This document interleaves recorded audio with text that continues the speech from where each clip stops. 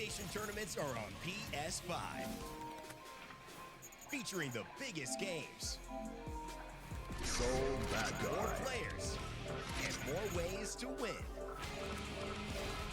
Get ready to compete on a global stage. Protected. With new and exciting daily tournaments. All at the press of a button. So whether you're a seasoned competitor or just starting, come for the challenge and leave with glory and incredible prizes. It's time to join the competition. Sign up now on PS5. Mankind. PlayStation 1. Let's rock.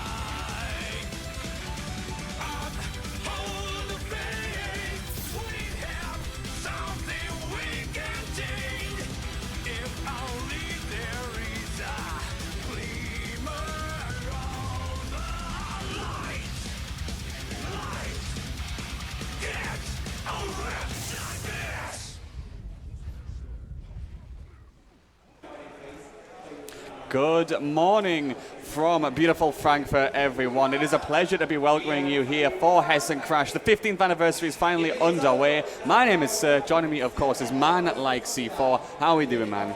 I'm all good. Nice to be with you, sir. Some gooey gear, like you said. First block. So, I've always enjoyed doing like first blocks because there's you get to see people like an hour before, like sweating out, grinding out, getting their button checks. Yeah. Ready. The button checks, of the course, button checks, yeah. The muscle memory, getting that underway, especially early in the morning. You know, some people don't like it. I understand. But I also feel sometimes waiting too long. Right. You get too relaxed. You get too relaxed, I think, when you calm down. So when you get those later pools, you can usually see people who have been like, you know, they did them early morning casuals, they got the sets in. It's like, oh wait, I got to play in like 5 hours. Yeah, and they're just trying to kill time. But no, these are usually the grimiest games when you've got people who've been warming up at the venue since like, 9 o'clock, 10 o'clock in the morning. So I'm sure we got some good games coming for you here today. I mean, it's 59-man bracket if I read the Star GG correctly. Yep. It's going to be nice and active. We've got a lot of big names. A lot to play for in the Arc World too, of course, C4. Yeah, we've got people like Andros. This is Andros' pool. Obviously, Andros got a bye. Think they might have proven themselves to warrant that, to be fair. Oh, yes, definitely. I know Leffen was in the bracket. I haven't seen Leffen. I think they're in the next pool. I saw Orochi in the back. Probably still playing Johnny from what I know. Shout out to him. Flash has entered as well. Flash with the chip. There you go. So, yeah. Some big names here. Come to get those points. Makes sense. I mean, hey, you got to get them in early. And especially at an event like Hessen. It's a very big event, very well run. And I'd say the competition, like, it's spread quite nicely across these pools, I'd say. You know, Andros obviously having the bye does make sense, but you've got some names that have had some decent results here. I mean, I believe we got Monty on stream first. Yep. You know, doing the research, I think they got like 13th at Outplayed. I think they got 9th at Button Check. which was like the Czech offline regional at 2024. Like decent results. There are people in here who definitely can get some upsets, bring us towards like the top 8 in an unexpected fashion. Yep. So I'm excited for that because the points distribution, it's pretty decent for like those lower side top 8 spots as well, isn't it? Yeah, from memory, for gold, I think it's 100 and then 45. And then something like 25. I know it's like just less than half of the points prior. So, and yeah, like I said, I think when it gets into the top 8 sort of situation, you might have some upsets. I know some Sammy's here. Right. Did they win crossover last year? Or maybe they definitely. I'm sure they got top 3. Yeah, I want to say definitely top 3. I recognise that. Yeah, But I think Sammy got top 3, and Rezel's here, so we're gonna get some bedman action. I was talking to Flash though, and Flash was like, "I don't know that match." I was like, "Not many people do. I'm not gonna lie to you." And I think, especially because of Rezel's level, it's very hard to get competent matchup experience. Yeah, like if you want to say you know the Bedman matchup, like just admit you've got the calculator on hand because you got to crunch those numbers live if you want to stand up to that Bedman sometimes. But we'll see how that goes later on in the pools, obviously. Yep. For now, the pool A action looks like we have got the bracket officially started. A couple of unfortunate DQs, a couple of matches underway. But if I'm not mistaken, C4, I believe our first match should be Monty versus Sea Salty. That does seem to be the Beatles have it up. They're looking at us, looking at the screen. Yeah, yeah. We're good to go. We are. Yeah. Definitely ask production. I don't ask us that. I was going to say, like, I appreciate us being kept in the loop, but it's not us you need to be asking. Yeah. Oh, they didn't already. So yeah, that's what. Yeah. I appreciate they asked us. Like we matter. we don't matter that much. I was going to say, we're here to talk. We're not here to say yes or no. Like, yeah. I have no authority here. I mean, if it was up to me, just play games back to back to back. They've done their bound check, just making sure production, probably get the overlay ready for them. Looks like we're going to get Testament versus Potemkin. Orange Potemkin. You don't see that too often. The orange Potemkin. My man is a walking hazmat vest right now. It's crazy. Like, he's actually walking up to you like danger approaches. It's I would say Pot has such a interesting, dynamic career in the souls of Strive players. Because at the beginning, he was bad. I think he was bad, but everyone is like, he's good. And I was like, oh, it's just grappler syndrome. Don't worry about it. He was like one of the only characters, I think was the only character at the time, that couldn't cancel their 6P. Right. He couldn't do anything. And I've also been jaded from old Pot, where his heat knuckle was unblockable. And his slide head was unblockable. I mean, technically it still is, but... Technically it still is. But yeah, like heat knuckle was unblockable. You jump, it doesn't matter what you do. You can FD as much as you want. You're getting gripsed. So he's changed a little bit, but his core fundamental playstyle has been intact until they got rid of Kara's and redacted that pretty quickly because of everyone saying like, Pot. They put the black bars over that. Like that doesn't exist anymore. This was a time in history that we will not talk about. Ahistorical. Like, no, Pot's always had Kara's, and that's how they wanted to stay. But now I think he's justifiably like really, really, really, really strong. Where before it's just like, you got Pot busted one too many times and you feel the type of way. But yeah, now he's definitely reasonable to complain about. But this is the life of a Guilty Gear player. There's always going to be a character that does something that doesn't seem fair. And it's your right as a Guilty Gear player to complain about it. That's just what we do. I mean, look, just use the phrase, there's always a bigger fish. There is. Topical with the fishing in Strive as well, you know. But yes. Potemkin right now, he's sitting there confidently, arms folded. But who knows? Someone may decide next time around we get some balance changes to go, nuh-uh. Yeah. So, apparently they did play the first match off stream, which is, I mean, that's gamers. Gamers want a game. I understand it. So it is going to be, I believe, C Salty on the Potemkin that's one up against Monty. Okay. Knowing stream chat, they don't want to see Potemkin win. I understand. Me, in Strive, I actually don't mind. I'll happily watch anyone win. If it was Xrd, I hate seeing Johnny win. But that's a deep wound that we're not going to open up today. But yeah, at the moment... I was going to say, are we going to talk about Johnny live? Are we doing this C4? I mean, my hatred for Johnny is generational and not this generation. It was the prior generation when he had unblockable...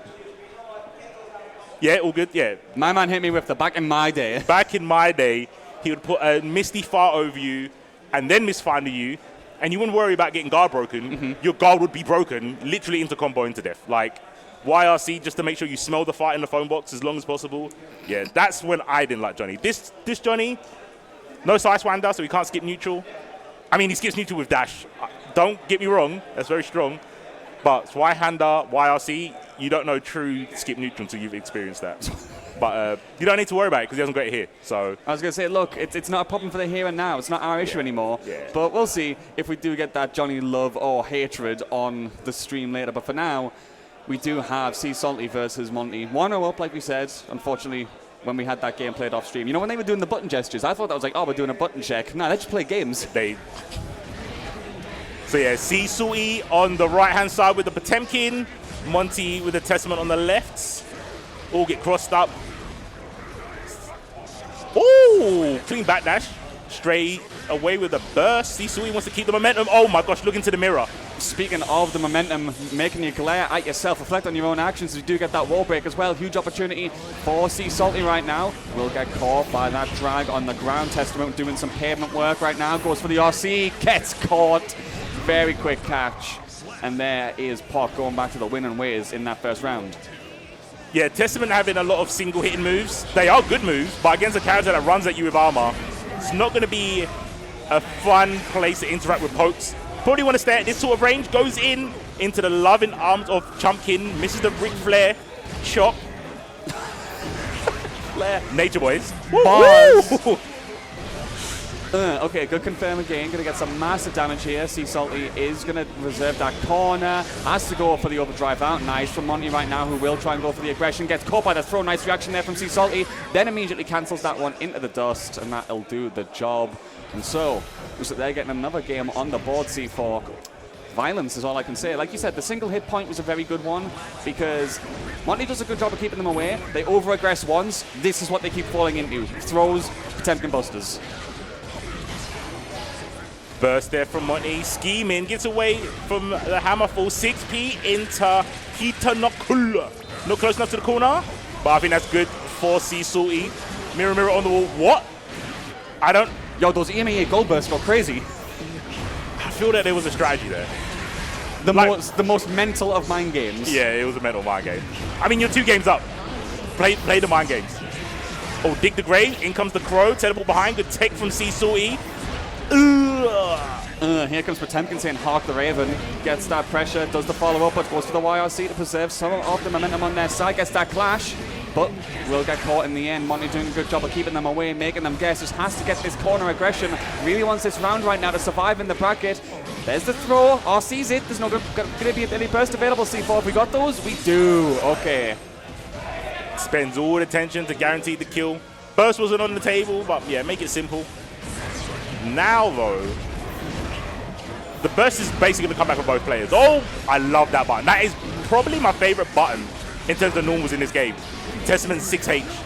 So good. It reminds me of old Sin Ball Bash. It just covers so much screen. Obviously, it's not an overhead like it is back in my day. Back in my day. It gives me the Faust vibes, you know? Like, it literally looks like she's fit, like, they're fishing, hooking you in, yanking you close, and just going, bam, die. Teleport away from the hammer for straight back into danger. The slide head getting the unblockable. 2D. Fight back. 2K. Yeah, keep that space. Arbiter side. And I like the adaptation there from Monty because they were trying to do Arbiter in neutral, which seems like a good idea, especially against a slow character like Potemkin. But Potemkin can slide head, which has armor. Right. And you have to be grounded to do Arbiter. So in that exchange, Pot's going to win, not damage-wise, but momentum-wise. And we've seen that momentum be pivotal as well because they've just been going for the corner, setting up the shield wall, and just been like, well, okay, what do you do now, you know? Like, it really is exploiting the extra life, the resources that are available to Salty. Monty is having to work hard. Oh my god, the flick. Brother, you can't dismiss someone like that. That's so rude. Speaking of which, Potemkin Buster, again, big damage in the corner. There's the guard break. Monty is holding on for dear life right now, but C4, it is getting rough. Nice throw, though, to stop that. Oh, gets a blue burst slide head. Yeah, no Arbiter. Don't even think about Gravedigger either. Had to get behind them with the teleport after the crow. That was weird. Oh, that's super sick. So the Stain acts as his own individual hit, making it all the single hit moves a 2-hit. Interesting. pretty pivotal against Potemkin when you think as well, considering some of the armor situations. That could be a way Monty gets back in this matchup, gets that wall break, is going to try and fight back, but there's the blue Roman cancel. There's the read from Ssbu right there, trying to regress, having to hold the FD for dear life. It's Monty, big call out on the backdash. Good way to get that round. Really easy to crack in that situation. Good stuff from Monty, like you said. 6P into Grave, get out of the way with the TP. Oh my gosh, running rings around Chunkin right now. All those rings, where's the diamonds? Gonna need to put something on it at this point to try and make it shine. Monty is looking very good right now, goes for the RC to get closer, but Salty just says nope. Rocket launch is a go. Get back to the neutral, baby, and here is that shield wall once more, but interrupted. Nice. Great div coming out on top there. Gruda Impactor. No, I don't want to have any of those. Put that finger away. No flickies here. Man said no. Put it away. I don't want to smell. Yeah, Shop. no sniffing. No sniffing. Clash again. Salty's been so consistent with those C4, but still Monty finds a way to interrupt. Takes the turn back. Goes for the RC to keep the aggression up. Gets it, and we are going to a Game 5 in our first stream match of the day. I'm really liking the adaptation from Monty. Like I said, the adaptation to go Stain into Arbiter is so strong because it makes the armor irrelevant to a degree. To a degree, because you can still armor the first hit and then maybe like RC to block the Stain explosion. You've got enough time to do that. But like, there you go there. That time, not having Stain when the Grave to get hit. Oh, has to spend on the burst there. Does see Salty. Monty's got time here. Gets that clash as well. It does seem like they're doing a very good job of controlling Potemkin's approach. Applies to stay in there. Will be going for the aggression afterwards. Teleports in. Really wants to keep Salty guessing. They're doing a good job of making them spend the resources as well. To be fair, I've seen a lot more defensive YRCs been used. A lot more willingness to spend on that from Salty. Monty definitely has taken momentum here, I feel like, C4. I would agree. Oh, yes. All the overheads, big buddies get hit best. Arbiter ended with the overdrive, still not enough. Chunkin coming in, backdash. Oh my. Is that dead? How much RC they got? Oh yeah, that might be dead. Oh no. Oh, they were baiting the burst. Oh, and then they got caught by the throw. Imagine gambling in your own favor that hard. Speaking of which, picks him up, goes for the 5 big booms by getting that heat knuckle. Trying to take us towards the corner. Monty does actually get the teleport there, perfect timing. Salty goes for that burst again. Monty has to leverage this now while they've got that advantage. This is the perfect round to close out for the sets. Could be a big deficit that Monty comes back from. 5K gets the hit with the Stain on. Gonna play it again with the Succubus. Assist combos. Shout outs to those future releases from Arxis. Yeah. Digging Graves. Oh my gosh. There was such a mind game going like, you ready for the teleport, right? You have been, not this time. Goes for the aggression. YRC again. Salty's desperate to get out of this situation, but that actually will be their own demise. And that does mean Monty makes a very good comeback from what was a very dire situation for them at first. And we got the Testament going on through C4. Good set. Yeah, I think there was definitely a pattern which was working really well for Ssbu in the first game. Kind of anticipating for the teleport after like Grave with the Crow goes. And then Monty just went, okay, all I need to do is stain you, then I can poke you with either Arbiter or an attack to kind of bypass the mind game of the armor. Yeah. And then, like I said, in that last 5 seconds, Monty, seeing that there was the teleport option behind Ssbu going, I'm just going to stand here and wait. Yeah, just did nothing and then just went, you thought? And then caught him with the long range again. Really smart play. Wasn't something you saw in the first couple of games. I think it's always nice when you see live adaptation from a player in a set like this. So always a reason why I like my first 3 games personally. But oh, Ghost. You want to do it, T4? Shimmy down. I don't mind. Oh yeah, shimmy across. Yeah, perfect. Shimmy, shimmy. So this is one of the gas things we got going on at Hessen this year. Hello, Monty. Good job first of all. How are you feeling after that win?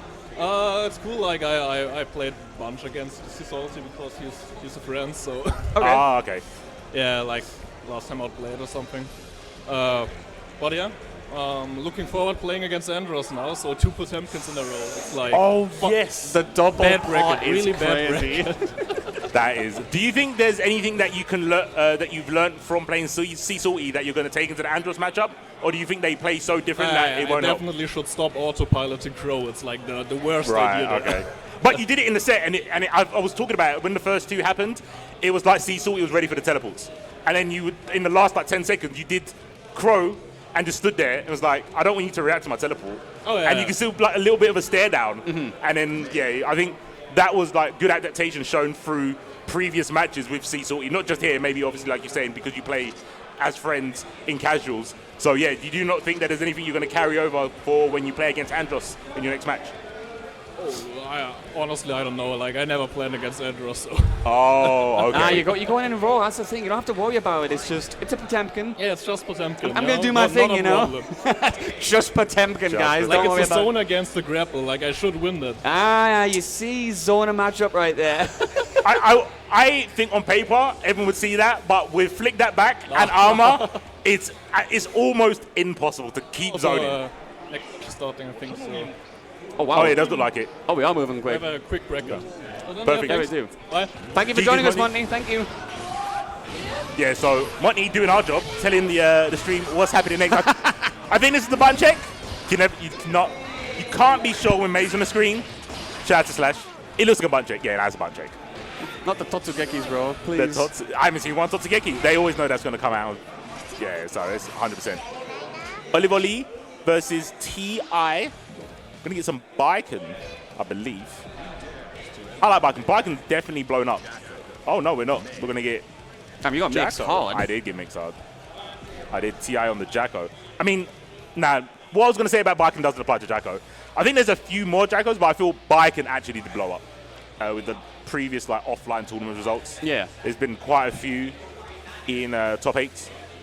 I think Baiken's one of those characters that does require a lot of skill to overcome some of the degeneracy in the game. Right. And I want to say the same for Jacko, but I think she fights kind of obviously aggressive play in her own way with her overly aggressive play with the minions. Fight fire with fire, you know? Yeah, I think that's how Jacko overcomes it. I mean, I'm always going to respect Jacko. Like, that's my character after Nitro, you know? Okay, yeah. Like, she's a bit of a devil sometimes when she gets her setups going. But I'm still going to say it's Ggst, because it's Jacko now. But we'll see. Because we do have these two squaring off right now. Looks like T1 is going to try and jump in there with the Jacko. Gets that burst off on both sides already. Puppets doing their job. Gets to confirm. Going to be getting some very nice screen carry. We are already going to this corner, C4. Oh no, corner just self here. Jacko, what are we going to do? Oh, we're going to get hit on the head. No burst to save you. Taking that good old May damage, ending with the dust. Has tension. Oh, both players have tension now. 2D, poor stun dipper into another one. So nice, had to do it twice. Minion gets eradicated with the YRC. A rebar into 2K, 2D. Nothing personal, kid, but I had to do it to him. No shot you get a kill in a tournament round and earn the trophy, nothing personal, kid. That's got to be salt in the wound right there. If I was a player and I had like a reel of how good I was, that would be in there. They're like, yeah, hire me for this reason alone. I can make the PS5 do magic. Speaking of magic, Magic damaging the corner, getting the aggression, gets the overdrive. That is going to be definitely a hard knockdown. And this is looking very good for T1 right now. Backdash. Kind of put yourself in the corner. There's the minion. Dust. Oh. No burst. Maybe they get a chance to, but by the time they realize what's happening, breaks the glass, trades. Oh my gosh. More poor stun dippers, please. 2D to go. Blocks the dust. RC. Watch for the YRC. Never mind. Gets hit low. Oh, this is doable. This is made. Oh, does get booked in the end there. I think trying to be a bit careful on the dust as well, because it was coming back towards the end of that string. Could have been a good chance for Olive Oily, but not meant to be as we go to this final round here. Right now, trying to get the string set up with a puppet. Not going to be meant to be. Looks like Olive Oily wants to break those strings instead. Tries to go aggressive in the air. It doesn't work out. Has to hop on over. The puppets are not getting a lot of chance to just find time to get set up on the screen so far, feels like C4. Yep. I agree. Oh, I say that. Soccer Mom's coming in. Yeah, YRC just before the kick. That's where things get a little bit sticky. Oh, empty cross up low. We take that. The meatiest of slashes from May. Where's the whole stick at this point? Trying to get the pressure. Forcing that wrist gauge to build all the way up. Counter here right there. Oh no, ready to meet your maker? Yo, what are these topical trophy lines, bro? You're dead! The foreshadowing from the game. Ready to meet your maker dies. The game knows. The game. Daisuke's vision. Daisuke's vision. What was he cooking? The CPU knows. Burst on the 5K. Nice 6P on the minion. Close as connects. I think they got the second minion as well in that dash up as well. That was actually really good play from Olive against both of the minions right there. Good call out. I mean, if he gets that punish, charges on up. Look at the damage. That life bar is bleeding red, looking more like a tomato than anything right now. And T1 not having a very good start of the second game, C4. Yeah, just couldn't miss in that in that last match. All the opportunities going their way. Air to air, we got those. That was slick. Oh, knock. I'm getting those Gogeta vibes right now. Staircase down to the ground. Oh, delete. Burst? Never mind. I think Olive was looking for it. Didn't come out. YRC. Can we get a turnabout mode? Oh, where's the objection? Counter hit, that could be a good start. Gets another puppet, throws it out there. Trying to go aggressive, but there is the dismissal with that RC. That is going to be T1 willing to spend that burst as they try to come back. Does get into the corner again, though. Doesn't have a lot of resources for the FD. But they are going to commit. Gets out there. They've got a few potentials for these confirms that they're not hitting them, C4. They're leaving the gaps. And that does mean Olive will just hit the press and get the 2-0. Like, good potential. They're identifying where they can get those hits, but they're not turning into the full combos that would see them, you know, get the necessary momentum that Jacko requires. Yeah, I think on top of that as well, I want to say you kind of have to not be scared of pressing buttons against Jacko pressure, right? In that last sequence, we saw Olive go for a 2P because TI wanted to summon a minion, or put down a minion, should I say. And that's why it looked a bit janky from the distance, but Jacko extends their hurt box. So, yeah, it makes sense to kind of challenge, especially because you're mate. Got a fire instead of a close edge, I think that scuffed the combo. RC into free Willy. I'm your god. The king of the sea. I'm your god. Poseidon. Where's the trident, bruv? Kind of hit right there. Isn't going to be committed to too much. Goes for that deflect shield, though. Trying to survive and get some spacing for these puppets. Not going to work out. Oh, my God, your life bar. Where's the medic? Okay, only putting herself in the corner, but they're fighting out of it pretty well. P's into 3K. Not going to be enough, but this overhead kiss will be OTG. That will be more than enough. Didn't have to spend any tension. Didn't have it, actually. It was on TI side. But regardless, Olive taking it with the May. 3-0. 3-0 for Jack O. Getting those phonetics in line right there. And Olive Oily moving on. Good stuff, of course, to do so. Like, T1, I like what I was seeing with the knowledge about when they could be pressing. I did get a very, like, pivotal couple of jabs into the string to interrupt, try and take their turn back. But I wasn't seeing any RC spends or like awareness to like try and get a confirm. There wasn't much corner carry. The deflect shield, I think we only saw it once towards the end. Again, I love the idea. Build some space, just buy me some time so I can get my minions out on the screen and maybe start fighting back. But even that kind of crumbled because I think you saw it a few times. Olive Oily got some really nice 6Ps against the minions that you pointed out. Yeah, it's one of those, it's not specific to Gbvsr in terms of there's some projectiles that you can interact with normals. You can do it with Asuka cubes. Of course, yeah. You can be those well. And obviously some characters are blessed like Happy Chaos where you literally just kind of interact with their projectile. It's omnidirectional, full breaking. You have to deal with this. If his aim's on point, obviously. So normally you get hit with the voodoo curse first. Yeah, he's got to concentrate a bit first, you know. Yeah, but then he gets it. But yeah, something like we did see actually in the first like 5 seconds of the game, the minion deflects where the minion can do a shield, and that kind of puts you into a guard state if you hit into it. But it's kind of awkward, especially when you've got someone like May that can hit you from so far away that you can't really confirm off of it. I believe you can true string into the Elysium driver, but we're going to true string straight into interviews. Another interview. I love this format that we got so far, but hello, Olive Oily. How are you doing, first of all? I'm doing good. I got to fight Jacko on stream, so, I mean, I play May. That's a good day for me. Mission accomplished, you know. But moving on in the bracket, good stuff for you. Any thoughts about, like, your, I'd say, most worrying opponent that you might have left to go in the bracket still? Well, my next opponent's Leffen, so I'm a little worried about that. I He's kinda wanted good. you to say it, not me, because I was like, yeah, it's Leffen next. But any thoughts like about what you could maybe do in that matchup?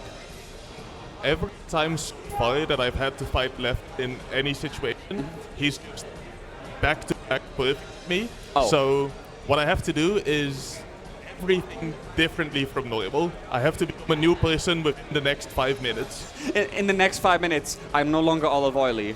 I'm oily olive. Exactly. See, that's I think I'll go with that. But no, other than that, I mean, C4, anything from you? No, I mean, I'm looking forward to see if you can change it up. Maybe be a little bit more random. That might be the thing. Sometimes it just is the randomness, you know? I think sometimes, top level players always go, oh, this is what someone should do. And you're May, you can do anything you want. Yeah, and I know he dislikes me, so if I play stupid enough, it might, mentally get to him. So, Yes. yeah, I'll just do stupid stuff. I'll be crazy with it.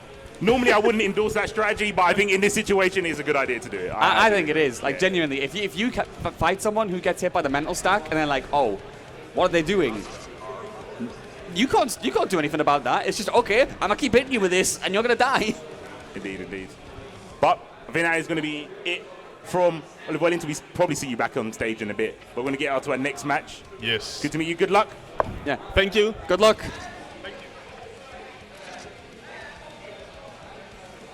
Got to get resituated. Yeah, gotta get comfy. Yeah. I do love this interview format that we got going on, though, so Yeah. shout outs to Hessen for making that happen. But our next match on stream right here, I do believe it was Nudu versus Yoish? Yoish. Yeah, I'll go with Yoish. Bro, Asuka versus Zato. Talk about a matchup that feels a bit like, throwing the dart on the dartboard. Who's going to make it stick? This is I'll say pretty rare, especially in this day and age. In 2025, almost unseeable. Shout out to Zatovan that plays both of these characters, so unless they clone themselves, it's going to be rare to see this. But yeah, Asuka kind of fell from grace. A couple of changes made them, from some Asuka players saying, like, unplayable. I think the mental stat that can be applied to most players is still there, but I think people that understand how Asuka plays and knows the matchup, they can see where the weaknesses is and they can capitalize on it. Zato, another character that kind of was at the top, kind of fell into obscurity. They literally did IRL break the law. Just went under the ground, was unselectable, unhittable. But it'll be cool to see both of these characters go toe-to-toe. Speaking of toes, and this needs to be said. If Daisuke, you're listening, or the dev team, or anyone who does the merch, I would pay top dollar to get Asuka's trainers in IRL.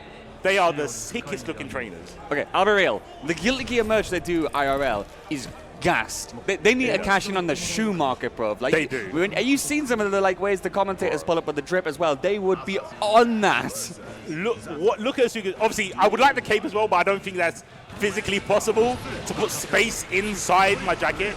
But yeah, we might not be able to see the boots of Asuka as he's got the white slime on him from Zato. Not the slime, bro. Got to get out of that sticky situation as we do try and get the setup. Does work out. Nudu is reading the book. Does he have the knowledge, C4? We're going to find out. Will the book help? Has the book got the answers? Oh, Executioner, Sunboy, back into the rinse and repeat. The unsummon blocks the dust. Oh, okay. That was really good defense from Nudu overall. Willing to expend their own gauge to keep that momentum up. Guess that dust confirms that into the RC as well. He is cooking up a storm right now. Asuka has clearly got that knowledge with the recipe book. Gets the wall break as well. Very good start, I'd say, here, C4. There's the burst. Cubes. Enter Minecraft. And then the dust. When the dust kills someone, sir, you might not know this, but I always call it asbestos. Yo, the asbestos mix-ups is crazy. It's a nasty way to go. Okay, trying to keep pressure up in the corner once again. We have got that Vortex set up. The staff is standing right there menacingly, but Yoish is trying to go in with those tap dusts once again. Nudu happy to stay in that corner, but not anymore because we've got a natural weather disaster coming with a Sharknado. Pressure inbound, C4. Indeed. Decides to break the glass with Amorphous. Yum, yum, yum, yum, yum, yum, yum. Eddie back in business. There he is. Nice. Jabs it out with the Transformers Autobots jab. Where's the rollout? Air throw as well. Says, get off me. Get back in the corner. You are in Librarian's timeout right now. Gets the wall break set up once again. Of course, going for the overdrive to secure that hard knockdown. Newdo, though. 1 pixel and Dream, bruv. Man said, He said, you're not reshuffling your deck, sir. You want to catch this little 6p to the face. Oh no, Sharknado punish as well. Said, where's Eddie? There he is. There goes the cones. Drill, leap, no escape. There's the dust once again. Breaking the glass positive bonus inbound. A lot of cubes, and the Suka's got the overheads. Is it going to come in effect? Probably not when you're back to the wall like that. yo, how do we just earn 2 trophies in a row, by the way? Oh, they're racking up the medals. Oh, in the air, my man is summoning these swords like he is a magic caster right now. Yoi's trying to go aggressive towards that corner, gets that singular hit. Newdu's going to have to fight back, does go for that air-to-air. Good way to start the turn back for them. Cubes are there, geometry lessons inbound. We go into math class, baby. Explosions, reshuffling the cards, has a DP. RC on the 6p, oh, mind your feet, there's the toes. Again. There's the geometry once more. Goes for that wild assault, trying to shimmy out as well and maybe get a punish on Yoish. Not going to work out, and they do escape that corner. Has to gamble on this one because of that presence. Oh, and it just hits! Wow. That was a long full pixel comeback. That was a focus sash on for a hot minute. Never give up. This is a stressful one so far between these two. They are dragging this one out. These two are being forced to the corner constantly, willing to spend the burst, willing to just hold down back like their life depends on it. As Newdo, the cubes, the tip of those corners do make the work. And to be fair, those air throws have been mad consistent so far from Newdo as well. Yeah, that's definitely the second one that paid massive dividends in turning around the momentum. But Zao finding their way out. Oh, is that behind? Kind of. Oh, jumps away from the throw. That's super, super dangerous. Those situations you can kind of get clipped by a pose, but found a way out. Oh, 1 kick of the cube. We're going to cash out. Oh my god. Read a book. Another 50 cubes to Zato, please. Gets the confirm as well. Not going to be dead just yet, but runs up, slaps him. Revengeful, and Zato just dashed up at him after the knockdown and got that 5p to finish the job before. And that is going to be Newdo once again getting the round. Has to get through the oppose though. Zato finally said, enough, I don't want to be in math class anymore, teacher. Now Eddie's on vacation. You see the red bar at the bottom, meaning he has to wait for that to go back to blue. There we go. The homie's back in business. Oh, he DP'd the Eddie. That's real hatred. When you're DPing the puppet, you know you despise that character. Sunboy to get Eddie straight back as well though. No, Sharknado. Natural disasters once again, having to block in this corner. Newdu's going to have to gamble for their life, but they are going to get caught by that wall stick. Not dead just yet, but a pixel in it essentially against Yoshi's near full life bar. A nightmare situation for Zato at this point. Maybe try and farm some resources and make sure that burst is safe. There it is. We go to a final round of game 2, C4. What's the opening gambit? Oh, just walks away, steps away from the fast slash. Oppose, taking all the cubes back to the bank, but you can't catch this in. Oh, we are buffed up. Asuka has green bar as well. Not many hands, not many cards in the hand, sorry.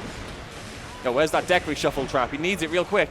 Gotta find a way back in. Tries to challenge. That is going to be a punish on Yoishi's side. That's not fully confirmed into, but they still have the opportunity to get the mix. Once again, holding on for dear life is Newdo, but they are going to get caught by that wall break eventually. Hard knockdown incoming C4. Eddie Pierce goes for the burst straight away. Risky, especially when Eddie's out. You know Zao can be blocking. Oh my gosh!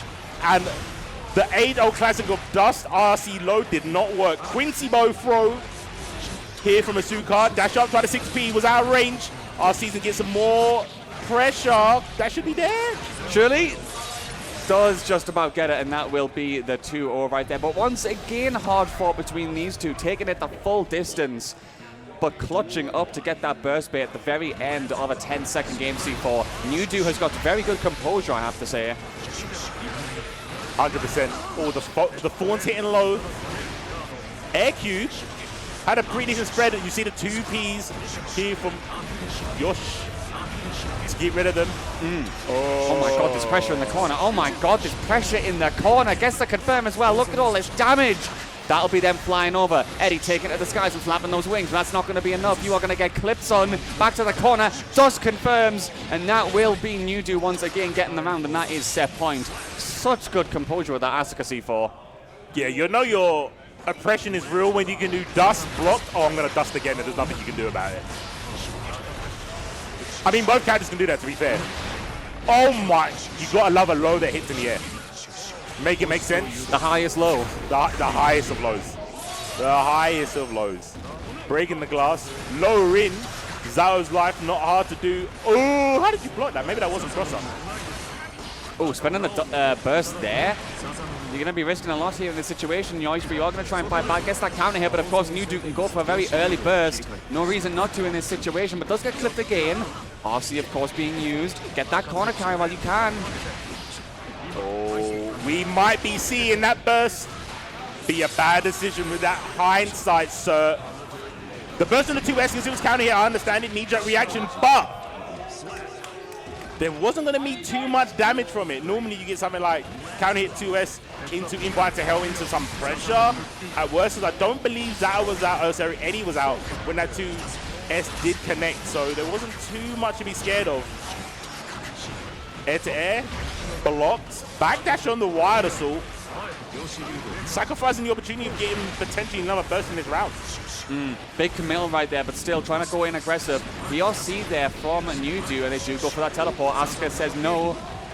He is behind you, trying to get himself the work, but he has actually put himself in the corner thanks to that decision-making C4. This could be great for Yoish to capitalize. So I'm going to break the wall and get the hard knockdown here.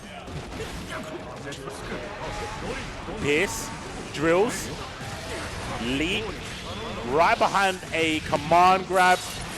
Talk about a rock and a hard place. And we're getting a game. It's not going to be a 3-0 sweep. Zao puts one on the board. Yosh, what? Can you do it again? That's the question. 2 more times. Is it doable? Punishing the 2P there with the piercer from Eddie, and there's the early burst. Yeah, let me know, chat. Do we believe in that Yoish reverse sweep? Let me know, as we are going to have to see them stuck in this corner right now, because my man, Asuka, is providing the knowledge, has that staff laid down, but we are going to escape from that one real quick with the alchemy. Has the corner secured, trying to go aggressive, but actually it's more than enough of a gap for Asuka to get out of there. Nudu going to capitalize on that one, restock himself a little bit, but Yoish aggressive once more. I like this C4. He is going a lot more pedal to the metal, trying to force that corner where he can. Trying to force it, but again, the Optimus Prime 6P coming out of nowhere, saving the day. Oh my gosh, you shall not pass. The Gandalf staff is in full effect. Quarter backdash, where are you going? No Marissa on screen, but the question still needs to be asked. Bro, look, where's Isaac Newton when you need him? We need to have some lessons on gravity. that is not how this works. That was crazy. Another air throw as well. We were talking about this in the first 2 games from Nudu, with those really consistent air throws. But Oppose is going to say no to the pressure with the cubes. Trying to back off. Once again, Yoish trying to force that corner.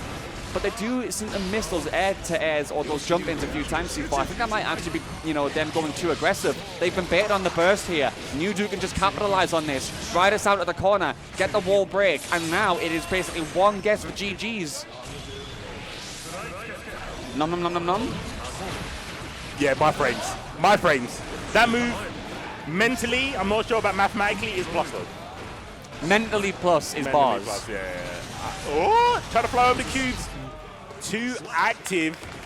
Didn't have the air mile to stay in the skies. Had to address the blocks with a block, but didn't have the health to do it. Asuka taking a W. It's been a long time since I've seen that screen, I'm telling you that. Asuka W's. Hold on. Write this down in the history books, bruv. Yeah. But of all the ways to, you know, solve someone blocking too much in the corner, you just throw a block at them. It's genius logic, you know? Flawless. It seems very intuitive as well. Feels natural to do so. I mean, my man Asuka has those Gatling guns with those red cubes as well. Yeah. Like, he just straight up goes, brr, brr. Oh, you're dead. Goodbye. But good stuff there from those two. Very entertaining matchup, and like you said, and I think the chat said as well, not a matchup that you see too often with the Asuka versus Zato, but very entertaining nonetheless. But it's been a very good day of entertainment here so far for Guilty Gear. I mean, we so far, I think, have stuck primarily at Pool 1, maybe dipped into Pool 2 a little bit as well.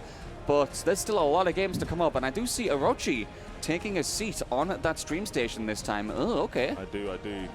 Shouts to Plays from Future. Orochi, I'm pretty sure they've made the full change to Jody. Got a budge up, yeah. But we're going to change up the setup. Should be enough room, yeah. There you go. Well, first of all, well done. You know, very, very fun set between you two there. But the Asuka, how are you feeling about that? I mean, I was pretty confident against Josh. I played him a ton.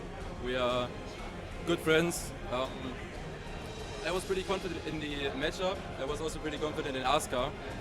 But Asuka overall right now, not the strongest character, I'm gonna be honest. You were mentioning that, C4. Asuka, he needs to get a few works in with the library, you know, with the books.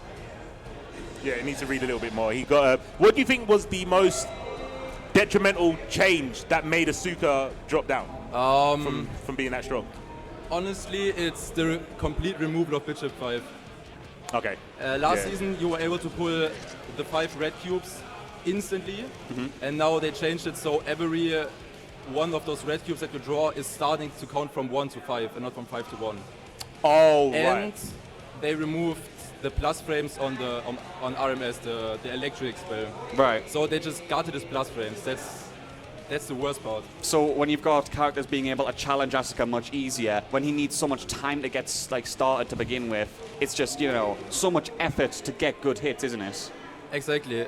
Some characters like Red May can just jump out of pressure 80% of the time, and it's really, really hard to keep them locked down. Yeah, so with the Asuka, very difficult, but still really well performed, you know, very nice to see you in the bracket there. Anything you want to say for the chat? Because I did see a few people rooting for you with the Asuka there. I know there are a lot of Asuka players here, and I just want to say I love you guys. The Asuka Nation rising up, but no, very nice to have you on the stream there. Best of luck in the rest of the bracket. Hopefully we'll see you again, and good luck. Wholesome. I wish I could say that about my Leo family, but... Well, hang on. I see back turn and I'm just like, whatever. You say wholesome Leo family, and I see a certain username in the chat called Base Jonesy. Base? Oh, yeah. Are we going to say Base Jonesy is a wholesome Leo family member, C4? He's more wholesome than I am. He's way more wholesome than I am, I'll tell you that much. But shout out to Base Jonesy. Much love to Jonesy. Yeah. Massive love to Jonesy. Wish he was here for sure. Yeah, 100%. I really wish he was, but big ups to him. As we do get the button check underway for this next game, like we said, Orochi on the stream right there. And now the question is, are we going to get mixed up again? Are we going to see Baiken in a potential button check only to disappear? It might happen on both sides. Like I said, I'm pretty sure Orochi made the swap to Johnny. Used to say that Johnny was his favorite character. But we might get baited.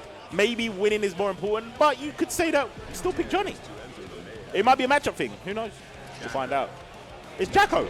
Bro, hang on. This is the second time that's happened. Someone went biking for the button check and I went, nah, actually Jacko. Is there a meme in there? There's got to be some meme that we're missing. Right, that is the bird flying Jacko versus Nago. Like I said, maybe I do have to retract my statement about Jacko being a lot more popular than before, right? Well, I was saying that was kind of Biken's thing. Ooh! Goal burst on the whiff. Oh, the long-range throw, the baseball pitch right there from Afa right there. Trying to take that corner, wants to keep the aggression up, immediately getting the lockdown game, and Orochi forced to block like their life is depending on it. Where are these Tetris blocks when you need them? Pressure in the corner. Race gauge is full C4. Goodbye, Alive Bar.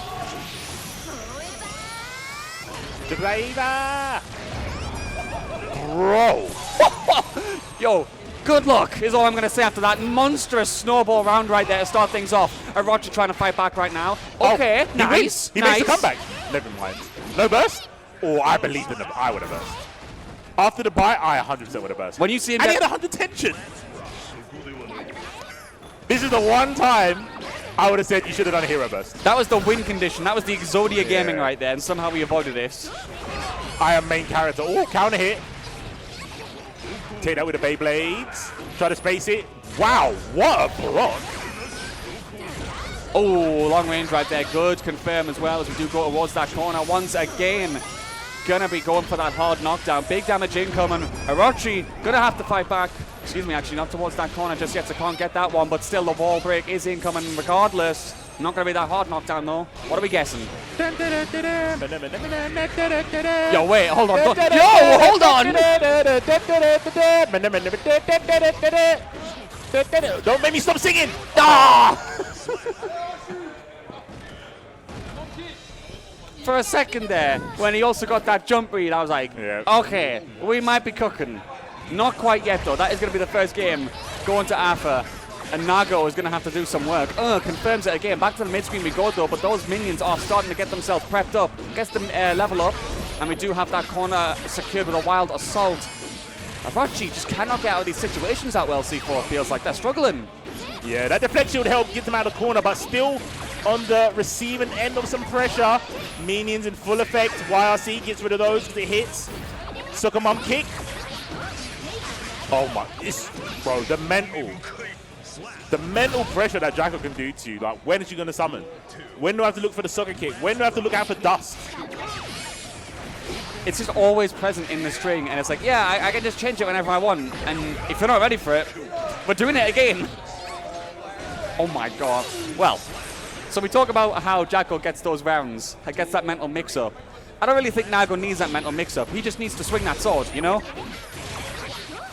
Sam showing his way to victory, one on the board. The Sam Show method, bro. It works. It works with Nago for sure.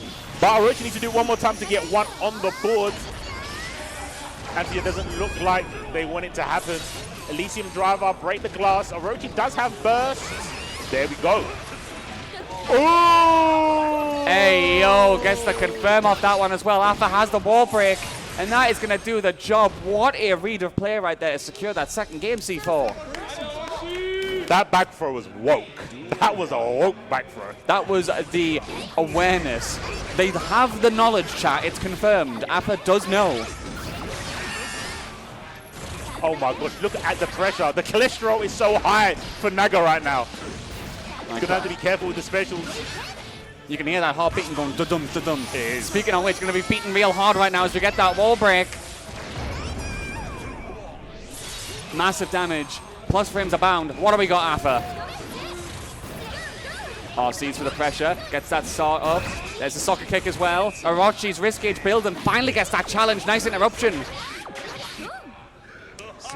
Yeah, that angle's really tough. I feel the jump up minions are doing wonders because the only thing Orochi can really do is 2H from like far away, right? The heavy slash. But other than that, as long as you can get the minion behind Nago, you force him to go forward. And Orochi's quite a methodical kind of Nago. We've only seen a couple of like Beyblades out of nowhere. True. But they have worked every time he's done it. Gotta be a bit wild in this situation as we go for the pressure and the strings. Wild Assault's in there to try and survive. PRC though, and that's gonna be a big counter hit for Alpha. Gets that wall break once again. Very specific 2S usage there when someone's right above you. You don't see it too often. Big slash at the sky. Wow. Sam showed. That is what we call an execution C4. That literally was. Oh, there's a burst. That's why. That's why I was like, I don't know if that burst is going to pay off defensive. Oh my god. Is he going to mask off? Never mind. The blood is going down. Big 2H. This is the thing about Nago. Perfect for Orochi. Let's not let that go unspoken of. But when you early burst on Nago on the first hit, at the start of a round, you have to think, has he got meter to get straight back in there? And if the cholesterol, the blood level's low, you know a Blade's coming. If you can't stop the Beyblade approach and you just block it, the burst almost feels irrelevant. Yeah, like you've spent your resource to actually invest in a loss, it feels like, with those Beyblades. But speaking of investments right now, these minions are raising the stocks for Rafinha once again. Gets the pressure, Beyblade's in, backs off though, trying to space things out, but the RC for the pressure confirmed once more. Alpha will get that and takes us back to set point C4. In quick fashion, didn't get deterred from the last rounds. Oh, just waits the patience. 2D out of nowhere, deflection. I like that because that was going to be such a hard left-right to guess on. Deflect made so much sense there, giving you the ability to block both sides and high-low. for a couple of frames. Oh, good confirm from behind. Those minions are doing the backstab treachery, and we are going to go for the overdrive once again. Afa is looking poised right now as we get that hard knockdown. Orochi, you've got to be careful. You've got to be ready. No, gets caught in the corner once more. C4 sucker bomb kick. Oh, gets the read on the deflect shield, and unfortunately, you cannot deflect these hands. Gets the throw, and that will be a wonderful set, concluding 3-1 in the favor of Athenia. It's so rough, I feel, on the part of Orochi. Like I was saying, Nago's got the buttons, but the buttons per minute, the BPM from Jacko, you can be a big body, you can have the health, but you're just under so much pressure. The BPM. BPM, I was saying it last time, I think it was when I was commentating like Nitro's match, I was like, the BPM is insane. Like, Jacko players are talented in more ways than one. Like, there's so many inputs that you have to be conscious about, because the sequences aren't always the same. Yeah. Well, especially like a high level Jacko would be like, oh, this is when they like to press, so I'm going to put a frame trap here, or I'm going to backdash here. And you've also got to think about Jacko players have different, not just sequences of button pressing, it's arrangements of the minions. Yeah, with that high BPM, you know, those Jacko players, they got that rhythm game mentality as well. But speaking of the Jacko players, Athenia, welcome to the stream, first of all. Thank you.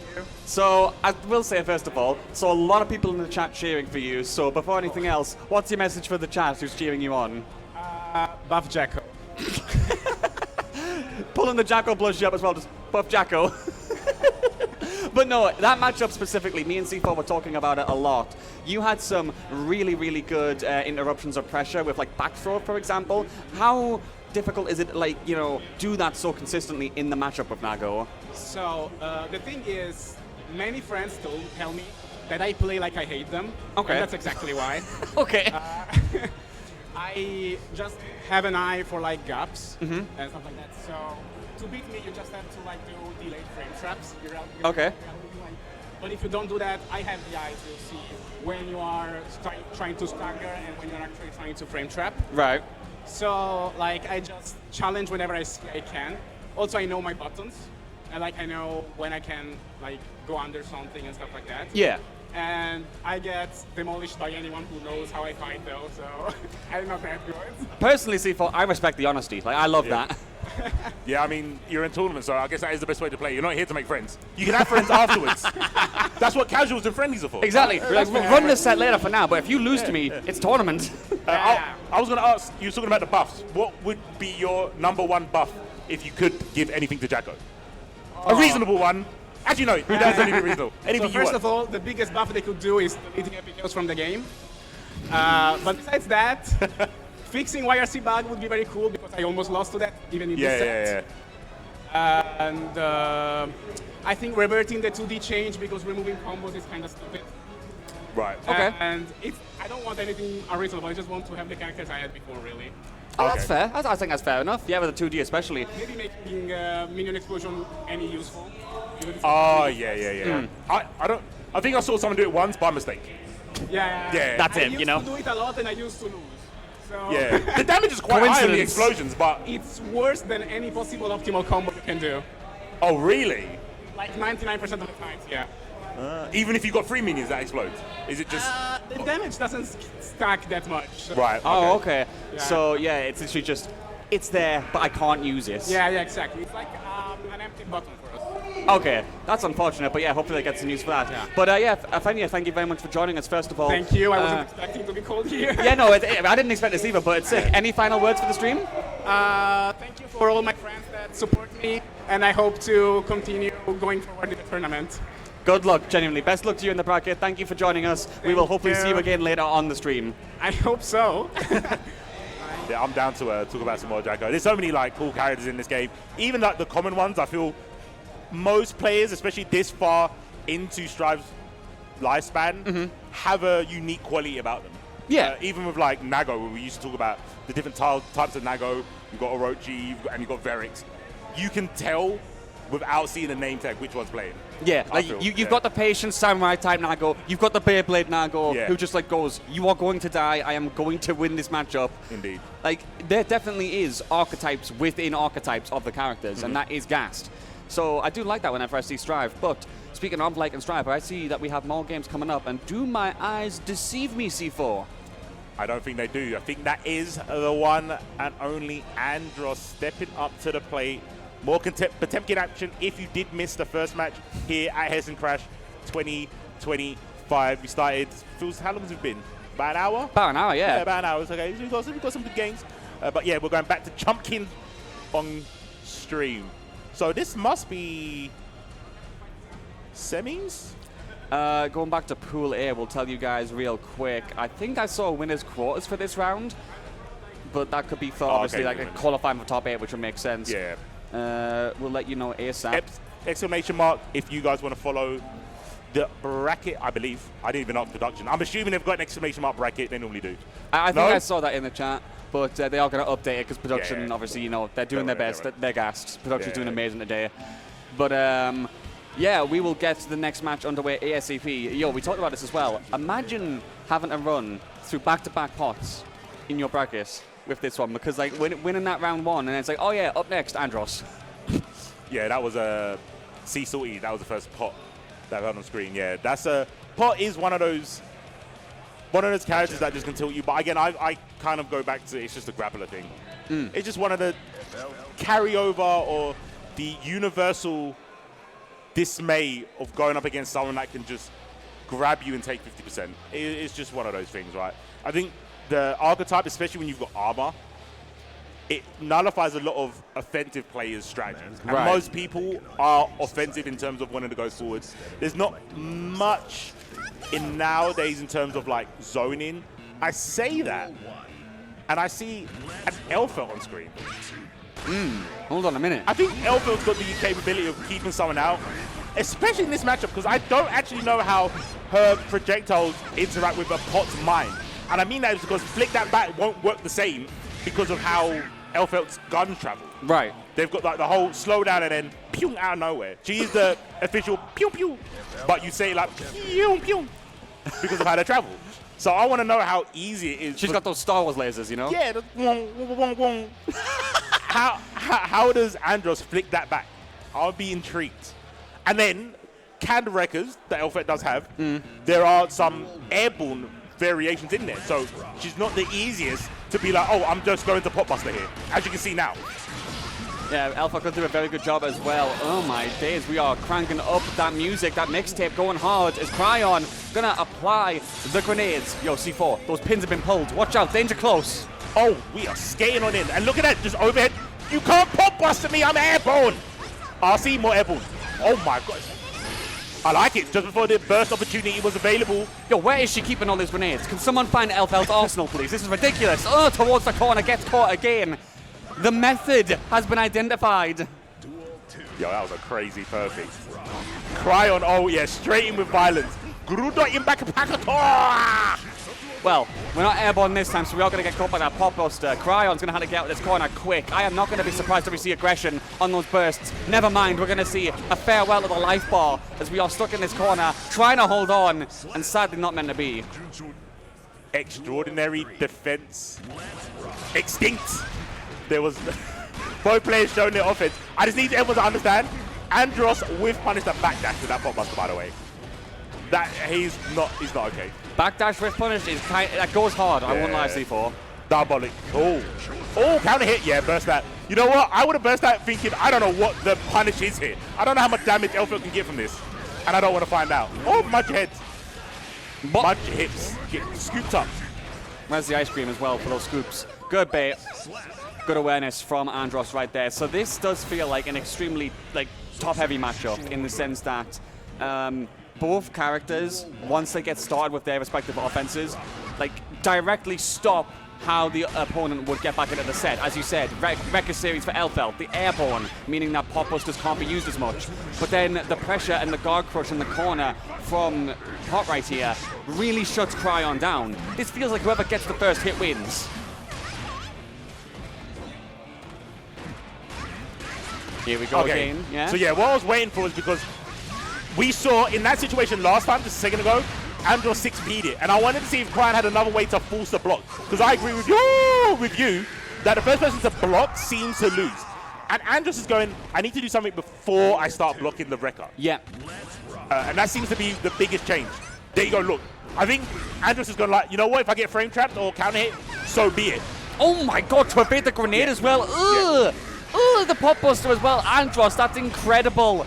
Gets the pressure towards the corner. Gbvsr just fell down and did get on the shoulders. That was disrespect right there. And that is going to be a 2-0 up for Andros right now. Really rough as well because that first round was exemplary from Cryon. But it just does feel like it's fallen apart a little bit. Andros has really started to compose themselves. Andros is just not going to allow Cryon to make them block on the ground. Cryon has to find a way. And I think there was something interesting that happened earlier with the projectile, the Elfelt one. It kind of messed up Andros trying to flick that back.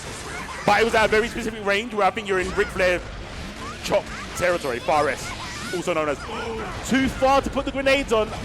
Intercontinental Potemkin missile. I don't care what the new name is called. I'm calling it the old one. Not the ICPM, bro. Yeah, I'm calling it ICPM, mate. you Zoomers call it a new name. I'm calling it IPCM. Oh my god. Towards the corner. Gets the wall break again. Cryon trying to fight back. This is bad. Careful. Yep. Oh, that's challenge. Active. That was a crazy active 5K. Never mind. You saw a Potemkin walking at you with a full tension gauge and you just went, nah. Andros is blocking on the ground. This is not how you win. This is not... I mean, to be fair, Cryon might have just found a new way to initiate the game plan. Look at the bombs, explosions, back down to the ground. Time to block again. Cryon using the meter. No. Oh. That was a good play. That was an outright good punish right there. Yep. Change of sides. Will be able to get the wall break as well. I mean, this is just a perfect round for Potemkin right here. Absolutely incredible. But that's going to be a catch by the counter here. Can't get the full confirm, but they fight back once more. Cryon trying to get the aggression here. Bro. Builds a half with the tension gauge. Gets caught by the YRC though. Willing to spend the burst there. I'm not mad at it. Oh, but you got hit, so it was all for no. I was gonna. Oh, wait a minute. Oh my. No way. No, Cryon, come on, do it now. It's like Goku. Do it now, go on. Gets the hit, trying to get the pressure. Just careful the right there. Blocks. Be careful with the overheads. Oh, the challenge from why. Andros. That was insane. After all that, I mean, the good news is at least they had to spend the burst. But how on earth did they still clutch that one out, C4? It's not over yet. We get more games. Good for us. Yes, that's what you need to do. Way more throws.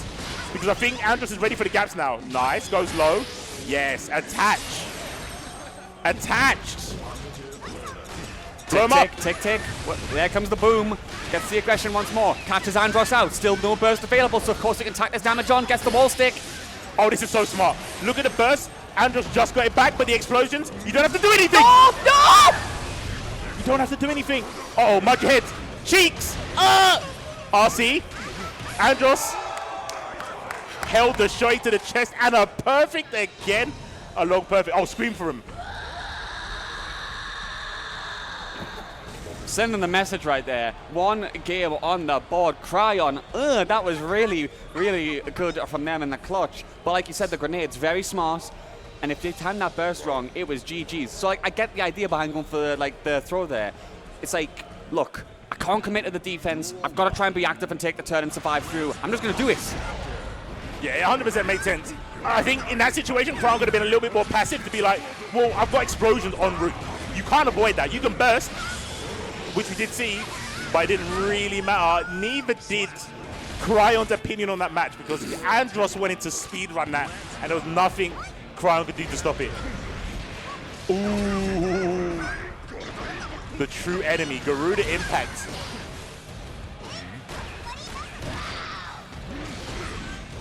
Oh, whiff right there from Cryon, but they do get that counter hit in the end. They're just trying to get close enough so they can start that regular series pressure once again, but they just can't do it. They're out of range, and Andros is exploiting that and wearing the life bar down. Gets the pop buster, and that will tragically be the end. And Cryon, after putting up a good fight, unfortunately cannot overcome the double pot gauntlet. It's not easy. It's not, definitely not, It's no. not easy, man. I don't know if Cryon's comfortable with that matchup. I don't know if there's many people that are comfortable with fighting grapplers. Normally they come in the shape of someone who's like a keep away character. But again, there's not many super heavy keep away characters in this game. So it would have been cool to see what they thought about it, but probably gonna have to speak to Andros. And I'm interested to see if they were like knowledgeable about the Elfelt matchup at all. Because they must have played against Pikachu at least, and sometimes Pikachu plays Elfelt. Yeah. They have little like moments into it when they go, but we can find out as we are going to get joined by Andros as he sits down to give us a few words. How's it going, dude? Everything's fine. I'm having fun. Yeah, a very fun matchup with you there. Now, C4, you want to talk about that alpha experience, wondering if Andros had any? Yeah, was there any expectations going into that matchup? Obviously, the first round went very Cryon favored. In your head, was there something like, oh, I forgot how to play against it, or would you learn it on the fly? I think it's mostly like learning on the fly because like heavy mix-up characters sometimes like they snap. Right. So it's just staying calm because if you let it like get to you, you will lose. Yeah. Right.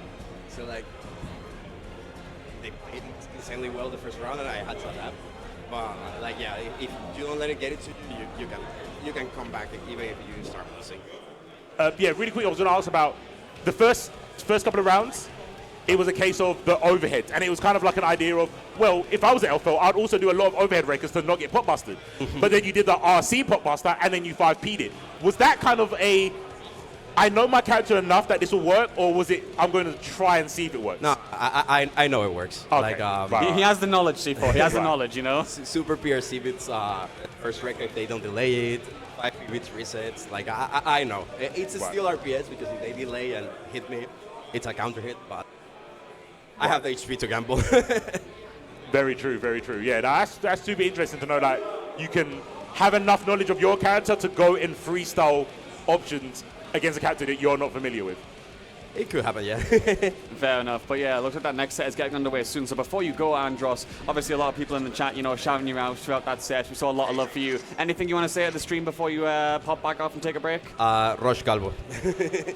Roche Calvo. The Calvo. Yeah. But thank you so much for joining us, Andros. Best of luck to you in the rest of the bracket. We will say goodbye to you for now. See you again soon. See you. Cool, cool, cool. So we're going from Andros to the Olive Oil 11 match. Yeah, I was about to say two pretty.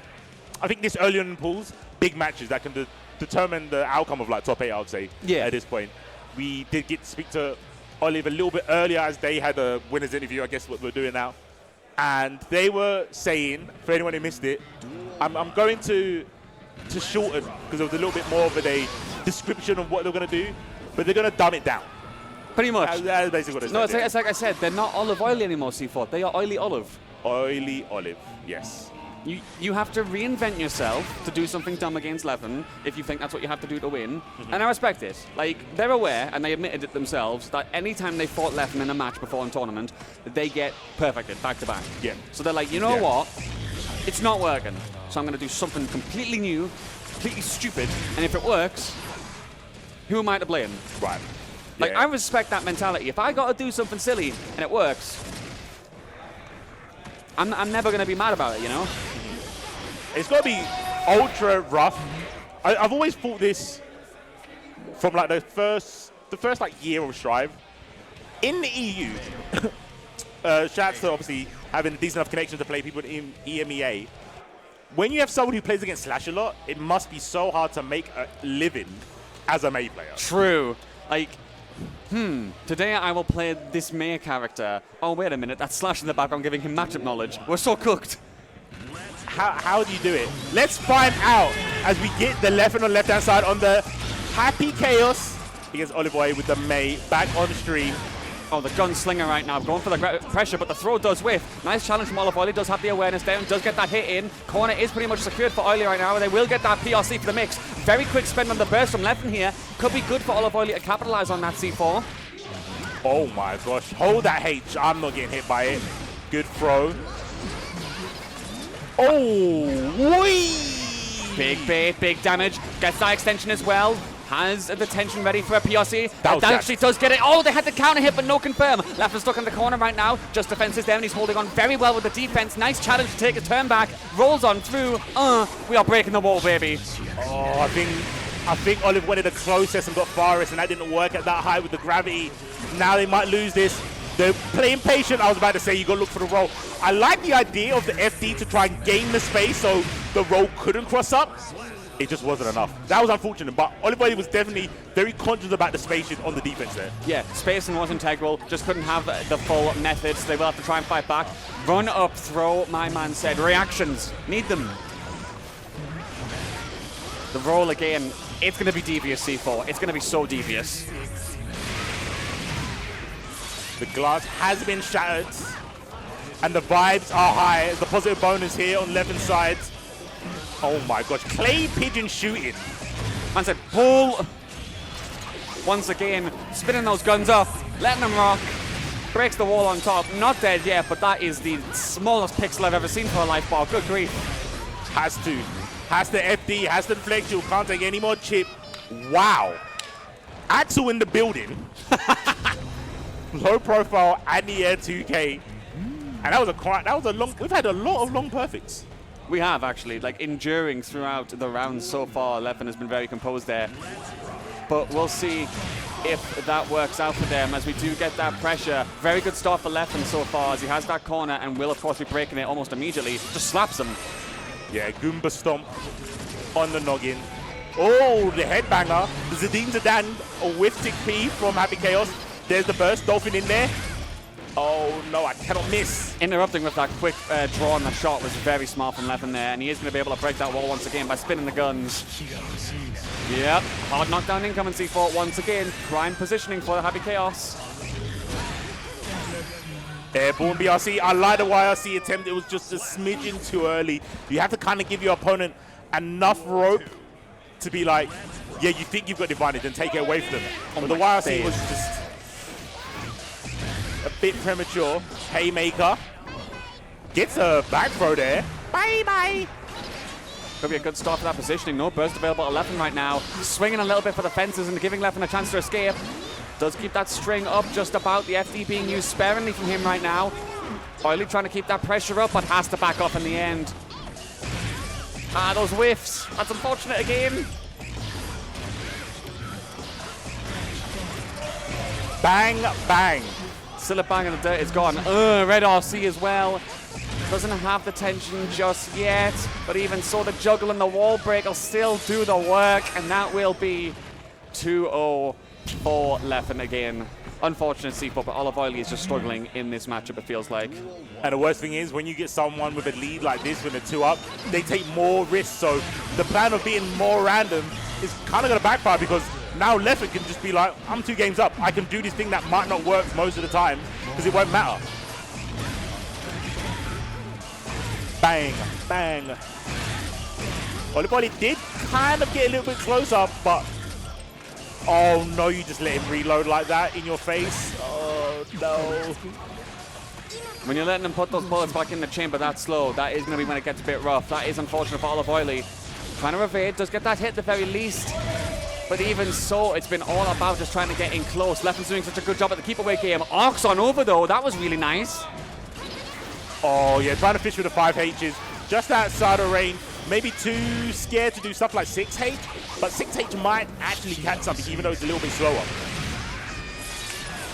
I think the range is the essential point. Like, they're doing the backdash. I think the startups is just too long on those 5Hs. You got to try and get some extra range in there to bully Leffen out. Going for the pressure with a wild assault. Has us towards the corner at the very least. Oh, but the dash underneath. Smart gaming once again.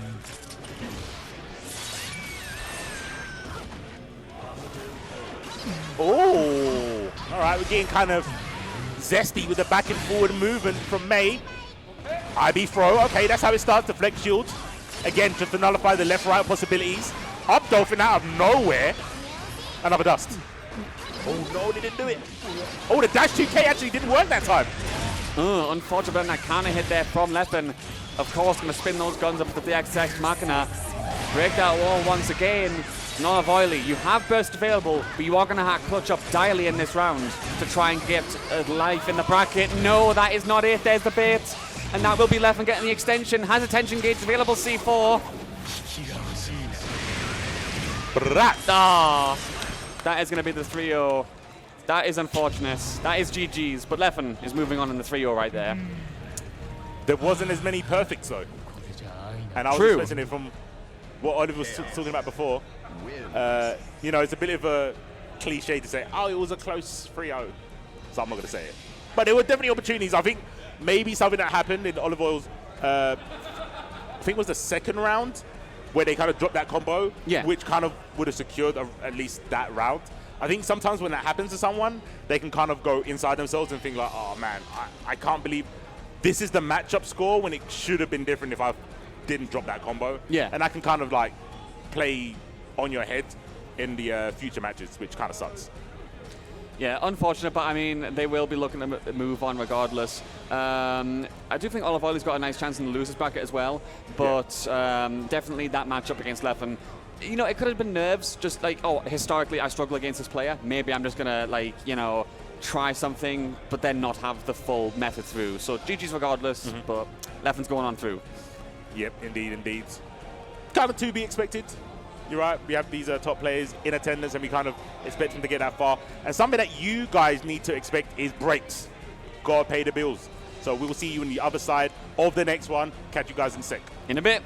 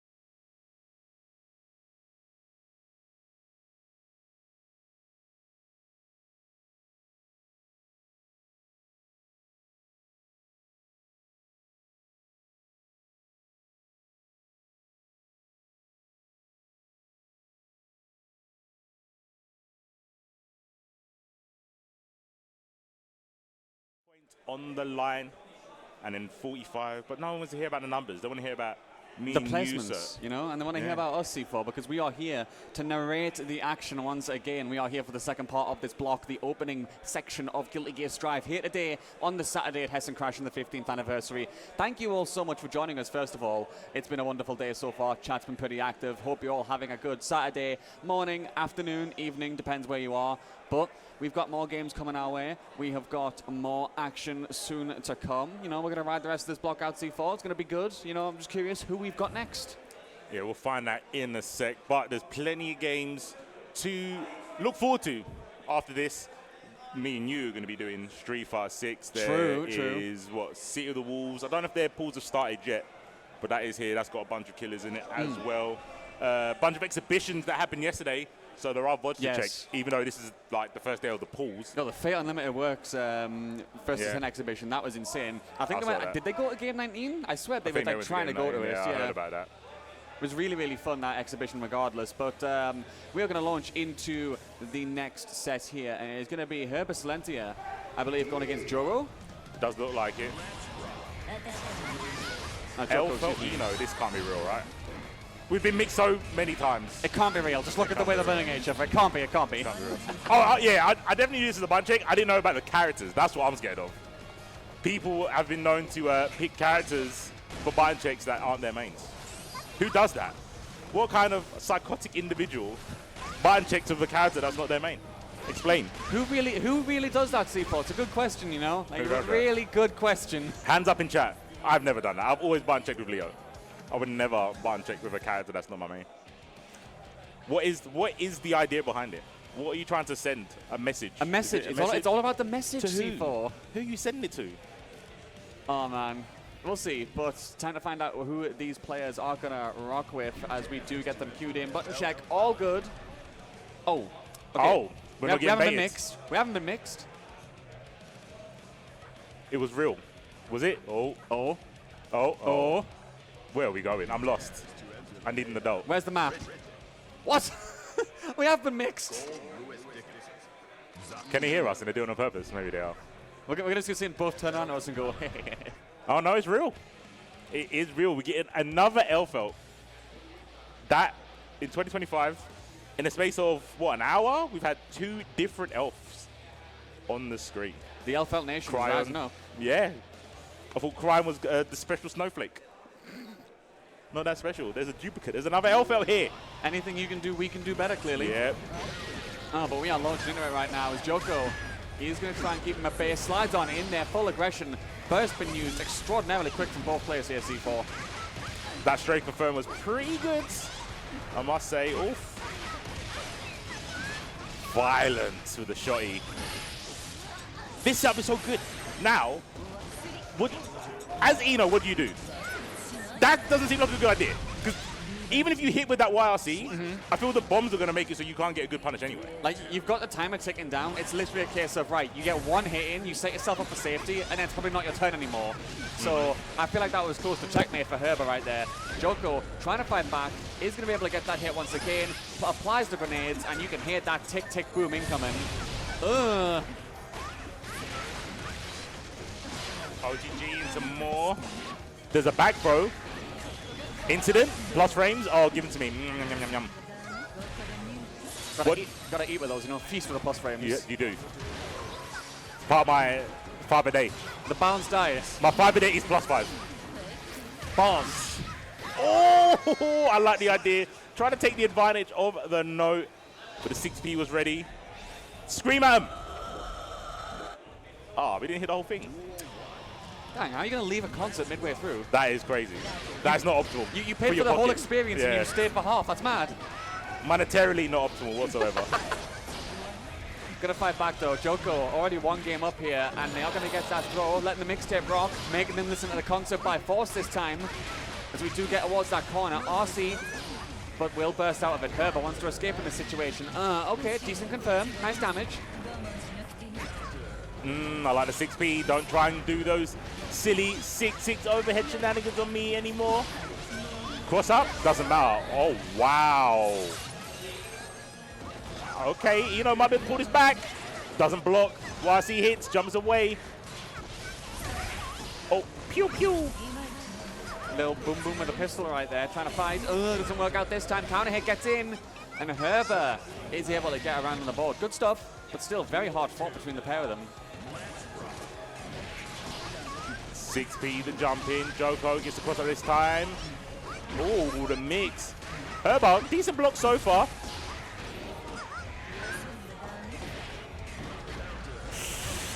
Yeah, trying to chase a bit too high with the 6-6 approach. There we go. We saw Andrew do that earlier to Cryon. Now Herber saying, I can do it too.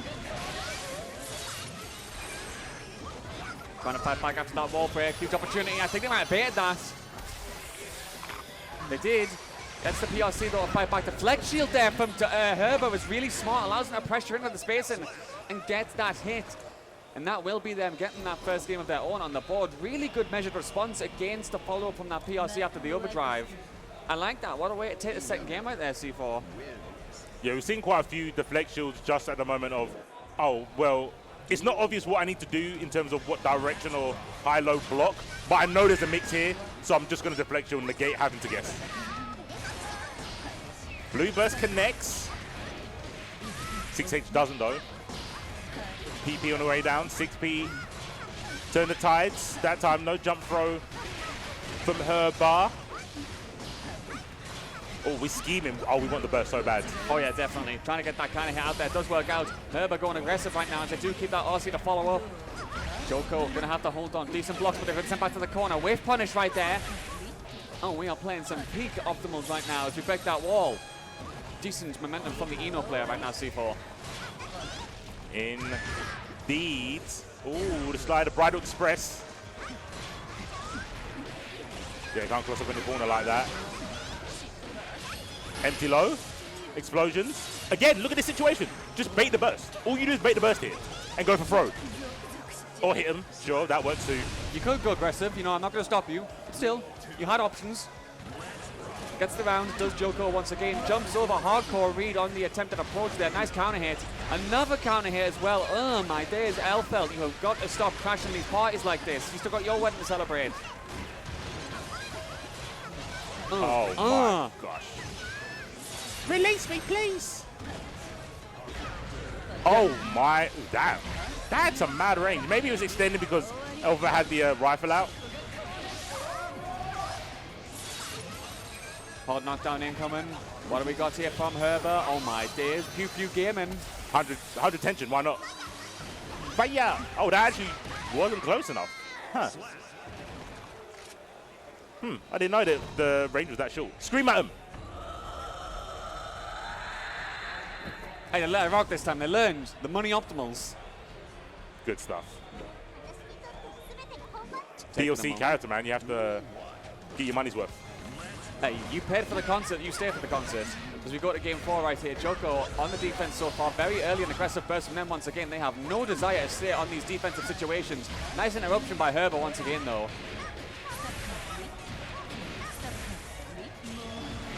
Damn. Eno has damage. Don't ever get it twisted. PRC, 6B, yeah, that makes absolute sense. Breaking them to the corner, punish properly. They overcommit with it. Well, they didn't overcommit. They dashed a bit too far forward, which is unfortunate. The idea was right. You're meant to hit Eno before the last hit of the super, the explosion, because there's so many plus frames. But yeah, just overextended with the dash. Unfortunate. Got to go next for that one as we do get the wall broken. We go next to the stage transitions as well. Those cross-up mix-ups with the grenade have been so potent for Joko, who breaks the wall once again, is going to go aggressive, has the opportunity, gets the air throw though, nice interruption. Herber trying to fight back now, C4, really good ride of play from them. 2S once again. Wow, what a delay. Worked out for Joko. Chemical, love, clipping the head, gets out of corner and gets the hit. Oh, the staggers. Fishing. Looking for the burst as well. It's there. Yeah. Have we got it, Herber? We do. Now you keep him in the corner. Here comes his overdrive once again, though, but it looks like Herber's ready for that one. What? Did they input it too late? I don't know if they tried to do stroke the big tree on reaction. I couldn't see if it hit said counter. I don't think it did. Maybe they were. I didn't hear the counter counter like sound effect either, so no, I'm genuinely not sure what happened there. Ooh. The Roman Reigns chant right there. Gets that damage. Overdrive spent. Not dead just yet though. Joko living on a prayer right now. Backdashes. Oh, that was sick. Catches it and gets the perfect. That was great from Herbert right there, C4. That reminds me of something Makari used to do in Street Fighter 4. She used to do like grab and you'd buff a super behind it. So if they backdash the grab, you'd hit him with a super. So sick. That's grimy as all hell, especially if you're doing it after a grab, bro. Ugh. Yeah. Good times. For season 4 and 3. Taking to the skies makes sense against Elf. You get to avoid all of this. Ooh, get down, get down. Trying to find those hits once again. Get to that chopper and maybe get some evacuation out of this matchup because it's not working so far. Gonna spend a 4 of the wall break and the hard knockdown once more. Herbert goes in aggressive. Pew pew. Not gonna work? It whiffed last time, yeah. I don't think it works. Yeah, too far. The distance isn't right for it. Oh, shot. Shot to the toes. Knee to the arrow. An arrow to the knee. No more adventures for me. Oh, that confirms looks so sick. Oh my gosh. Canned. Whilst he blocks, indeed he do. That will be them taking that one and moving us to set point. And Joko is going to try and go aggressive, but they do get met in the air. That is shut down by Herbert. Clutch up on them as they are going to keep that up. Another counter hit. They're getting caught on the defense. C4 starting to crumble a little bit. Strong lead so far. Herbert goes in. Chemical Love after the land. Seeing that it whiffed. Quick, fast, and in a hurry. Perfect. Last game, last round. Herbert Salicia versus Joko. Burst off the table for Herbert though. Catching him once again by hopping on over C4. Gets the grenade applied. Tick, tick, boom. Here we go. Oh my days, the Wrecker series. We got those chicken blockies on top. We need them. Come on. Got to make it work. Gets the pressure. And it will not be enough to survive. And that will be Joko finishing things off C4. That was a very good set indeed. Yeah, that was, like I said, last game, last round. Doesn't get much closer than that. The last round was a bit of a steamroll. But again, I think with L-felt pressure and being on Eno, it's tough in terms of how you deal with the pressure from Elf, because you've also got to take to the skies, not even on purpose because you're 6'6". Yeah. So, yeah, it's not ideal. It's not ideal. And I think stuff like Chemical is good on paper, but Elfa's got a lot of low profiling, forward moving attacks, sort of like Eno does with like Stroke the Big Tree. So yeah, Chemical Love is not always great. So a lot of 2S's connect, so that's cool. As we connect with one of our players, Winner's sitting down for the interview. Yeah, hello. So those who don't know, I play against Sarah a lot. We are both from Germany and we have German weeklies and online shit. And I lose like, it's even, but I normally lose pretty close to it. I was pretty happy that it was on stream and I was pretty happy that I won. I normally play Bridget, but Eno is one of the few matchups where Elfhead is like so much better than Bridget. Okay. Right, yeah, okay. So, yeah, happy that I won. So thank you for casting this. Yeah, no worries. It's a very fun match between the two of you. I didn't know there was like that much history. Like, how many sets would you say, like, roughly you've played against each other? Like 20 sets, at least 10 to 15. Right. And Herbert started earlier than me, so at the start he beat me every time. Yeah. But I got better and better, and now it's really, really even. And I knew if I was gonna win, it was 3-2. It was bound to happen. Right. Okay, no other way. Yeah. I mean, that was really tense. Like, you had that very good start, I would say. Then, unfortunately, Herbert started getting the big comeback. We thought that was going to be like the reverse sweep. How did you calm yourself down in those final rounds and just finish the job off? I don't know. I think Herbert's nerves were worse than mine. I'm pretty sure. Yeah. There was some pretty tilting stuff for them as well. I don't know. But they're so good. You saw the back OS, right? Yes. That's an OS. It's so good. No one does it. The knowledge right there, then the clutch. But yeah, good stuff to you. Thank Obviously, you. a very fun set. I think we are going to get our next one underway. But thanks for joining us on the couch. Yeah, thank Best you. of luck to you in the rest of the bracket. We'll see you around. Indeed, indeed. All right, next match coming our way, C4. And we have got more of the German community pulling up here. It looks like Pokemaniac versus Sammy. Yeah, Sammy stepping up.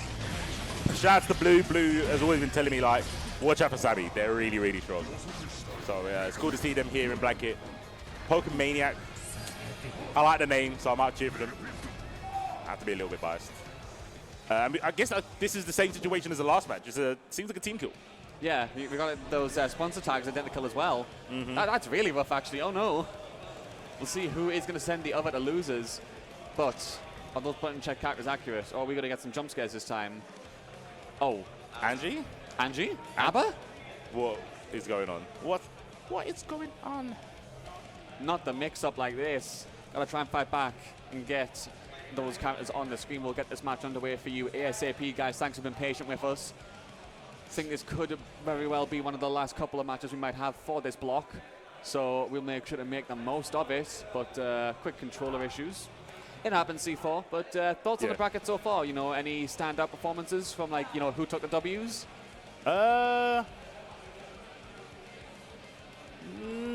Maybe the Orochi. Nah, actually not. The thing with Strive is I feel it's got to a really good, healthy spot where there is fewer and fewer upsets. Right. Because I think the floor for the level of skill in Strive is really high.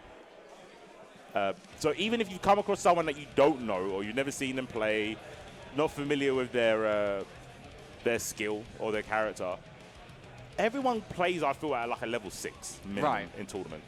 And you get some games where the worst player is like clearly outmatched. I don't think that happens that much in this game. Even when it's like a 3-0, you can see glimmers of like, oh, there's potential there. Yeah. Or like, you know, very clear matchup awareness where it's like, oh, okay, you got the hit, or like you know how to backdash this like certain situation on block and like try and fight back. It's just you're not turning it into the consistent damage you need to survive and strive. Like you can't get away with just, you know, straight hit awareness. You've got to follow up, otherwise, well, you know, say goodbye.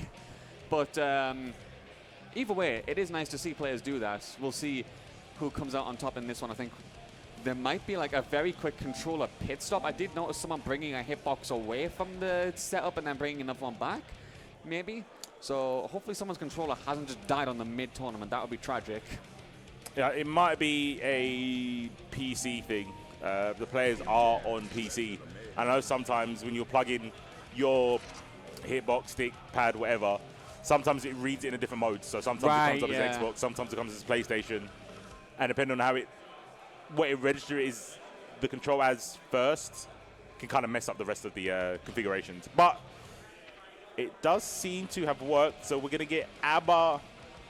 That's what I remember Sammy playing that crossover, I believe. 99% sure. Angie Mito, making me more of a Pokemaniac fan. I really like Angie. He reminds me more of old Leo than new Leo in Strive does. Just a brute, forward-moving wall.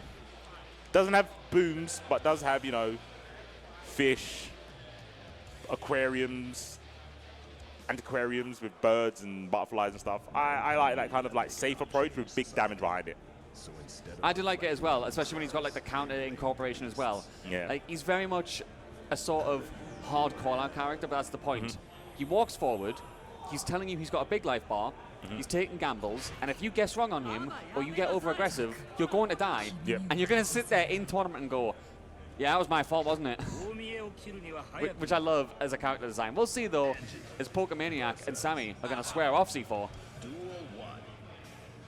What's the round start? Oh, violence on Poke's side. Sammy being a bit more patient. Makes sense with ABBA, right? You got to pick your moments. Make sure your jealousy bar is where you need to be. There we go, about halfway. Air to air, can't get too much off of it, and they're going to be out of jelly. Uninstall just in time to get a little bit back, about 10%. Making it rock as we go for the aggression, the envy is feeling maximized right now as we go for that pressure in the corner. Sammy tries to make something of it, but Pokemaniac holding on for dear life, and they do go aggressive, gets out of that situation, fights back. Jealousy Gauge has been depleted, and so gonna have to get themselves a bit of a shake of the head and hold on in the corner. Not working out, they find a hit. Pokemaniac on fire right now, C4, but good challenge. Yeah, I think they've got the combo there with that corner route, air to air. Oh, you can still confirm this. Oh no, a little bit too slow, and spent the bar to drop it. Unfortunate. Can Pokey bring it back? There's the overheads. One more overhead. Oh, plus frames. Give me the frames and the overhead again. Gotta just keep following up after those Fujins, baby. They are making it work, and that will be Pokemaniac getting that first one. Why are we spinning like that? The Beyblade top is being let rip, bro. Oh, trying to backdash, got pulled airborne. It's right. Angie Mito defense. Yeah, that was a crazy, I think that was closest hitbox from Abba. Him behind like that. Oh my gosh, The double, just to maximize. Oh, the Keyblades. Yeah, Keyblades. Where's the ultimate? Oh. Oh my gosh, you see the nobodies. Actual nobodies coming out of Grand. Ah, that's how it's working, Abba. I get it. Yeah. Actual Heartless. Jealousy in the heart, bro. Can't be doing that. Here we go, though. Jealousy State once again as Pokemaniac is going to fight back, though. Long combo from Angie here will deplete that gauge significantly. Corner secured as well with a Fujin. And that will be the gauge gone. Sammy has got to start fighting back, and they do actually. Okay, finds the hit. Okay, well, the assault to extend. Nice. Yeah, pressing that pre-optimal moment, because even if Pokey was going to block there, the projectile would have messed up the combo anyway, damage-wise. Fujin! Oh, 6B? No. Nah, it wasn't worth trying. Nice. Umbrella? No umbrella. No jump dust in that combo? Oh, no. That's unfortunate. Now that is going to be a chance for Sammy to fight back. Jealousy State again applied once more. Pokemaniac very close to filling up that first gauge, but they might not get it. Nope, the wall stick just in time. Sammy survives and takes that first game there, C4, but very hard fought between the two of them. Yeah, I think especially in this matchup, Angie is one of the few characters that can kind of make ABBA damage look normal. Not all the time. Normal. Not all the time, but sometimes can. We're so used to seeing chunks of life bars going MIA when this ABBA character was on screen. But yeah, Angie's got the strong stuff. Ooh, the fadeaway. BRC, Tokyo Drift backwards into overhead. Oh, spinning yourself into the corner. Get off me. There's the burst. Makes it work. Jealousy State is going to be unapplied once more. Has the Fujin for those plus frames under the pressure. Sammy is not having a good run of the mill in this round as they keep getting caught by those mental mix-ups, and that will be the overhead to do it. And that should be the round going to Pokemaniac C4. Good stuff. And that will, of course, mean they can go aggressive once again, but actually Sammy says no, they get jealous of them getting the first round, and they will just go for the Jealousy State. Gets the aggression, gets the corner, and will be going for the hard knockdown. Okay, jumps on in, pressure attempt, gets that counter hit on the cross-up, okay. That was sick. That was a sick cross-under to keep the corner. Ooh. Sammy woke up. And chose violence, clearly C4. More plus Oh. frames. Yeah, nice. Oh, not this time. We'll try to get that confirmed. Not meant to be. Yes. Sammy's favored the high blocks quite a bit. Even though we saw them lose to the overheads from Pokemaniac, I think it's the damage risk reward. You just get more from the low, unless you got RC. Oh, still Oh broken. my god. Hold them down back like your life depends on it. That risk is getting very high though, Sammy. Oh, they actually get the hit, C4. Patience paid off for Sammy. Basically, Chris Brown wall-to-wall there. Oh, went for the counter, losing the meter, and gonna lose the tension war. And Sammy comes in with the positivity. Oh no, you positively getting crossed up the back of your neck. No! It's been chopped. Finish it off in style. Maximum jealousy.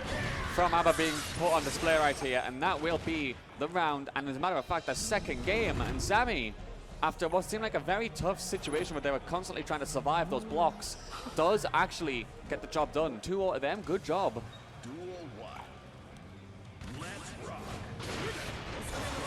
Goal burst. Good goal burst. If you're going to take advantage of round start momentum, that's the best way to do it, I think. And yeah, right there. That will be Pokemaniac getting that huge string towards the corner, but they catch him once again. RC for the confirm butterfly. Are we floating away? Backdash as well. Missed the overhead, but it's fine. Gets out of danger. Again, gets out of danger. Oh my gosh, the meter is getting spent. Oh, Nagiha. That was Sammy getting bum rushed. Anti-domination right there. That's what that was. Yeah, it was. I'm surprised that whiff. Very surprised that whiff. Maybe Sammy didn't actually stand up with Amber in that moment? Potentially. Oh, we're going for it? No. Let's Pokemaniac get off that one. Nice. And yeah, once again, bursted building though. Has to be careful of that. Never mind. Pokemaniac gets away with that one. Wow. I can't believe that crossed under like that. That was weird. Oh, can he survive? You can't. Nah, definitely not. She's jelly. She is jelly. All jelly, no eels. Gets that final round, potentially set point here. This Pokemaniac goes aggressive for the Fujin once again. Takes the corner. What do we got? Nice, and yeah, once again, they've been pretty consistent with that C4, I'd say. I can see that. No doubt, no doubt. Spin, neutral jump. Yes, cheeks. Best Potemkin impression. Not the butt slams. Where's Honda when you need him? Tries to go for Fujin once again, backing off, getting those connections. Good confirms as well. And that should be the game. Pokemaniac won on the board C4. I like it. Like I said, I like seeing Angie. I think it's a cool character. Quite bland, I'd say, in sort of the win conditions that you can have in Strive. I'd say Angie has like the most straightforward one. Like a simple one, yeah. I hit hard. I don't get nothing from my overhead. I get everything from my low. I've got a counter. It's very, very vanilla, but I'm here for it. It does work. Like, he does make it work, that's for sure. Okay, looping. Okay, gets the wall break as well with the hard knockdown. Huge for Pokemaniac right here. Much more convincing momentum in terms of their game so far, and they will go for the aggression. What's Sammy got in terms of the defense? Well, I suppose you call that active defense, C4. You would. I would believe so. Oh, this combo's not finished yet. What is going on? And you got bar. Let the heartless release?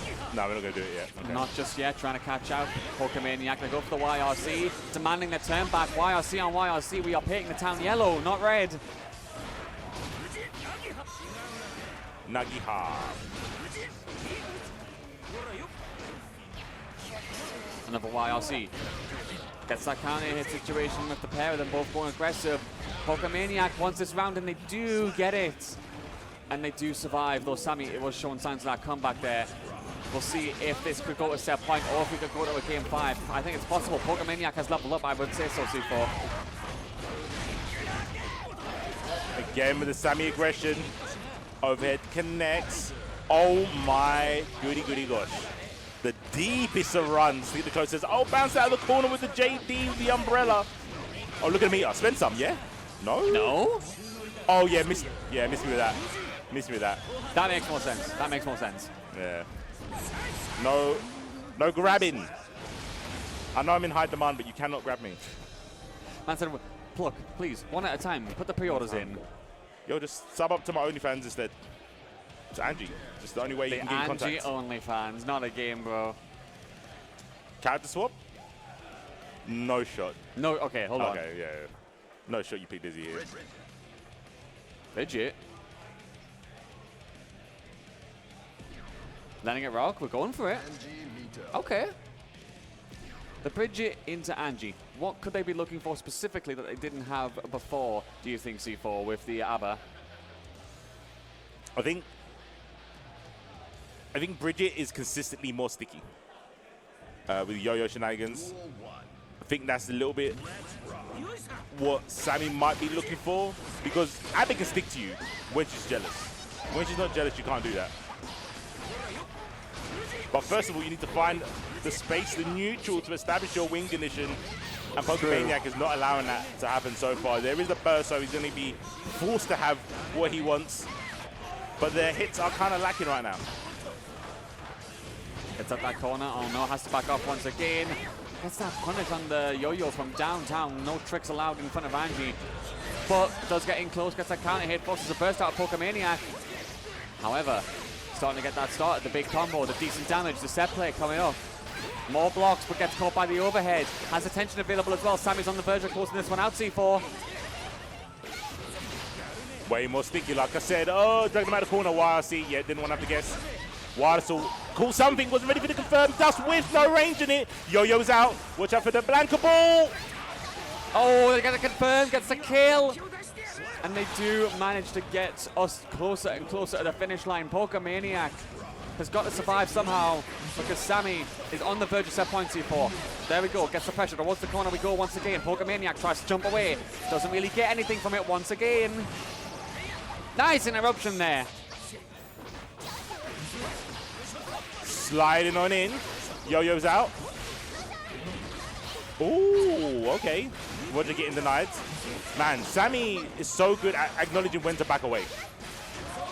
Always just out of range for like the IED pressure from Pokemaniac. But this time, does connect with something. YRC delayed on the slow bug of Angie. The Wild Assault whiffs, but walking the dog. Oh no, we're not skating in. Oh my gosh, you could be dead. You could be. Come on, we got the combos. No butterfly set up top dust. Okay. My God, he went for it there. I mean, I respect the willingness to stay safe, but C4, that could have been a disaster. Somehow, though, we do go to final game, final round. Yeah, I was expecting an overdrive, but maybe wasn't sure if they were going to get the meter to do so. Oh no, Yo-Yo went to back throw. Could happen. Sammy, Blanca ball. Oh, cheeks to the wall. Teddy bears on bikes. Let it rip. Ghost Rider style with the bike, revving it up. Tries to back off. PRC to get in close once more. Sammy really wants that set play. Not going to go just in yet. Recalls himself with the yo-yo. Another punish is secured. They're going in aggressive. Pokemaniac just cannot seem to get long range hits in anymore. There's no challenges. There's the throw. Sets himself up one more time. Blocks. Blocks again. Oh, I like the idea with the read of the DP. RC gets a confirm with the 5K. Too far for the overhead. Jumps back in. Blocks from Sammy. Uh-oh. Oh, what was that? That's so unfortunate. Oh, and the two of them give us the wholesome hug as well. Big GGs from the pair of them, I have to say. A very, very entertaining set. But I think the panic in the end did set in, and that is a tragic way to end. That much is for sure. Yeah, that was an insane read with a jump dust at the end. I'm thinking like, maybe you thought Sammy was going to jump, but Sammy could jump block. And it looked like it was meant to be a bait on a throw, because it was like quite a deep run and then just jumped up. But yeah, I'm just not sure. I'm not sure. Maybe we can ask him later, because I think it is going to be us from now.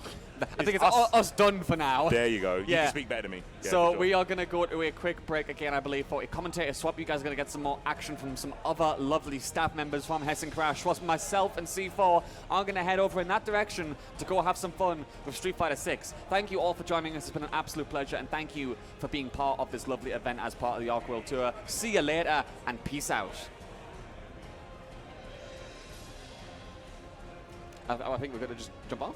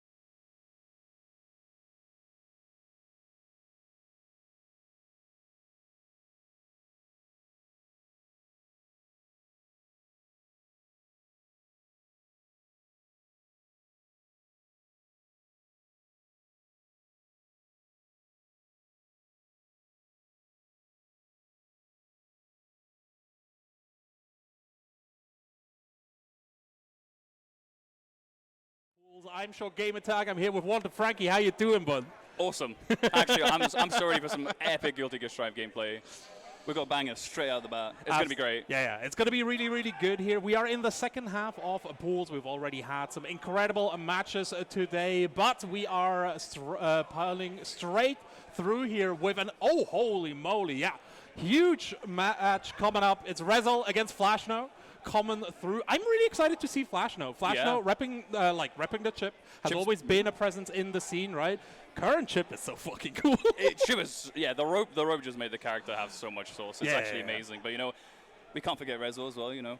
Top 3 at Head Stomper, pretty good player. I've heard Rezel's pretty good. Pretty good. Yeah. No, Rezel has been definitely making an impact, especially on the bed, right? Like one of the players that has been on the bed. Just like pushing before. the character to the forefront, exactly. Like the second the bed came out, all Rezel has been doing is really, really pushing it. So we'll see how it goes. This is going to be one of those classic matchups where it's really like no catch, no win, right? You need to lock down this chip, and you need to do it fast. That's true. Because if you get Chip to whiff punish you or just run his offense, especially with the rope stuff now, it's gonna be a hard time. But Rezel is known for being the 6B master. You know, there is a meme about him 6Bing aliens, so we might see that happening. You know.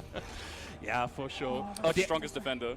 Yeah, it's going to be super interesting because, like you said, Chip, he still has the old game plan of using the movement speed, getting the whiff punishes, but with the rope, he's going to be able to establish this corner position, which previously was a bit harder, but we'll see how it goes. Immediate air dash coming through from Flashno, but Rezel establishing the distance here. Gorgeous call on the high.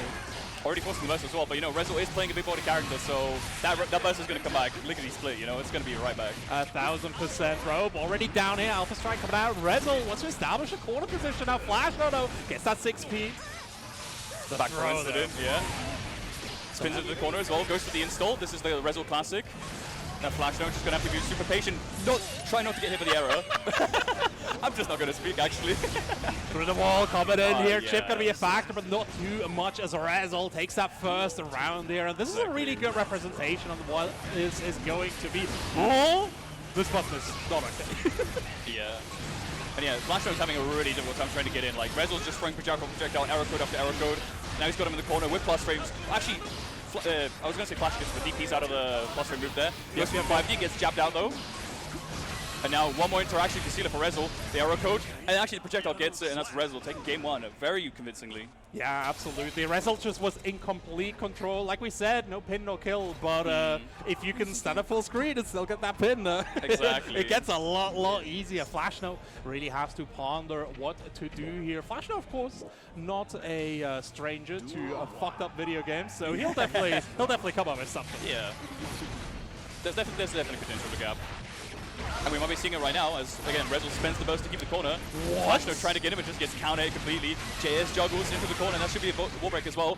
That's 70% of Chip's damage. Like, Chip got the rope, but you know what he didn't get? A billion HP. So he's still going to have to work with the tiny HP pool he has. And 2 interactions from Rezel is all it takes. Yeah, it's really, like, Chip is made out of wet tissue paper here. Yeah. I commend Flashno of no frustration bursting there. A lot of lesser people would have just, like, bursted and tried to get something going at least.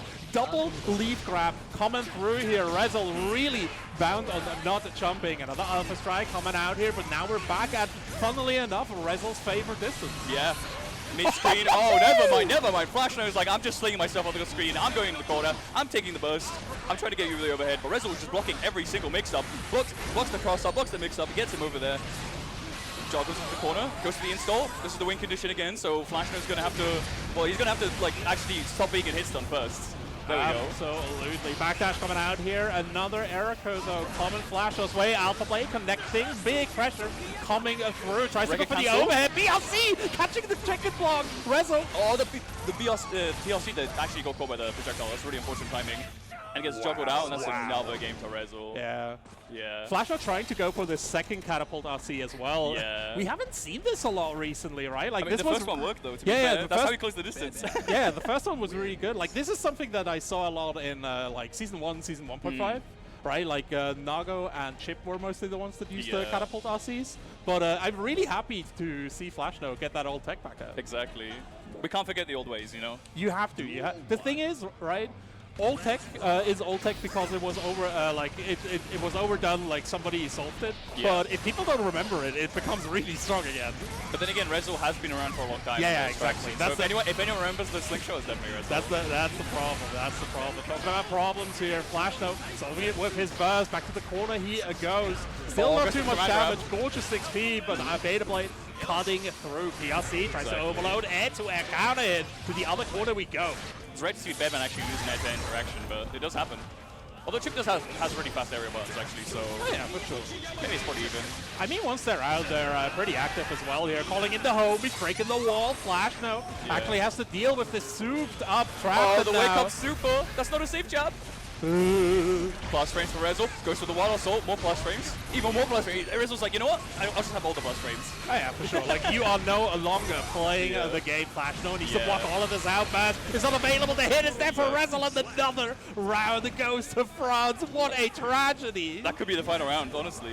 But, you know, Flash no definitely playing better in the third game for sure. Oh yeah, for sure. He is so close to solving this, I feel. Like, Bedman's definitely a character you have to get used to. Like, and he's, that's been, as he's playing, he's also laughing, that's like definitely a strength of like a good track player. 1000% here. Rezo has been doing an absolute incredible job though, just cutting up every single angle of approach for a Flash. No, Red RC overloading the defense, gets another overhead and the throw right after. OTG into the clone, finally able to crack open that defense from Rezo. Yeah. Big wall break was the bonus. Flash, no, again, looking technically good. Yes. But Rezo is just waiting. The thing is, that was like, a bunch of interactions for like, not like, for a drop of blood essentially. Like, Rezo's still got a decent amount of health. I love these high pressure situations where both players are at one hit away from dying. Exactly. Oh! Wow. First back to the corner here, Flash no trying to get that last hooray. Rezo though, getting DP'd, hold up, it's not over. Rekka pressure, Rezo actually forced to it. Flash no finally on the board, getting around against Rezo. Sukiyaki! Exactly, that's what we're about. Tasty. Shout out to catering. Oh, Beta Blade is bomb. That's gonna be. That's just gonna be like I don't know how to describe it. Like it's so good. What's going on the screen is so gruesome that I don't even have a word for it. Yeah, for sure. Can we censor that one? Got ahead coming up from Rezo. Has the 50 tension as well. RC extension should be able to kill here. There we go. Flash no falling to the might of the band. Yeah. Rezo on top. Just showing us how strong as a player Rezo is and how difficult Bedman is to just get into, absolutely. especially. Yeah, again, Bedman just has a really wide radius of influence. They're able to not let Chip play, basically. I really, really like the way that Rezo approached it. Flash had some good ideas. Again, like the slingshot RC, really, really cool. And set it like when he had the time to set up the rope, he was able to threaten a lot of different approaches where Rezo actually let Flash no get in and finally get these rounds. Exactly. Like when Flash no was in and actually had the momentum on his side, like he was doing all the Rekka pressure, trying to PLC the overheads. He was finally playing his game. Unfortunately, he didn't get to play his game as much as he wanted to. Yeah. Which is just a Guilty Gear classic at this point, you know? Not just a Guilty Gear classic, but I feel a Chip classic as well, right? Like the thing with Chip is he can get in, he can get a lot of mix, but he just doesn't do any damage. It's like a mosquito, like picking away at you. It's this death of 1,000 cuts, and when it works, it's absolutely beautiful. But this time it didn't work out. Rezo just too strong.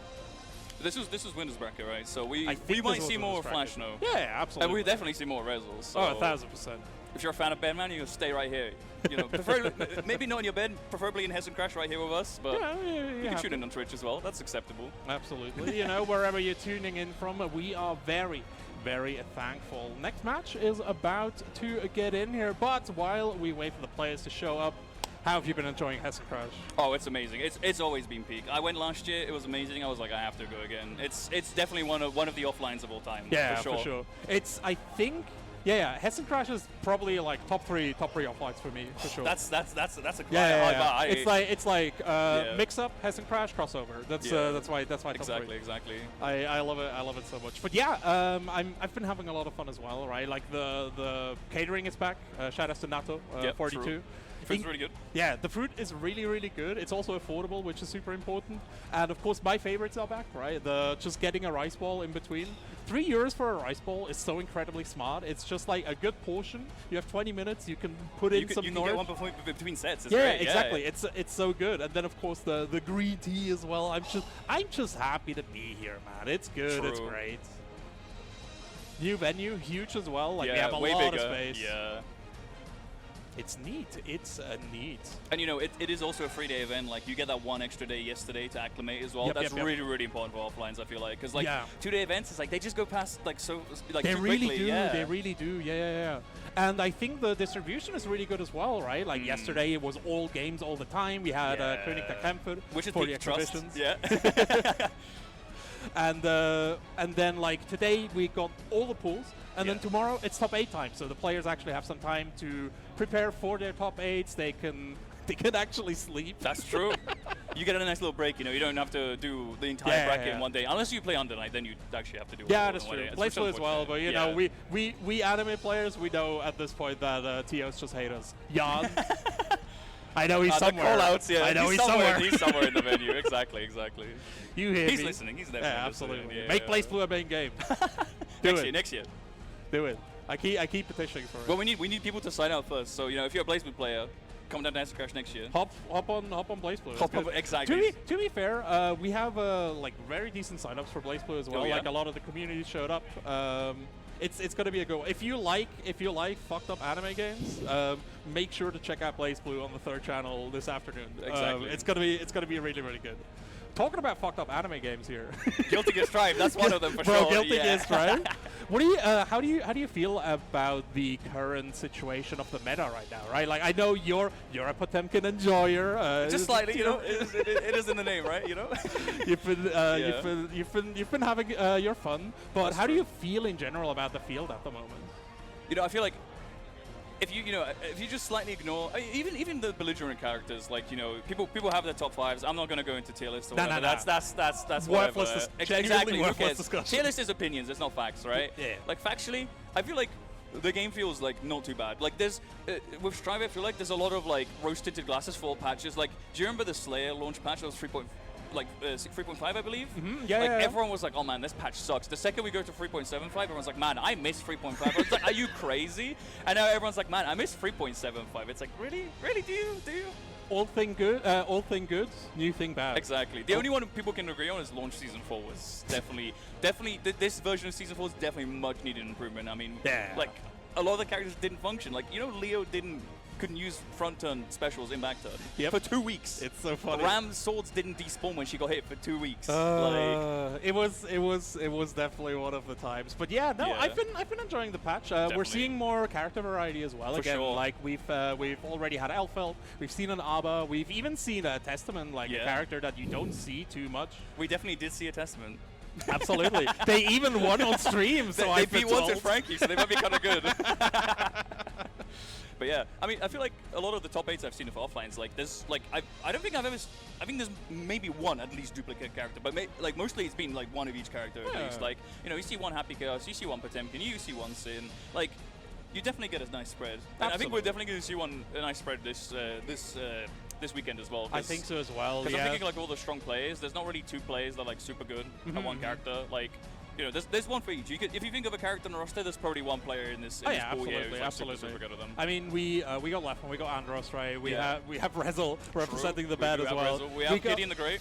That's true. We have Gideon the Great, who's coming through as well here. But do you know who Gideon is playing though? Is he not playing? He might not be Is playing he not Slayer. playing Slayer I might have secret information. Wait, hold up. We may chat. If you want to know who Gideon the Great is Stay playing, tuned. make sure to stay tuned. Exactly. If he's not out of pools, he might. He's still in. Don't worry. He has the Great in his name. How can you lose if you have the Great in your That's name? That's true. Like that's mental debuff on your opponent. That's literally why they call him Gideon the Great. Yeah. But yeah, I'm really excited. Do you have a favorite for the tournament? I mean, I'm very biased, right? I have to say Andros. Like, I'm legally allowed to have to say Andros. I understand. My thing is, I have to say Andros as well because he is sponsored by Salty EU. Shout out to my goat. Shout out to my goat. Ace, if you're watching. There we go. Kissies. Exactly. love and hugs. Love and hugs. True, it's one of the best onlines, definitely. And, you know, they did help out for Headstomper. Oh, they ran Headstomper, technically. Yeah, no, Ace ran Headstomper. Yeah, exactly. Yeah, and speaking of Headstomper, that's the tournament that Andros won. So if Andros wins Hessen Crash, he's capped out on gold events for Gold Tour. So he's just going to be farming the platinum ones. So, you know, if you don't want to play against Potemkin, you better hope Andros wins so you don't see him gold events anymore, you know? So there's a win for both sides. If you love Pot, you got Pot gameplay. If you hate Pot, you know, Andros isn't going to show up. No more Pot gameplay. Yeah, no, I don't know. It's really interesting, the point situation. So I really want Andros to win. I like Andros a lot. Plus the Spanish community really deserves a W here. Exactly. So we know who could also win. That would be Peak. Rezel winning would be kind of nice. Rezel would be really, really cool. I love it when you have comparers coming in here and. Hessen Crash has always been a little bit of an upset, an upset tournament, right? Oh my God! Speak of the devil, yeah. Look who's showing up. There he is. There he is. Andros. Say his name 3 times and he appears. Oh, we're getting. Yes, we're getting the run back, right? Yes. If I'm not mistaken. I think so. Unless I'm crazy. 1 sec. I'm just gonna double check before I make a stupid mistake on stream. This is all left. What's his name? This is the German player that plays a really mean Asuka. Okay, oh, it's Yudu, right? Yeah. I think that's the everyone say it. Yeah. Okay, so I almost made a mistake. I know which mistake you've made. I saw the hand. Yeah. We will not speak. I should have looked at the bracket. That was my bad. I've been making the same mistake. Okay, thank God we didn't say anything. No, just can we just edit that out, please? Change my name back. We say Frankie made the mistake, not me, not C Salty. Yeah, for sure. But yeah, Andros up against Duvet. Asuka, not as strong as he used to be. Still my favorite character in the game. I think he's so really incredible. Cool. Out of all the newcomers so for Stripe, cool. he's definitely one of the coolest. Yeah, absolutely, for sure. I was really happy as well to see somebody from the backyard actually represented in the game, right? Yeah. You have all the Valentines, but I think the Valentines don't really represent all the fucked up shit that's going on in the backyard. And I mean, Asuka's arcane magic. He is the game maker. Yeah. He's one of the most important. He really is. He really is. Oh yeah. But he is up against Salty EU Andros. No longer free. No longer free. Now he's Calvo. Yeah. All right. I think we're just getting a quick little button check out here, and then we're going to be straight into the game. Yeah, for sure. Button check's very important here. I think we're playing on PS5. It's PS5, but it's PS4 version, if I'm not mistaken. I see. I did have some hands-on experience. Gotcha. If you recall, you might, people might not recall. I did go by a pseudonym, But yeah. Who's the Sea Salty guy? Yeah, I've heard so old news. Yeah, for sure. But yeah, alright, this should be the real game here. So this is definitely an uphill battle for Asuka though, for sure. You know the Season 4 changes, right? Yeah. The Qs being flickable is huge for Paul, honestly. It's really, really massive. I think it's one of the things that really changed around the matchup for sure. I mean, Potemkin in general is one of the characters that always was 1 or 2 buffs away from being super oppressive. My thing is specifically... It wasn't 1 or 2 buffs. It was little by little. He got a little gift of Arctis every patch. Oh, you have a safe jab now. Oh, you're 5H knockdowns. And now it's oh, you have Karas with all these buffs. And suddenly, whoa, your character's pretty good now. The thing is, Andros has been playing Potemkin back when he was bad. Yeah. And he was winning back when he was bad. So he's on full power now. He's Super Saiyan 2. Yeah, exactly. This is how it absolutely goes here.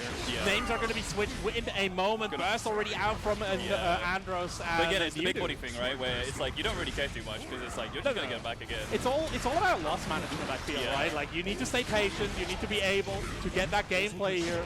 Yudu choosing to stay grounded on the first potential pop buster here. Very interesting choice. The first pop buster opportunity. We're just going to keep counting out. I mean, this is pretty class neutral with this matchup, right? No one's not really done anything super crazy to get in. We've had anti-air 2Hs get blocked and stuff, and we've kind of just put those layers in neutral position. But now Andros gets a counter hit fast slash into those 6H loops. He said no mana as well.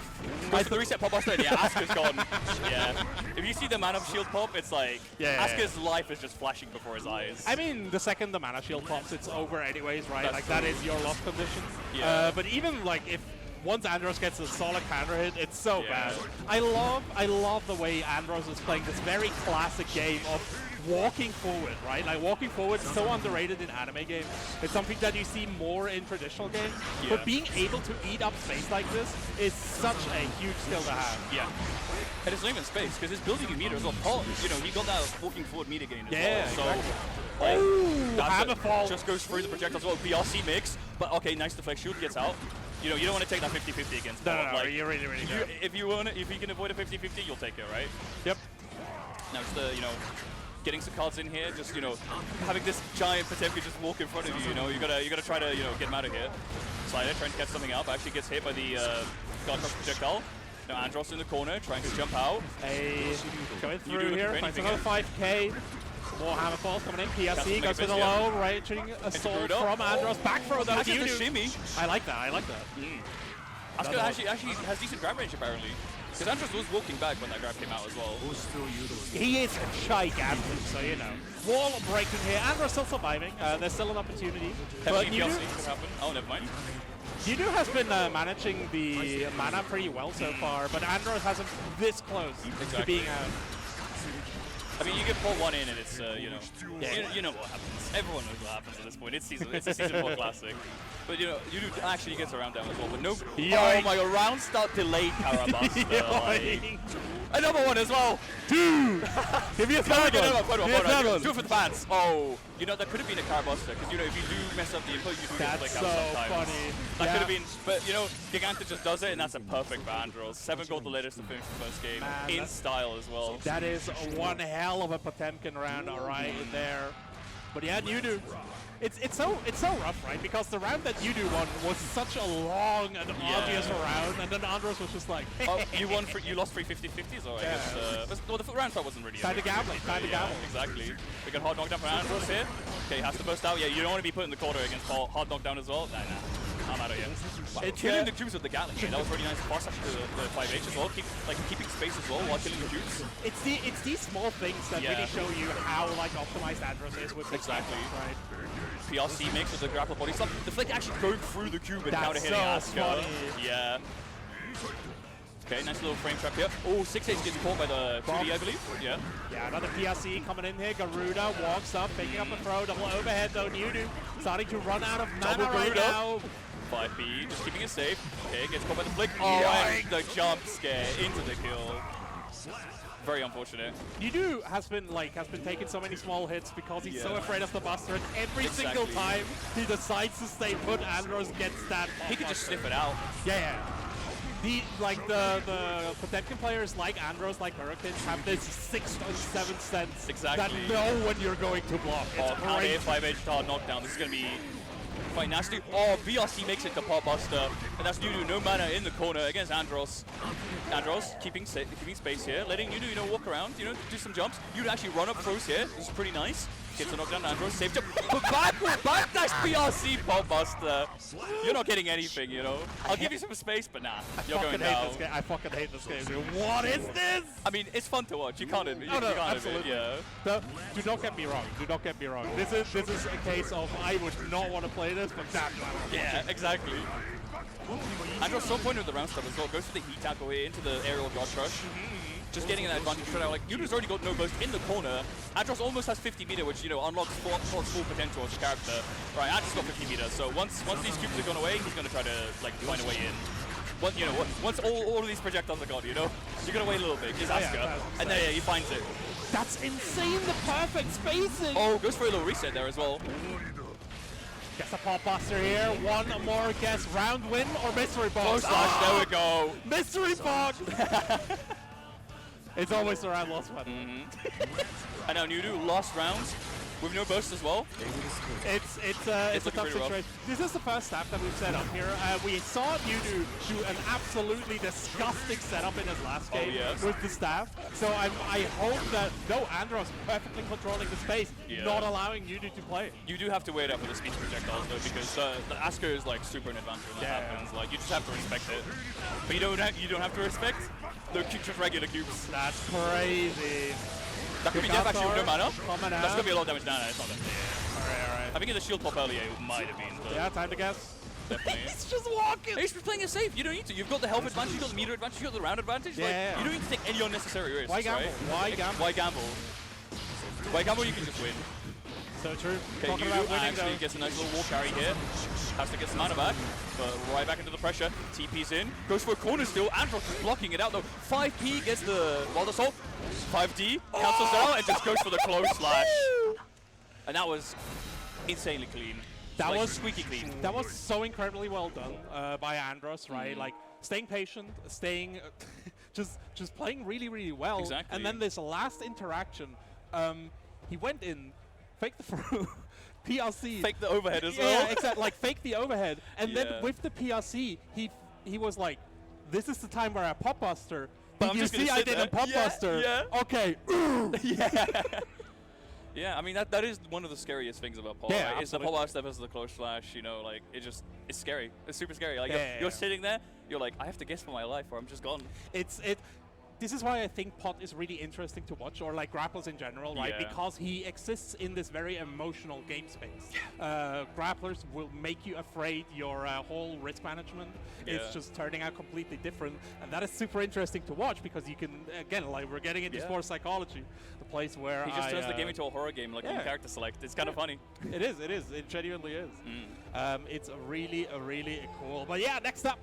Our next match coming our way. I do see Sammy already on the stage here. Looking forward to seeing more Sammy. More other gameplay, exactly. Yep, Especially after the game against Pokemaniac. That was we were watching in the sidelines. That game really had our cool. blood pumping. You know, absolutely. I personally didn't agree with the last game switch. Obviously, it worked out here. Yeah. That's why Sammy is playing and I'm commentating. Exactly. But yeah, do you think he'll just go back and keep the bridge in the back pocket, or was this the unveiling of the super weapon? It's definitely like a comfort pick, right? Because Sammy obviously played it before ABBA and played it mostly, I believe. Yeah, because ABBA wasn't even out last Hessen Crash, so you know. ABBA's definitely an option. It's definitely a strong character. Like you see a lot of top players. They always there's always in the secondary ABBA, tertiary ABBA in the background. You know. It's definitely one of the ABBA's like in this space where it's like you don't like. I can't really think of a player that actually solo mains the character. It's always like a complementary pick because she's just so good at having like these like. She just doesn't really care about matchups too much. Like I can't really think of a character that really shuts down ABBA, right? Like exactly. maybe I'm speaking out of turn, but at the top of my head, I genuinely can't think like. If you had to put a gun to my head and be like, yo, pick a character and you can't switch for the rest of the tournament, I'd be like, yeah, I'll play ABBA, I'll play Johnny, I'll play maybe Anji probably Anji as well. Yeah. Anji does have some losing matchups though, like Potemkin, Leo. Yeah, that's true. That's facts. But I don't know. I would take that because the thing that I'm looking for in a bracket character personally is a character where I have a very strong game plan that I can enforce without having to like put too much thought into it. Exactly. Right? Like playing something like the way that Andros plays Potemkin. It's incredibly cerebral. Like there's a lot of thought put into you have to be very, very conscious of everything that you're doing. Meanwhile, on Anji, there is a very strong game plan. Once they start interacting, you can still turn on your brain, and that's why people like Cryo are so incredibly strong. Shout out Cryo Phantasm. But yeah, no, I completely get you. All right. But yeah, Sammy is up against Shang. So a biking player representing the character. Absolutely. Another character variety, baby. Yeah, exactly. I love it. I love it so much. Button check coming in. Yeah. But yeah. Bike is definitely one of those characters that you said that you do your game plan, then the ball's in the opponent's court. You want to be the one adjusting to it. Yeah, for sure. You know, are they going to do those Zansen mixes? What are they doing on Escabari? Like there's so many things you got to think about when you're playing his bike. 1,000%, yeah. Whereas ABBA, it's like you're just looking out for 236K. You're looking out for the overhead. And all those fast buttons as well. Once she's in Jealous Rage. Yep. But there's definitely less mental stack against. Oh, I mean, okay, when she's in Jealous Rage, there's a lot. But like when she's in normal mode and you're just playing neutral, like the stack is, it's normal. It's okay. Yeah. It's all right. Like you can still build it up, right? But again, like Jealous Rage is the place where you really start constructing this complicated game stack. Exactly. But yeah, we'll see how Shang can deal with Sammy. Shang again, like incredibly strong player, and Hessen Crash, their home turf. True. For sure. Well, home turf for both. Yeah, that's true. So we'll see how it goes. We're loading in. The Eagles are flying. Shambadung up against Sammy ABBA. And Biker facing off. The two genders. woman and woman. Exactly. All right. We still haven't seen a escapery from Shang. Yeah. So Shang's playing it like pretty decently safe. Forces the burst. Puts Sammy in the corner here. But actually, just keeping space, throwing this to Tammy mats out, enforcing neutral, Yep. Okay, let's verse escapery. Let's see the mix. Okay, just pretty standard stuff so far. Goes for another escapery into TK Yosansen. Yeah, the TK Yosansen is going to be something that you want to look out for. I love how Shang likes to establish just quite an early cover. He keeps him locked down. Sammy though able to find a way out, and Shang just holding down neutral at the moment. I mean, there is zero Chalice Rage on the side of Sammy. Exactly. Sammy does have a lot of meter though, because Abba, she generates a decent amount, I would say. She does. But Sammy's not even going to get to use it, unfortunately. Shang played that so freaking clean, not allowing not taking any risk. There was no breathing room for Sammy. Exactly. But speaking of breathing room, though, we do get a bit of jealous rage now, and now Shang's on the back foot defensively here. Gets hit by the overhead, instant wall splat into the super, and now you go Ggst. But Viking does have that parry, right? So you don't want to just brainlessly go media. And there's speak of the devil, there's the parry. Sammy masterfully, I can't say the word afterward, but I know. That was a word trap. That was a word trap. Yeah. Absolutely. Finding the whiff there and punishing it appropriately and getting the round. But the overhead does get blocked down, so Shang does get a nice little punish here. Yeah, Shang already nicely adapting. Yosansen hitting on the other side. Sammy going to take it to the corner here. Safe for the uninstall. Yeah. Now Yosansen getting a nice little conversion here. Goes for the reset. Timing that. Oh, the Yosansen catches Sammy out again, and that's going to be death. Shang taking the first game. These rounds have been so dominant. Like the one that Sammy took, that was full Sammy round. And now 2 full Shang rounds as well. Exactly. It's literally a tug of war, right? Yeah. Whoever gets the first tug just goes for it. I mean, these characters are definitely like momentum characters. Absolutely. Once Viking is going, you're tied together. She's getting all her stuff, and then obviously Abba's got the jealous rage. Like we said, 2 very strong bracket characters, and this is very fun because you get to see these game plans clashing. Shang keeping it nice and safe so far. The shot block from Sammy here allows the throw there. Yeah, really looking to build that tension as well. Exactly. But like the thing about these kind of characters is once we go into these further games, you're going to see start the layers go higher and higher, and like it's looking a lot more even than the tug of war we had at game 1, right? Like the players have had a lot of feel for like how the other kind of like structures their offense, right? And now we're going to see like all these adaptations, right? Like now you see Shang doing like all these going for these back dashes on these escaberies, right? Yep. But as I say that, Shang is still getting that wall break here into the kill. The gun is so ridiculous. Gun, it's such comedic timing. I mean, she just keeps that finger on her, She does. Sometimes you just gotta replace your arm with a cannon, Exactly. That's just how it goes. Blocks the cover. I love this tether pressure so much from Shang. Pays the burst as well. Paid it too. Incredible Shang, but dog working on another perfect. 1,000%. Yeah. But Sammy does have that jealous rage now. So, never mind. The block stun parry just gives Shang the turn back into the tether, and that's just gonna be another round for Shang Badung. I almost said Shammy. You mentioned the emotional burst from the side of Sammy here. I genuinely think Shang has gotten a little bit in Sammy's head, yes, right? Definitely. Getting out the burst and now being able to get the block stun parry as well. I think it's Bridget time. It might be. You Bridget foreshadowed time. this. We got Oda level foreshadowing on the Bridget. Although we do have a bit of a technical issue here, but Shout out PS5. Yeah, true. Big fan. It's already overheating. It's only been like 2 hours. It's alright, it's alright. It's fine. We can manage. Just get 5 more. Exactly. as long as the USBs aren't melted, we can play. The game goes on. That's true. But yeah, we got the comfort bit coming in. Yeah, I think this is good in general. Again, like against somebody like Shang, you really want to be on your comfort pick. Exactly. Shang. Not saying that Abba isn't a comfort pick for Sammy as well. Yeah, I don't disagree, but I think that the way that Bridget, I think Bridget's offense has less conditions. Yes. Right. She also has more knowledge checks than Abba. I feel like there's a lot of the Bridget players. They find the craziest tech. They really do. They are lappers at heart. So it's all Viking players, though, to be fair. Viking is one of those characters where you have to learn specific combos for one of your tools. No way. Oh. Okay. I like this neutral just sets the yo-yo and just sits there, Bridget has the upper hand here because you're waiting for the yo-yo to come back, right? Yep. The 2.5 seconds. Definitely. You just It's all about that implied threat, and exactly. Sammy is so good at Sammy's definitely implying that threat for sure. 1,000%. Shang Badung has been maneuvering around it perfectly. Yeah, though. and steals the corner as well. Yep. Oh, and goes for a reset as well. Another reset. BRC mix into the TK Yosansen, and that's a kill. And now Sammy on the final round here. Gonna have to, you know, get used to playing Bridget again. Yep. Adapt to the matchup here. Not just that, but also like really has to get the mental under control. Exactly. Here. But Sammy getting it Oh, started nice quite corner nicely. still. I like that. I like that a Oh, lot. the parries, the double, the air dash like mix up. Yeah. Okay, we got the Uzansen down as well. Okay, clashes. That's not the worst option. Yeah, not the worst outcome. You know, it could be worse. Definitely worse. Like just like now. Absolutely. Mad Shang breaking the wall here. Sammy, one more guess before he Beyonce loses. Not like tries this. to mash, but it clashes. That's Shangbadon taking out Sammy here. Unfortunate, man. Yeah. Unfortunate. And you saw the fist bump. Yeah. You got a fist bump. You have to. You always have to. Like, exactly. GG's. I say GG's, but it was BG's. You know, you leave the station and then you say BG's, and then you make like a long tweet as well. You like BG's.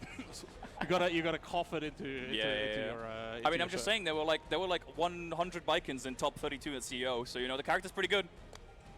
I might be exaggerating them, but just a tiny little bit, just a smidgen. One Bridget versus 100 Bikins, who wins? I mean, if the Bikins go 1 by 1, Bridget could win. You think so? Yeah. Oh, we got a player interview. Wait, budge up. Oh, you want us to be between us or the edge? Is the mix-up? All right. Welcome, Shangbadon, to the casting couch. Wait. What's up? Shaq, listen. 100 Bikins or 1 Bridget? Who wins? Obviously the 100 Bikins, bro. But what if they go 1 by 1? What if they go 1 by 1? Then who wins? Huh? What if they go 1 by 1? Biken gaps, bro. Well, clearly we did just see that on stream. I'm pretty happy. I don't know what to say there right now. You don't know what to say. What do you think about the character switch at the end here, like from Sammy? I would have not recommended it because, like, Sammy and I play a lot, and usually Sammy is the one who wins against me. Gotcha. Sammy knows that I'm not quite good against Eva, but today you were locked in. Yeah, exactly. You were really feeling it as well, especially in the second game. You were able to like get that burst bait, get that parry as well, just really get in his head. Absolutely crazy. I'm pretty happy how it went for me. Yeah. I wish Sammy good luck. Yeah. And the losers bracket, yeah. Definitely, yeah. I would say good luck as well, but you don't need it. You're clearly playing out of your mind right now, so. I hope so. I probably have to play against Anders tomorrow, so. How do you feel about that one? I'm not talking about Biden. I'm not talking about Biden. No comment. If I say I'm in big trouble. Yeah, I'm in big trouble. That's fair. Thanks so much for joining us. I think our next match is about to get going, so we'll kick you off the couch. Exactly. I'm so sorry. Thank you. Thanks so much for joining us. Also, I don't think it might be tomorrow. Top 16's today. They might meet top 16, right? This was top 16. Wait, we're top 16 now already? I thought this was still pools. This is what I get for not looking at the bracket. This is top 16. Damn. Okay, yeah, so they are meeting tomorrow. Oh yeah, pools went by like instantly. Like, it was like 2 hours and all of the pools were just done. Yeah. I came back and they were already in pool 4. I was like, man. It's like the combination of Pixel Buddha, Tiramisu, and Sinjol. Just combining their power. Yeah. Pixel Buddha is such an incredible TO. Yeah. He always he keeps it so fast, so fluid. And then Tira is this such powerful troubleshooter. Every time you have her in the back pocket for your brackets, you just know it's gonna work out. Yeah, it's gonna be a really even for the mystery games. Yes, like that was a lot of tech issues that were being solved absolutely. there. Yeah, but they just kept it nice and soft. Next up, we have another one of these top contenders, Mr. Leffen himself. The big Leff. Up against, I don't want to do that. Anafina? Afanea? Yeah. Afanea. I'm sorry if I butchered the pronunciation, but definitely also one of the favorite players. A well-known Jacko player as well. Yep. Jacko, another character like that you don't see her often, but when you see her, God, that character is vile. Definitely. Like, that's one of those like bracket assassin characters where if you don't know the matchup, you just get completely washed up. Yeah, so, for sure. But if anyone's done their homework, it's going to be actually Leffen. Absolutely. Burst coming out already here. I think Leffen really wants to get that curse, able to get it down as well here. 2D already coming out here. Afanea played an incredible game earlier on stream where she controlled the neutral with that 2D completely, perfectly. That Jacko 2D is pretty belligerent. And speaking of belligerent buttons, Leffen's being put in the corner by, I think that was JS? I don't remember. Probably. It's definitely one of the buttons. Jacko is known for having pretty decent buttons for like a Zony kind of character. The plan was so good here from Afanea, right? Like, go for the defense command and then start catching these bullets. Leffen, though, very nice with the RC. Gets a side misses the switch as 5D. well. But still breaks the defense anyway. So, tries to pull out the gun, but gets jumped. Dashes. Right, hard knockdown into the mix, into the throw. RC, and that should be third round. Dead? Yes. Xxii not known for having a lot of health, you know. Yep. Good. And then Jack does definitely do quite a lot of damage when those minions are out. Like, Absolutely, yeah. Like her damage is always so surprising, right? Because it's a stark difference though. When there's no minions, like, but when there's minions, you're like, yo, this character kind of packs a punch. The combos just do not end here. Leffen able to get some rise, a lead right here, double juggle, reloading. This is really rough here, right? With Leffen having to get these bullets back on the off screen. But does get crossed up here, so we're gonna have to. Oh, they went for the grab, but Leffen just BRC'd on wake up and just punished it completely. Yeah, I like that a lot here. Afanea looking to get this first round. Nice again, maneuvering under that curse wall, but Leffen expert in getting that curse forced in anyway. Exactly. That curse has been hitting like non-stop, like. It's important. It's so incredibly important, especially against Jacko, because otherwise she can just keep her distance and establish her game plan. Oh, gorgeous movement here from Leffen! Able to backstep the 2D. Deus Ex Machina coming through, refilling the bullets, giving Leffen that positive bonus. Almost full health, burst still available. Afanea has a gigantic mountain to climb. Exactly. Oh, keeping the burst, patience, I like it, but it still does get baited, yeah. There were like 2 opportunities to burst and 2 opportunities to bait, and it just happened, you know? Yeah, Leffen looking on top, wants these points, yum yum. Oh, I guess we're switching to Astrobot now? Understandable, you know, game of the year. Yeah, true. Oh, I think there might have been like a controller issue or something like that going on. Oh no, we're turning off the achievements. That's what it was, yeah. Yeah, you don't want distractions mid-set, like... Nah, I understand. But it is aura when you get like the 2 perfect achievement, you know? That's what you want to see on stream, you know? Shoutouts to Oily Olive, who got both the achievement for hitting somebody in max risk and perfecting someone when they played on when she played on maid. Oh, on the same set. It was That's so aura. good. I just saw a snail picture. Maybe a reference to Decoy Snail, who knows? Possible to know. Potentially. I'm not in tune with the memes. But there's like something on the snail as well. There is. I should have done my meme homework. I see. Oh, that's Jacko. It is Jacko. Oh, because Decoy plays Jacko as well, of course. Yes. Okay, we got it. It's Beam. We have to decode the messages we're being sent here. The Da Vinci Code, but make it anime. Alright, so we're gonna have to reload the game, unfortunately, because we had that. Yeah, buttons are being rebound. I'm assuming we'll have another button check here because, again, these players very, very Yeah, you don't want any mishaps during the set. Not in top 16 either, right? Like again, this is a gold event here for the Arc World Tour, so these points are on the line. I think it might be live actually. Ooh. Potentially. We'll see. We'll see. If we see a gold burst round start, you know, we'll know. I don't know. It's Europe. That's just true. This is EMEA. This is true. You're talking like it's so obvious, but EMEA was very, very famous for the gold burst round. Okay, this looks like a real game. But this looks definitely a real right now. Leffen fighting that first hit and the curse. Afanea looking for the approach, but again, Leffen spacing so good. We see Afanea. We see Afanea going less and less for these 2Ds here, specifically because of the spacing on Leffen. 2K 2D coming out here. Oh, nice XP from Leffen. Catching out that mix, finding the gap. Oh, again. Oh, I like that solution. Oh. PRC mix, it forces the burst. Leffen in the corner, but we're not sure how long that's going to last. And it gets the curse down again, so, you know, Xxii's in the driver's seat once again. What a cool character, man. Mario Stomp coming out from Leffen. Deus Ex Machina to finish it off. It was the head stomper. Yo! Shout out to more. Yeah. We need to know a shout out, you know? We can't go on a one. All right.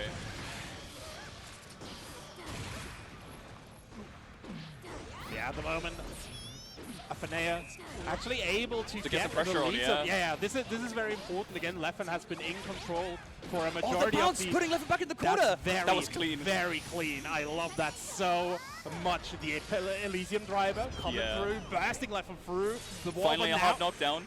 But Leffen has more space to maneuver again. Like this is not all gets baited. And I think. Okay, Afanea gets it finally. There we go. There was a little bit of hiccup, but we got there in the end. Yep. And yeah, this could be a huge momentum swing as well. Like, Afanea finally got to play the game for once. Oh, never mind. We're not playing the game anymore. Roll into the mix here. Leffen Express into the corner, into the break as well. Super wall break. Give me that reload. Afanea still having that burst, so should be able to at least get themselves one turn. And Leffen immediately forces it out. Yeah, you have to. Oh, blocks the overhead here. Forces the. I'll see him out. Yeah. Again, I don't think we've seen one 2D hit from the side of Afanea. Leffen just completely in control of this neutral. Yeah. We definitely need to change the strategy from Afanea. I think so too. Because they're running Xxii quite a lot. They're not trying to jump out and dodge the curse. Yep. Again, maybe it's not super optimal, but you got to represent the options sometimes. Because right now, Leffen is just throwing out these curses as Jacko is running into him, and he's just getting all of them on. It's a good game plan against Happy Chaos, but Leffen is on that layer too. You really have to deal with that solution. Exactly. Afanea trying to cancel it. Okay, yeah. The wall slump meta is over, luckily. Yeah. I was about to say, are we going to see some wall slumps? But we got the super wall break. It's fine. Oh, the head stomper, juggling Afanea into the corner. 5D mix into another 5D juggle, and then that's the round. Head stomper into can opener. Call that one the FGC. The FGC special. Afanea trying to go for another 2D, but gets hit by the anime mix. Yep. Oh, Leffen with the head stomper on the counter here as well. J2K doing work.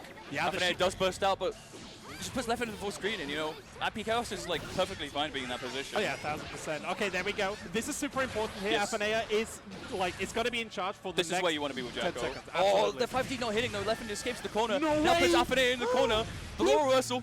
He weaved in between the minions here, so he doesn't get deflected. That's crazy. The X marking breaking the wall here. Leffen wants to end it right here Hard and now. knockdown, no resources. Maybe one deflection. Deflection does come out, but the bullet comes in, so Leffen still gets a little bit in.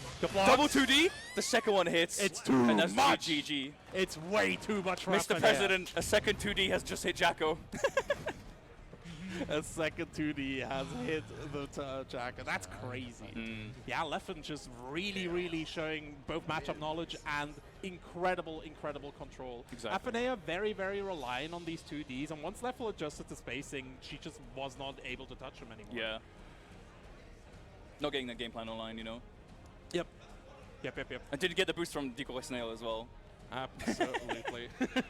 Yeah. Sometimes you just can't siphon the power. Oh! Now we're in for a banger. Alright, it's time to find out the secret character that Gideon's pulling up in this Absolutely. tournament. Gideon the Great pulling up to the playing station. Gonna be up against Rezel. Both of them again playing for top 8 in this top 16. All right, you gotta spell the beans at this point. You'll see in characters maybe he'll pick something crazy in a button check just to mix you up as well. You'll never know. Yeah, for sure. Goes for the dizzy and button check. Yeah, true.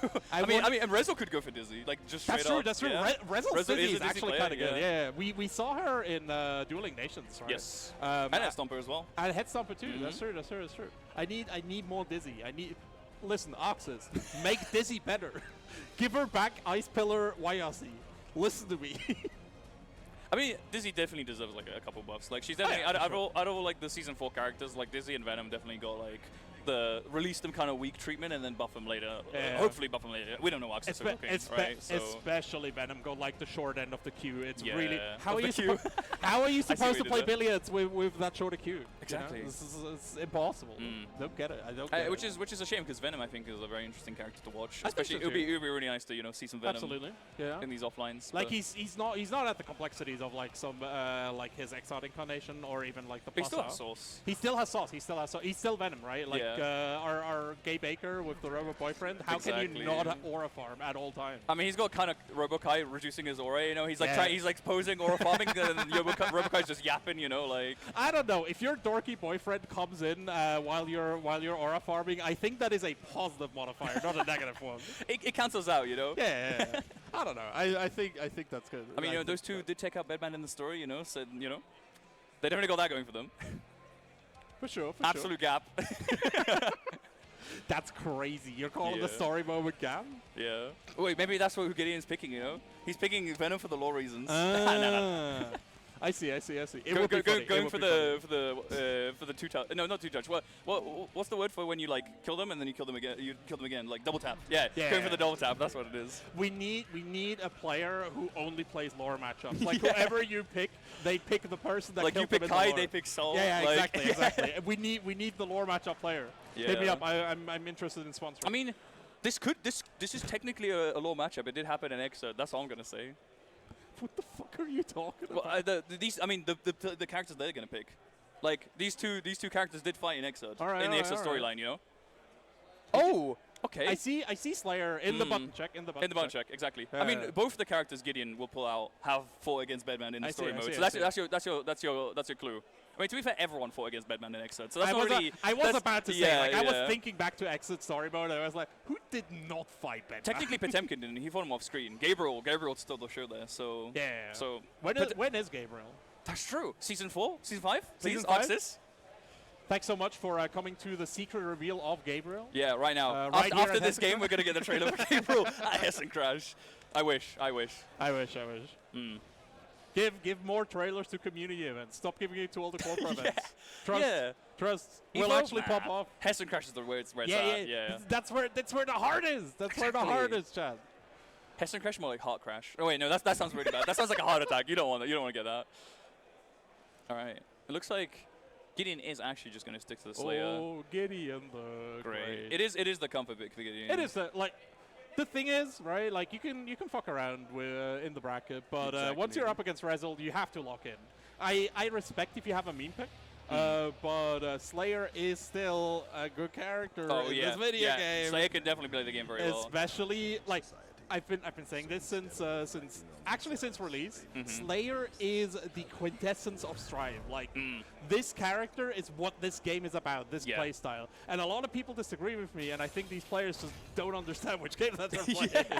Because Slayer wants to build up the risk, he wants to run this pressure, he farms for these counter hits, and then he just fucking kills you. He just wants to TOD you. Exactly. Yeah. Like, that is what Strive is about, that is what Slayer is about. Yeah. Also, his lovely wife is waiting. Do not make him wait. He needs to hurry it up. You know, win it in one interaction. That's why he's doing it. That's not dandy. That is not dandy. It's the opposite of dandy. Gideon showing that he can block those overheads here. Yeah. He's still not, putting on the ears. 2H coming out here, forcing the burst from Rezel. One of the buttons of all a time for Definitely. sure here. A very evil button, as we can see right here. And it got nerfed. Yeah. And it's still good. Rezel here, nice reactions here with the burst. Super burst. Oh, JH coming out here. The JS, sorry. How dare you not know Now we got the JH, there we go. Rezel heard me. He's like, I'll fix it. Don't worry about it, homie. Yeah. The gift of prophecy. Shout out to Apollo, gifting the players. We do have the script this time. It is true. Electroshock therapy, taking Gideon to the corner. Rezel gets a big counter hit here. Into the stick. Doesn't quite build the tension for the hard knockdown, but it's fine. Gideon finding the counter hit all the way to the corner. Tries to go for the Lord Smash, but no. Gets backdashed. The heavy backdash actually working out for Rezel here. Bed install, and now we got the Rezel win condition here. Can Gideon survive? He bursts out, but now you got to deal with those laser beams. Yeah, really, really tough. Oh, and he gets caught out by one. And that's Rezel taking game one. It is what it is. And Gideon. I think we might go back to character select. I see. Oh, no, Gideon's just sticking with the Slayer. Fair enough. We're hitting it. Yeah. Tries to get going here, but Rezel already taking back control here. Block, stun, galore. There's the JD, but coming out, but Rezel just keeping Gideon locked down in this corner. Oh, the 6P, nice getting out from, getting it out from there. Now we got the map punch, putting Rezel into the corner here. It's late, still catches in the air. That hitbox is huge, it's tall as hell. It's absolutely disgusting. Vacuums Rezel into command grab, but Rezel mashes out. He's like, I don't want to get hit by the universal. I'm Bedman, I'm tanky as hell, but universal counter, that's going to do it. Universal counter, oh, hold up. RC, blocks out. Next here, just goes for more plus frames. Keeps the turn. Nice block, tries to take back the turn, but hitting out Gideon. Too much. Gideon gonna get through the wall. Now Rezel one more mix away from, taking out Gideon. But, it is Slayer, so Slayer, you can say the same thing with the Slayer as well, right? I was about to say, again, these high-pressure situations where both players are at one health. Oh my god, that's so gross! Rezel! That's absolutely disgusting. And that's the thing with Slayer as well, you don't have no reversal. Like, you have Hand of Doom, and that's pretty much it. But Hand of Doom's not going to save you in that situation, right? There's no panic DP, there's no panic super you can do. There really isn't, there really isn't. So you just got to rely on your fundamentals, which is a crazy thing to say about Slayer. I mean, it's still there. I don't know. Like, oh, the burst mate, but no punish. Fine, Actually 2H. getting gets that 2H counter. There's going to be a huge amount of damage. Doing his Sends taxes him as to the well here. Tries to back 2H again. 2H Rezel in the corner right now. 2H again. Power bunker, guard crush. The overhead is Just coming. goes to the The overhead pressure. is coming, my dude. It'll come one day, but not today.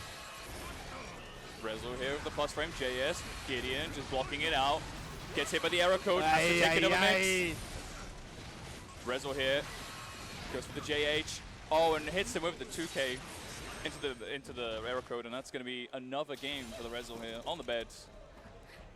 Are we? There it is. There it is. Right, It's coming right, out. The secret character. Okay. You'll never guess who it is. I probably won't. Are you sure? Gideon has played the character before. There he is. What? The man who writes his name with the super. See, we've never seen Gideon play this character in bracket. It's always been Xxii Fan 2009, who suspiciously plays exactly like Gideon. So I see. Yeah. I'm genuinely curious. I blew his cover. I'm sorry. Yeah. No, I'm curious to see how Gideon plays this, because I feel like Gideon for me is a quintessential big body player. Yeah. So seeing him on a character that has a little bit more of a controlly play style is going to be interesting. Johnny definitely has the big body health though. That is true. Surprisingly, for a supposed Zona, he definitely is. You know, he's not squishy by any means, right? He really isn't at the moment. Rezel has to deal with Vault this. deal. Has to deal with the Vault deal. What's the deal? With Vault deal. You're in the corner, and then you're not. 350-50 with meter, because he needs it. And speaking of needing things right now, Rezo needs to take, keep that pressure on, not let Gideon breathe. And the bed install is definitely one way to do it. 1000% here, Gideon gonna get bopped all the way to hell from Rezel. Into set point, which might as well be hell. In bracket terms, yeah. Like, the set point here is very rough, especially since there's a lot of good players in this. But we got the TK misfinder from Gideon here coming out here, catching Rezo by surprise. We can get these. Gideon already still at health, gorgeous, waiting out for the whiff. Gets the guard crush as well. TK misfinder. Yeah, Bursto coming out. Okay. Vol deal, getting the conversion in, and unfortunately, I think Rezo survives this because Bedman has quite a lot of HP. Plus 1 HP as and Gideon gets it with the misfinder, with the perfect as well. Showing why Johnny's got style and aura. Shout out to production. It's not over yet. I saw that. They're still alive. Gideon's still in this. And this could be the Johnny reverse sweep, Absolutely. I think it was Soapeater who said it during Dueling Nations, right? Yeah. Like, Johnny is one of the few characters that has, like, a favorable bet matchup. Yeah, definitely. He's got those long buttons. He definitely has Guard Crush across the whole screen. And, if there's one way you want to take out Rezo, it's TK Misfinder, because, you're not 6 being that. It's 7 frames. So, absolutely. Bass coming out here, install coming through as well. Gideon wants to approach at the moment. I like these FD jumps at the moment, but Gideon he's playing a bullet Hellgrave right now. He's playing Toho, but he's not making it out. And forces the burst. No resources for both players. This Wrestle character definitely a bad apple, but Gideon blocking it out, gets mixed though. Error code converting into the OTG, and Rezo takes it down. Baby. Gideon was ready frame one with that fist bump. Definitely. God damn. He knew after that hit. Yeah, he was it's over for me. It's just over for me. It's the Hungry Box meme where he just starts crying. Gideon's getting heckled by Max Verstappen from Formula 1. Unreal. But yeah, I think Gideon was definitely getting his footing with that Johnny pick, but it should have come out earlier. Yeah. I might have seen him labbing quite a lot for certain reasons, and he was definitely mostly labbing the Johnny. But it's fine. Now we get Rezo shit talking on couch potentially. So I'm looking forward to that. I'm looking forward to that. I'm trying to think of it. We need to think of like a very funny question to ask. Yeah, you need to get the microphone. It's from production, I think.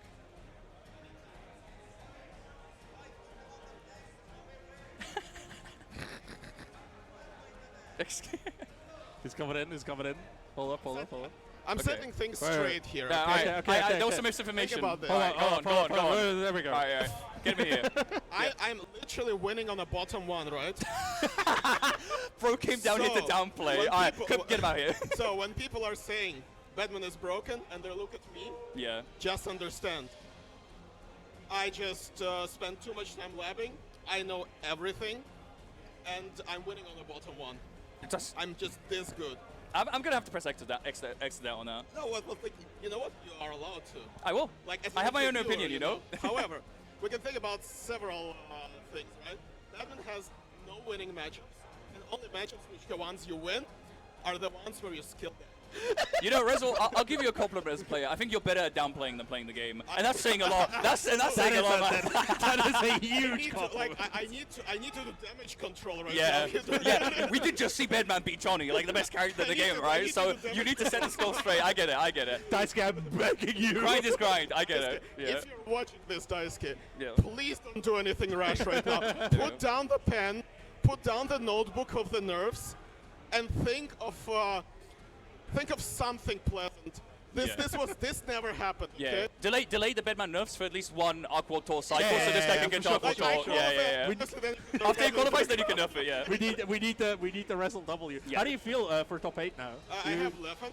You have Leffen. So, yeah. Oh no.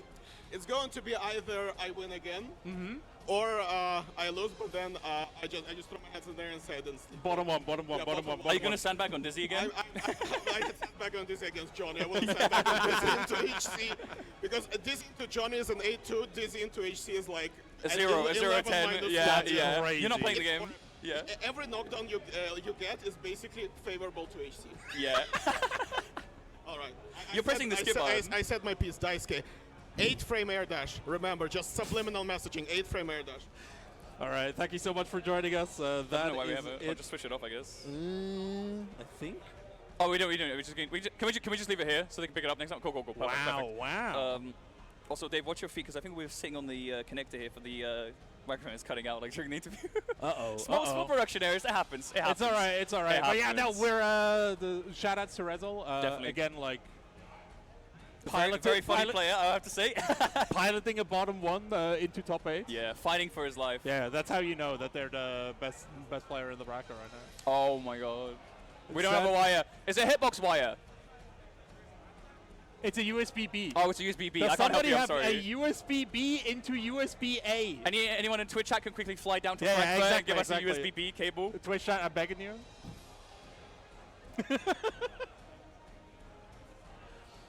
By the way, I used to have like a hitbox with that USB-B connector. Yeah. They're so fucking dog shit. They just fall out. They keep disconnecting. Yeah. That's why you got to get those hitboxes where they have like the connector that, like, you know, you have to lock it in essentially. Yeah. Those are nice. Absolutely. They I do don't break know. sometimes though. Yeah. I really like the USB-C ones. I think. Oh, those are nice as well. Yeah, like USB-C is alright, but there's if you get the one that are like dryer sorted. If you pull the wrong direction, like this, I think Stackbox Micro are the worst ones for that. You just after 2 to 3 weeks, they just disconnect. Yeah, It's you over. pop off mid combo and the controller just disconnects. Yeah. You hear the Windows sound on PS5. Yep. We're this isn't even a PS5. We're running this on Linux. It's actually a Steam Deck with a PS5 casing. That's why it's not overheating. Unironically, if you put a PC in a PS5 casing, it would run better than the PS5. Sony, please keep sponsoring. Please fix the fans. PS6, you know, they got another chance. It's coming soon. PS6, PS7, PS9. But yeah, we're looking for some wires. Wait, but Afinea just played. Did the this is losers now, I think. Yeah, but did the PS5 eat the cable in the meantime? Are you sure it's not just stuck in the PS5? There's a little cable dangling out there. Don't make that joke. Don't make that joke. What? Wait, what? I mean, it could have been left there. I left my wingman there, so it could have happened, you know? Players have left their cables in the PS5s already. All right. Okay. We have to. We have to, you know, bear with us here. We have to move on here. Oh, we're moving on. We're moving on. Oh, okay. No way. I think so, because both players left, right? Oh, one of the players left. Yeah, we'll see. We'll see. Yeah, we'll definitely see. All right, let me have a gander at the bracket while we. Let's let's do the classic looking at the bracket. Yeah, you guys can just watch us looking at our phones. Yeah. Anybody want to? I almost showed my Twitter on screen. I don't think I should do that. Yeah. Guys, check out this funny meme. He's actually gonna be like. Oh. But yeah. Hold up. I got the Blaze Blue bracket open. Oh yeah. Who do you think is gonna win Blaze Blue? I don't even know who's playing in Blaze Blue. Listen, if hey Halo's not playing Blazblue, Hey so Halo isn't here. Hey yeah, Halo isn't so here. I don't know who to root for. Yeah, for sure. Okay, so I can recommend you if you want to go safe, you can bet on Byakurai, because Byakurai has been he plays top 1, and he apparently has showed up with more new fucked up tech. If you know about BlazBlue, there's new Izanami offense apparently. Fuck this game. That's a warning. That's not even a fun fact. No, that's a warning. This is a threat. Yeah. At this point. But yeah. But we also have I think it's Ray, who is on Lychee, which is the good top tier, like the cool top tier. Yeah. Which I really like. So those are like my two faves. Yeah. I think. But it is Hessen Crash, so Hoon is probably going to win anyways. All right, so it looks like we have just losers round 2 left. So we're going to see Gideon Yoish, Afania Cryon, Sami Orochi, and Yudu Olivoili. Those are going to be the last couple games. And speaking of, okay, I think we found the cable, so I think Afania is playing. Nice. So just losers, that's what they called me in college. Is that why you changed it to just stay yeah, after you exactly, graduated? Exactly. Yeah. You gotta save face. That makes sense. That makes sense. Gotta take control of the narrative, you know. Just a loser. Oh my God, Yoish is facing Gideon. Yeah. Not like this. That's a Is it Hessen Crash last year around back? I think they did. I'm not sure if they ran into each other. They did run into each other. Okay. Gideon was on Gold Lewis back then. And then Yoish was on Zado back then. Yeah, as well. exactly. So it's a whole new world essentially now. And Yoish pulled off one of the sickest sets in my opinion. Both Yoish Gideon and Yoish Rezel were such good sets during last year's Those were so Hessen fun to Crash, watch. for sure. Go watch last year's Hessen Crash. After this, don't leave, please. Oh, yeah, don't Stay leave. tuned because we're gonna get some because peak we going have on here. Cryon up against Afania. Coming up next, we have Elfelt versus Jacko. Jacko. Both Valentines. Sisters. Yeah. You know. It's not even a team kill. It's a family kill. Yeah, absolutely. Average Domestic violence. No. Kinda. You know that what? would classify as domestic violence, I would say. I mean, okay. You know what? Let's tone it down a bit. What about we just do the average Christmas evening? Yeah, exactly. Oh, never mind. We get bike. No. This is button check bike in. This is button check mind games.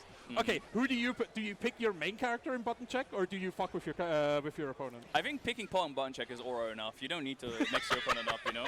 Like, they already know it's over. Just inflict the mental damage already. Then I go, I'm going to have to guess against Potbuster. Ugh. I have, when I competed in Street Fighter... Okay, wait, is it a real Biken? I think that's actually a real Biken. Is that a real Biken? That's a real Biken from Guilty Gear. Biken from Samurai Shodown 5? From Samurai Shodown 5, that's true. She was in that. She was. And she's really good there as well. Damn. And she's really good in this game as well. Yeah. For sure. It's Samsho 7. Oh, I'm so 7. sorry. Oh, my fake sorry. If Director heard me, he will straight up kill me. Talking about straight up killing people, Cryon and Afania there to definitely inflict some kind of damage to Takami Nat, immediately controlling everything. That was a nice round. I like that. Oh, Cryon finally actually getting something in, but forcing the burst out of Afania here. Just jumping over each other, pressing buttons, and now we finally get the Wrecker, Bomb Vest, into the wall break, so now Afania is literally just forced to block for 10 seconds. Yep. Can you parry the explosion, actually? That's a good question. I have no idea. That could have been a worse bomb, but it does get Cryon in and actually getting a combo into the corner. Now we have a super... Will this kill? Oh, yeah, 100%. I didn't see that. I didn't see the health there. Wall break. Biken, unfortunately... Wait, Biken has pretty good guts, actually. Yeah. She does. Yeah, she's Japanese. Japanese guts, yeah. Everyone that was near Ground Zero has good guts. And also Paul, for some reason. Yeah. But, Paul just loves cheating. Yeah.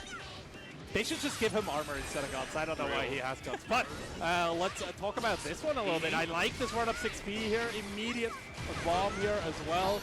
Yo. The 6H is just zooming left and right so here. Good. It's so good. Oh, this is going to hurt. Wake up. Oh, wait, no, the misses. No, the bomb is there. The pie cone. It's not even the bomb. It's just low profile. Oh, base the burst in the corner. Afania here. Oh, getting counter hit. Oh, jumps over the bomb, but still gets hit. RC. Gets another RC here. And the burst comes in just slightly too late, but maybe saving the burst is better anyway, so what do I know? Gets the 2S. Yeah, gets the hit in. One more mix should do it. Gets the Escabari. Oh, backdash. Yosansen also gets blocked by the deflect shield. Forces the burst. Hero burst trying to get in. Afania fighting for her last life. Oh, wasted the hero burst. I mean, after his last round, actually. Never mind.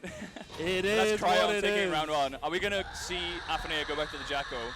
Yeah, there we go. Yeah, comfort big, comfort big. Okay. Just testing the waters with Viking. I think having the goofy pick at the start, like you test it out one game and then you go back. This is why you play first to 3. This is the reverse Sammy. You do it at the beginning, not at the end. Yeah, you do it at the beginning. Like this is how it goes because now you have at least one game to adjust. Yeah. And your opponent is tuned into Viking. Yes. So you actually can create some kind of advantage. Yeah. Well, now they're watching out for they're watching for Escabari. Now they're watching out for minions. You know, it's completely different. Absolutely, absolutely. They're both 6 people though, so you know. Oh yeah, for sure. But we'll see. We'll see. Afanea looks locked in. Goddamn. Yeah, she's ready. I mean, you gotta be. You're 1 game down, you know, and loses top 16. Yep. If there's any time to be locked in, it's now. Definitely, definitely. And yeah, we definitely see that momentum shift now. You know, Afanea getting the minion pressure, finding the frame trap here, forcing the burst out of Cryon here. And unlike with the the minion parry! That's so good. And unlike with the Leffen match here, Afanea is able to like very consistently get her win conditions. Yeah. So Cryon just really has to hold all of this. Elysium driver straight through the wall. This won't kill, but it's definitely gonna hurt. Yeah, there's no resources. Cryon's completely barren. They're gonna really have to pick the correct defensive option here. And blocking, and actually grab gets whiffed.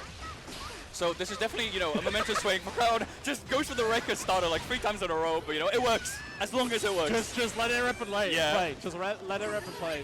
I mean, you're not going to expect triple record starter, right? You like, never do. 2D gets RC, but there we go. Yeah. Just mash. It was 1 mash away, so... Unironically, at this point, the 2P mash on somebody like Jacko is not too bad. Like if it's a mash, like if it's unless it's a clash, you just win. Yeah. Oh, gross. Cryon gets hit by the anime mix. Gross. Yeah, now we got Jacko pressure here. It's going to be really hard for Cryon to get out here. Yep. Alpha, you know, does have that 4-frame 2P, but it's not going to help you too much if you're just getting bombarded by minions and Wild Assault and throws. Yep. And now minions are back on. Pressure's on again. Goes for the throw. Not even baiting the burst. Just going straight for the wall break. Doesn't even need it. Yeah, no, like getting the immediate wall stick there is really good because again, like you either burst right there and then, or it's over. Oh, you're gone, yeah. Very good decision You have making one from opportunity. Afanea. Yeah, absolutely. And a lot of people won't expect like, oh, they're going to go for the optimal, right? I have a little bit of time to burst, but no, Afanea just going in for the kill. And I can respect just win again. Throwing the Wild Assault back throw incident. Cryon finally getting some momentum back. Goes for the Assault again. Wall break.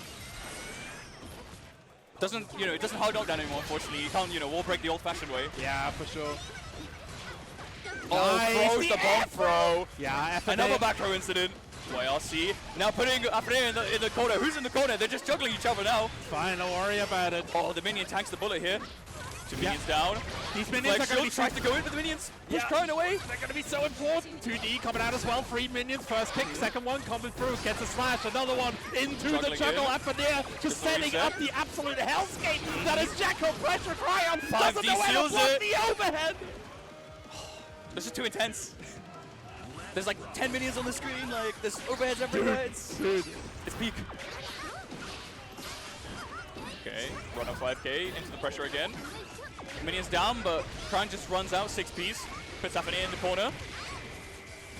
Let's see where it goes. Coming out. Oh, the YC gets baited but no punish. Bomb throw gets thrown again. Very consistent from Afanea. Very good, just keeping out the burst coming out from Cryon. Afanea though immediately trying to set back up these minions. There we go. Gets the air dash. That's the left side. Left side again. And that's it. Very nicely played. Afanea just completely taking charge now. 2 games back after that Viking game. Yep. So now Cryon's in the precarious position. What's the secondary pick from Cryon going to be, Everybody bringing the secondary nowadays. I feel like I've seen Cryon Soul, but I might be wrong. We are going to character select. I am... Every time I make a joke... Oh, Slayer? Every time I make a joke, it comes true. Yeah. It actually occurs. I cannot believe It's the script. It's the gift of Apollo. It's actually the gift of Apollo. I can't believe it. Cryon swapping over to Slayer. You didn't see it on stream, but Afanea just cracked her knuckles. She's ready. This is season 4 Slayer we're up against. Who wins, Slayer 2H or Jacko 2D? Slayer 2H. Actually just beats that. Oh wait, no, Jacko 2D doesn't, it doesn't high profile. You know whose 2D does beat Slayer though? Leos. Really? He's just airborne. That's fucked up. Yeah. The evil 2D versus the evil 2H. But so far we're seeing both bursts spent. You know, nothing too crazy going on here, just pressure. Backdash, tries to go for the Hand of Doom, but gets caught out here. Very nicely done here. Afanea just keeping Cryon under control. Coming out, the minions ready. YFC gets baited. Yeah. Hit, and that's going to be round 1 to Afanea potentially. Yep. Yeah, Slayer definitely does not have the defensive options to deal with this Jacko pressure. Like, he's a decent 2P mash, and you know, you have Hand of Doom, but as we saw, you can catch it out and cash out against it. Yeah, Lord Smile's coming through here, but Afanea's defense has been really, really nice. The 2H finally there. Side switch with the mapper. Coming in as well. Another one blocked out. Oh, the double cross up. He got to go with his bite, and that just seals the deal. Slayer, Righteous Mixer. Yeah. That's crazy. 7 letters Cryon. And this could be the momentum swing Cryo needed, you know? If Alpha's up, that was a carrot bite as well. 5D, universal counter, but doesn't pick it up! Alright, let's see here. Afanea might have been handed the ticket to top 8. Oh, Trash 6 people gets caught out. Elysium Driver coming through. And that's definitely the golden ticket. This is very, very big. There's still a minion remaining as well, so Afanea can definitely set up right here. Cryon needs to deal with all of this. Oh, YFC gets baited again. Not the most damaging punish, but this is still going to put Cryon in a really bad situation. Yeah. They get their best back. And Afanea still has burst. Yes. And now a hard knockdown as well. Alright, let's see. We're going to have to play around the burst here. One more guess. Right, oh, burst gets baited, but doesn't get punished! Cryon got another chance, but the 5D seals the deal. And that's Afanea taking out Cryon, going down to top 8. That was so nicely played. Afanea making it into top 8. What a performance! On the Jacko especially, yeah. Incredible! And just such oppressive gameplay here. And the Slayer, that one round, that one Slayer round looked so good. But again, Afanea, she cracked the knuckles. She was ready. Yeah, it's like, I'm not taking the Slayer mix. I'm just winning. I don't want to play like 2 games against Slayer. It's not what you want to do when you're trying to get top Slayer, 8. I can't even reach her. I can't. Exactly. All right, so we got 3 more games of losers top 16 to go. So as well. So next up, I think we have Sami versus Orochi. So that's going to be Abba versus Nagaryuki. Yes. Or potentially Bridget against Nagaryuki, which I feel like Abba's probably better in that matchup. I think Abba, I would pick Abba. Yeah. Because I think that Abba, once she, both of them need a little bit of setup to get going, but I think both of them have uninstall as well. That breaks pressure sequences, yeah. But, I think Abba is going to be able to keep, to abuse Nago in high blood state better, right? Because the main issue for Nago once the high blood state is reached is the lack of mobility. Yes. He has these gigantic You swings. can't Fukyo. Exactly. You can't Fukyo, you can't drill, you can't do anything. And I think that Bridget doesn't really abuse it as well as Abba, because once you don't have mobility, Abba just gets in on you, and then it's in challenge state, and then you die. I think the one upside for Bridget in that matchup, though, is 5H is a disgusting button against Nago. That is not untrue. If you dare to whiff against Bridget, you are getting that 5H counter hit on you, and you are getting exploded. Although it is Nago, so you will have to get exploded 3 times to die. But yeah. Maybe Nago pops, and then you only need 1 interaction. That's true. That's what you would pray for. But the thing, Orochi has been playing this game literally since launch. So that's true. He at the start he was actually the Nago at top level that kept popping relatively consistently, right? Yeah. It was Orochi, Uriel Legion, a few other players, but those were the 2 big ones. And Orochi was the one who, at the start, really struggled with that blood management. But now, I feel that Orochi has, again, he has been playing so incredibly much. Has been running Watch My Progress as well. Yeah. Almost every week. So yeah, Orochi definitely somebody who is scheduled for a dub. Definitely scheduled for a dub, especially after Head Stomper. Orochi was a very promising player going in, but unfortunately they did not make top 8. But maybe this time, Hessen Crash. They're 1 game away. 1 game, yeah. Literally it's just 1 set. It's so funny because every time I meet Orochi at an offline, I hey, how's it going? How are you doing?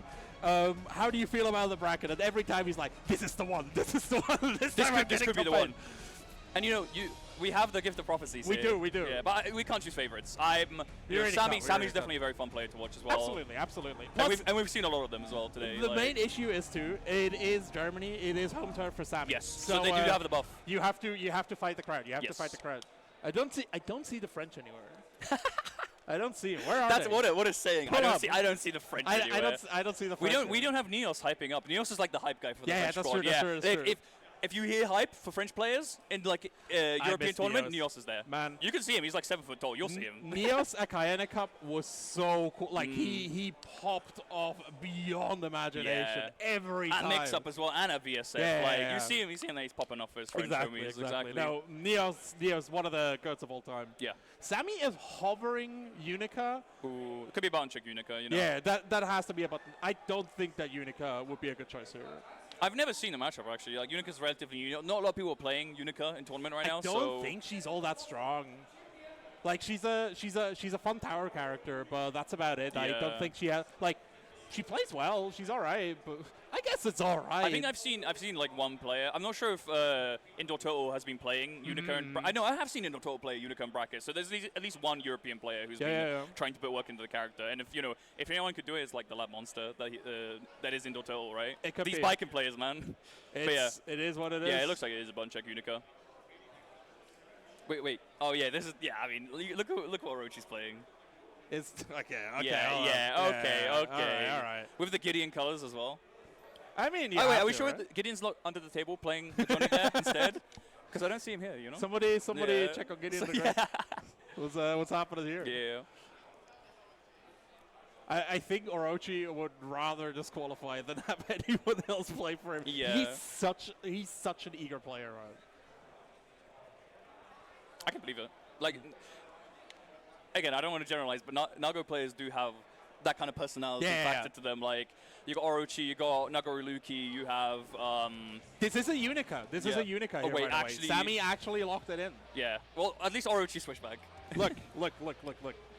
If Sammy learned, this is the game 1 Unica. If it works, it works. If it don't work, we go back to Abba. We don't switch on game 5 at least. Yes. I mean, Sammy, from the games I've seen from Sammy, it's been 50-50, right? Because against Pokemaniac, they switched game 5 and 1. But the last game, the one we commentated, the Bridget switch didn't do too well. Wait, is this another button check? No. This is just a slow game. Oh, okay, we're in. Yeah. they are just poking each other like crazy with these big ass buttons. And Unica, full screen guard pressure that projectile. That's going to do some work. -3 stun dipper. Can't really punish that too well on Nago. Can punish that whiff though, burst coming out from Sammy. This is a very high tension game. Orochi at the coveted 2 bars as well. No, already one hit away, and the slide in 5D does it. Yeah. That Fukia 5D really, really rough to deal with. And again, I understand what Sammy's thought process is here, right? Okay. Like you wanna be able to control the space because that's where Nago struggles early. But I genuinely think you need to control Nago in the mid to late game. Again, like when he's at that 2.5 bars, when his mobility is down, this is where you're the strongest on it. Yes. And it looks like we're getting a straight into game 2 here, and I think Sammy, tested out the Utica. Yeah, and then going back. Yep. That makes sense. This is the way you do character switches, Joe. Yes. This is correct. Yes. You try out something, and then you go back to the you test the waters. And actually, we see Bridget instead of the Abba. I like... Yeah, sure. Again, Sammy seems to be more comfortable on the bridges. Yes. We are approaching top 8. You have to be as comfortable as possible. Yes, exactly. You can't think about your character. All you have to think about is the game. Winning. Yeah, no. That's the thing, though. That's the thing. If you're not comfortable, you think about the character. Oh my god. Batsaki Universe coming out here. Okay, Samurai mix. Sammy actually takes it and throws Orochi in the corner. Yeah, we're already seeing way more confidence from Sammy here. Yeah, absolutely. He's so proactive now. Yeah. Already baiting as well. Yeah, Orochi having a tough time getting out of the corner from this Bridget mix. Yep. Full risk, by the way. Yeah. So, one hit is doing quite a lot of damage. Even Nago got a pop right here. Oh, Wallace onto Yo-Yo set. 5D, full risk. Yeah, has to, you burst that. You don't want to die from that. Absolutely. That's a far H, by the way. Sammy already getting back in. But gets YRC'd out. Roger! And the Beyblade gets caught by another Beyblade. Roger's kind of a Beyblade. He's got that spinning disc, Sure. They're clashing. Yeah. It's an endurance type against an agility type. Yeah. Shout out to that one guy on YouTube that does the incredible Beyblade videos. I did not know that game had this much lore. Yeah. Orochi getting Sammy into the corner right now. Sammy can't get started. The wild Orochi. assault though. Oh my days. Gets he beat out though? Out of here. Oh, Sammy gets caught by the Samurai mix. And this should be pop into corner, a combo. Yeah, corner combo. You did say Orochi was, the whiff. And now Orochi's ticking down with the blood. No, the old demons are coming back. Sammy has the combo. Yeah. Oh my god. Not like this. You just mentioned it. It's the old demons coming back to haunt Orochi. I was literally about to say, oh yeah, you said Orochi's really good at these pop setups.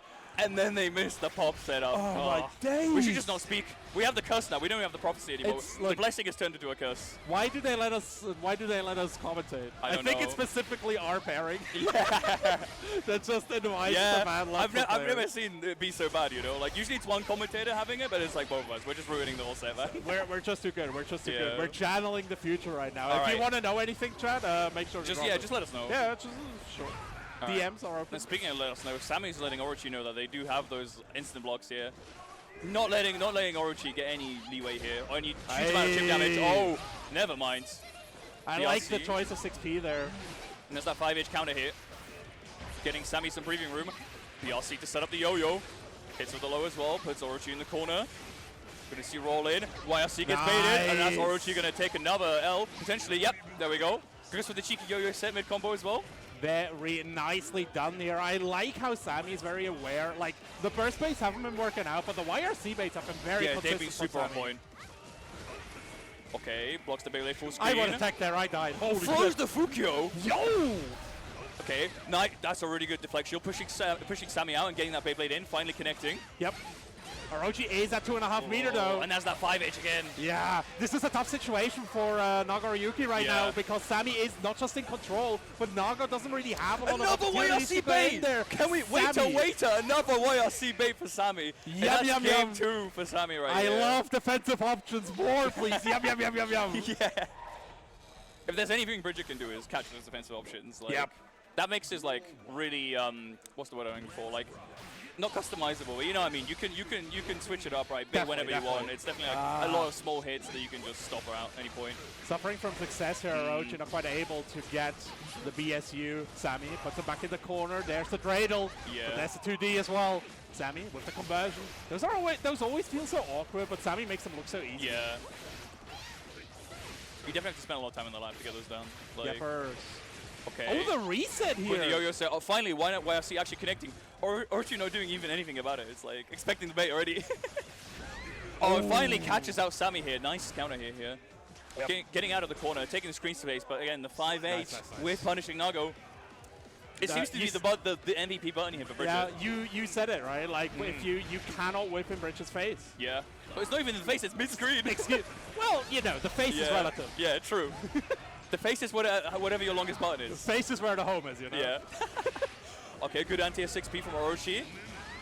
Getting another counter, and that's finally a round down for Orochi. Just one-shotting Sammy here. Putting the one-shot in the one-shot character description for Nago. Okay. Fully committing on the Chizuriyuki is crazy. This is not 2024 anymore. I mean, I can believe it because Orochi so far has been doing like these, these mixed options and then just backing off. So if Sammy wanted to take advantage of that and dash in, they would have got hit by the overhead. I see. So there is definitely like a line there. Oh, yeah, for sure. Doesn't seem to be working out though, Sammy. Here. Man. Roger for the wall break. And yeah, Orochi's one mix away. One more guess. He does have a lot of breathing room. Oh the Chizuriyuki, and that's Sammy taking it down against Orochi. That was so damn good. Yeah. And Sammy makes it into top 8 through Orochi, man. Proving that the comfort pick works out. It is. And again, like this is how you do it, Sammy. Get it game 1, and if it doesn't work out, immediately go back to the comfort pick. Comfort is so incredibly important in this game. And Sammy definitely looked comfortable in the zone, in their lane, moisturized. No, man. Not a single care in the world. Very nicely done. We have 2 more games left, if I am not mistaken. And I think we all see Oily Olive. Olive Oily, excuse me. And you do. Our favorite Asuka player. Probably the only Asuka player in bracket, actually. Definitely. Olive Oily, the player with the, like I said, with the honor of unlocking both the achievement for killing somebody on max risk and perfecting them on stream. Unfortunately, Left and turned off the achievement, so we're not going to get that again. It's fine. He directly nerfed Olive. True. But there's less hype now. Put the achievements back on.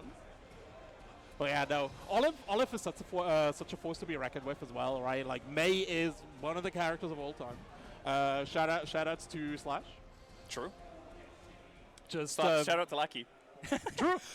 Lackey did put this tournament on the interactive map, so you know maybe someone signed up for Hessen Crash because of Lackey. So entirely possible. But yeah, Nudu will once again be in the controller seat. If Mei gets in your face, you are probably dead. Yes. I don't know. I think Mei is pretty good at burning out the mana with her combos, right? Yeah. I'm trying to think how good Mei buttons are at killing cubes, because she has like these big buttons. And I guess you can Gatling out of them because the cubes are like, similar to the Giacomini's kind of. Yeah. So you could do like a 5H and Gatling out. I'm not super familiar with this matchup. Like, you rarely see this. Like, you see like one Asuka per bracket, and there's usually like 1 or 2 Mei players. Like, these are not popular characters in the NBA absolutely. at least. Although actually we have a fair bit of Asukas. What is it with the secondaries, Nudu? Hovering the gold, Lewis. Nah. Okay, all right. That was specifically to bait you. That was I see how it is. Yeah, you gotta mix it. You gotta mix up the commentators and the players. That's crazy. Like, that's crazy. The thing is, right? Like now the predictions are all off. That he's broken the gift of prophecy. Yeah, proving that it can be beat. That's how good a player Nudu is. He does not care about fate. All he cares about is the cards. Yes. Like we're definitely gonna see Nudu in a much more like stronger position than the Andros game, because like Paul Asuka is like definitely not the matchup you want to be playing. Like I agree, Johnny and Paul, like the two characters that just completely invalidate your kit. Definitely. Whereas Mei is like, I don't want to call Mei honest, but Mei is like, she just has good buttons. She still plays the game, right? Yes. Like she is interactable. Yes. Which is something that some of the cast members are definitely missing. missing. that Potemkin specifically. No, I mean Johnny as well. I partially agree. My main thing is that the way that Potemkin, like Popbuster specifically works, is makes him really hard to interact at the critical points. Yes. But yeah, like this is not a battle there's too much downplaying. Upplaying actually. Yeah. Absolutely. No, but that's the thing, right? Like Olive Oily really needs to fear the interaction, and we've seen Nudu did not do badly against Andros. Andros is just an absolutely cracked player. If you hold your own against Andros, you're I'm a little bit worried for Olive. Yes. And we've seen like some of these crazy mixes from Nudu as well, because you can do some really saucy mixes on Asuka, right? Like these corner steal, these teleport, mix-ups with the cube waves and stuff like that. So, and we're seeing, like, we're not seeing anything too crazy out of Nudu right now, but just like super solid zoning. Back throws into the corner here, get some mana, get some spells. Bookmarks are happening. Yeah, YSC though, breaking Olive out, and now Nudu needs to block all of this pressure. Oh, but just another air throw again. Going for the mulligan here. Now we got the cube wave. So, 5H actually does do decently well against it, but that is really nice, yeah. But Nudu still able to take this first round. Catches the whiff, I think. Not the whiff, but like the recovery of 5H. Definitely. Olive has been holding forward this, holding forward. Yeah. Metaphorically holding forward this entire first round. Yeah. I think she wants to set the pace quite early. Unfortunately, Nudu's setting the pace right now. Yeah. Like she wants to set the pace, but Nudu is doing it. So we'll see whether Olive is able to just slow down. And Nudu has the DP in the opening hand, and there we go. We see it now. That's crazy. You always got to watch out for it, because like you're like, oh, Asuka, he doesn't have a reversal, but like he could draw on you. He can top deck it. Yeah, he does. Sometimes they just have to counterspell, you know. Olive Oily trying to like mash out these Qs, but just getting caught at like the wrong timing essentially, because like Nudu's like pretty decent. And there's the 5D into the wall break. This is crazy. Olive with one more guess here. Oh, okay, BLC whip. Catches the jump. Nudu, I think, went for the F throw again and got caught. But a ground throw does it, so. Nudu was surprisingly low for the fact how in control he was in that entire round. Yeah. So yeah, Olive definitely very close to inflicting some real damage. Yeah. I appreciate just taking a second to wait and have some water. Yes. Because Asuka is a character that you makes need patience for. Yeah, you need a lot of patience for. So you can't just like slam out that rematch. You don't want to instant rematch. You really don't. Icing is very important against this character. You need to process it a little bit here, and Olive again, top tier player. Yeah, we're seeing definitely a lot more patience now from Olive as well. Like. Yep. Oh, the 5B anti-air though, catching out the jump here. Yeah, for sure. Again, like Olive knows how to play. Oh, there's a cross-up. Actually gets caught, gets thrown.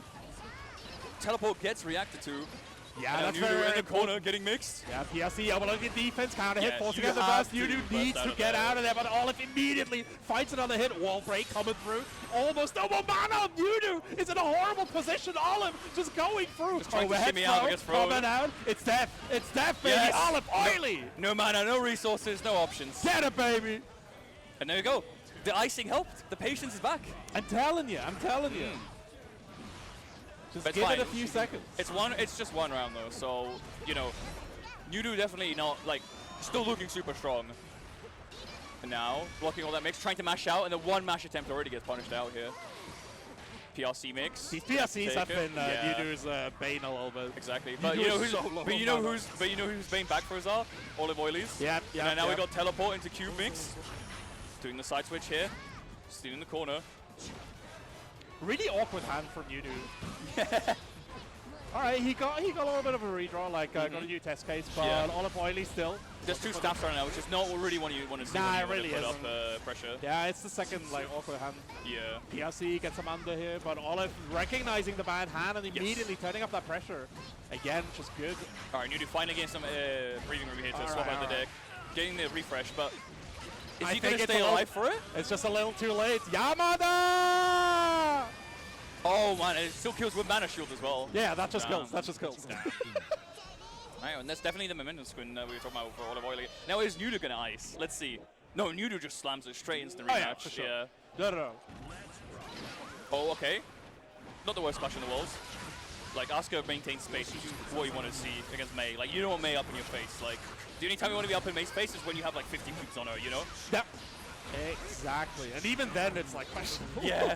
Even then, like one misstep and you get counter hit 5H. Nice. Dying. 5D though, breaking Olive Oily's defense wide open. Nudu looking so incredibly strong. Still has a Wild Assault available as well. Just jump empty, you know, and just watch us out for options. I respect it, you know, the patience. Didn't go for anything too crazy, like no aerial buttons or anything like that. Just waited to see what Olive Oily does. Yeah. I love this movement from Nudu at the moment, just using the PRC to create a little bit more space. Yeah. But yeah, Olive falling to this assault from Nudu.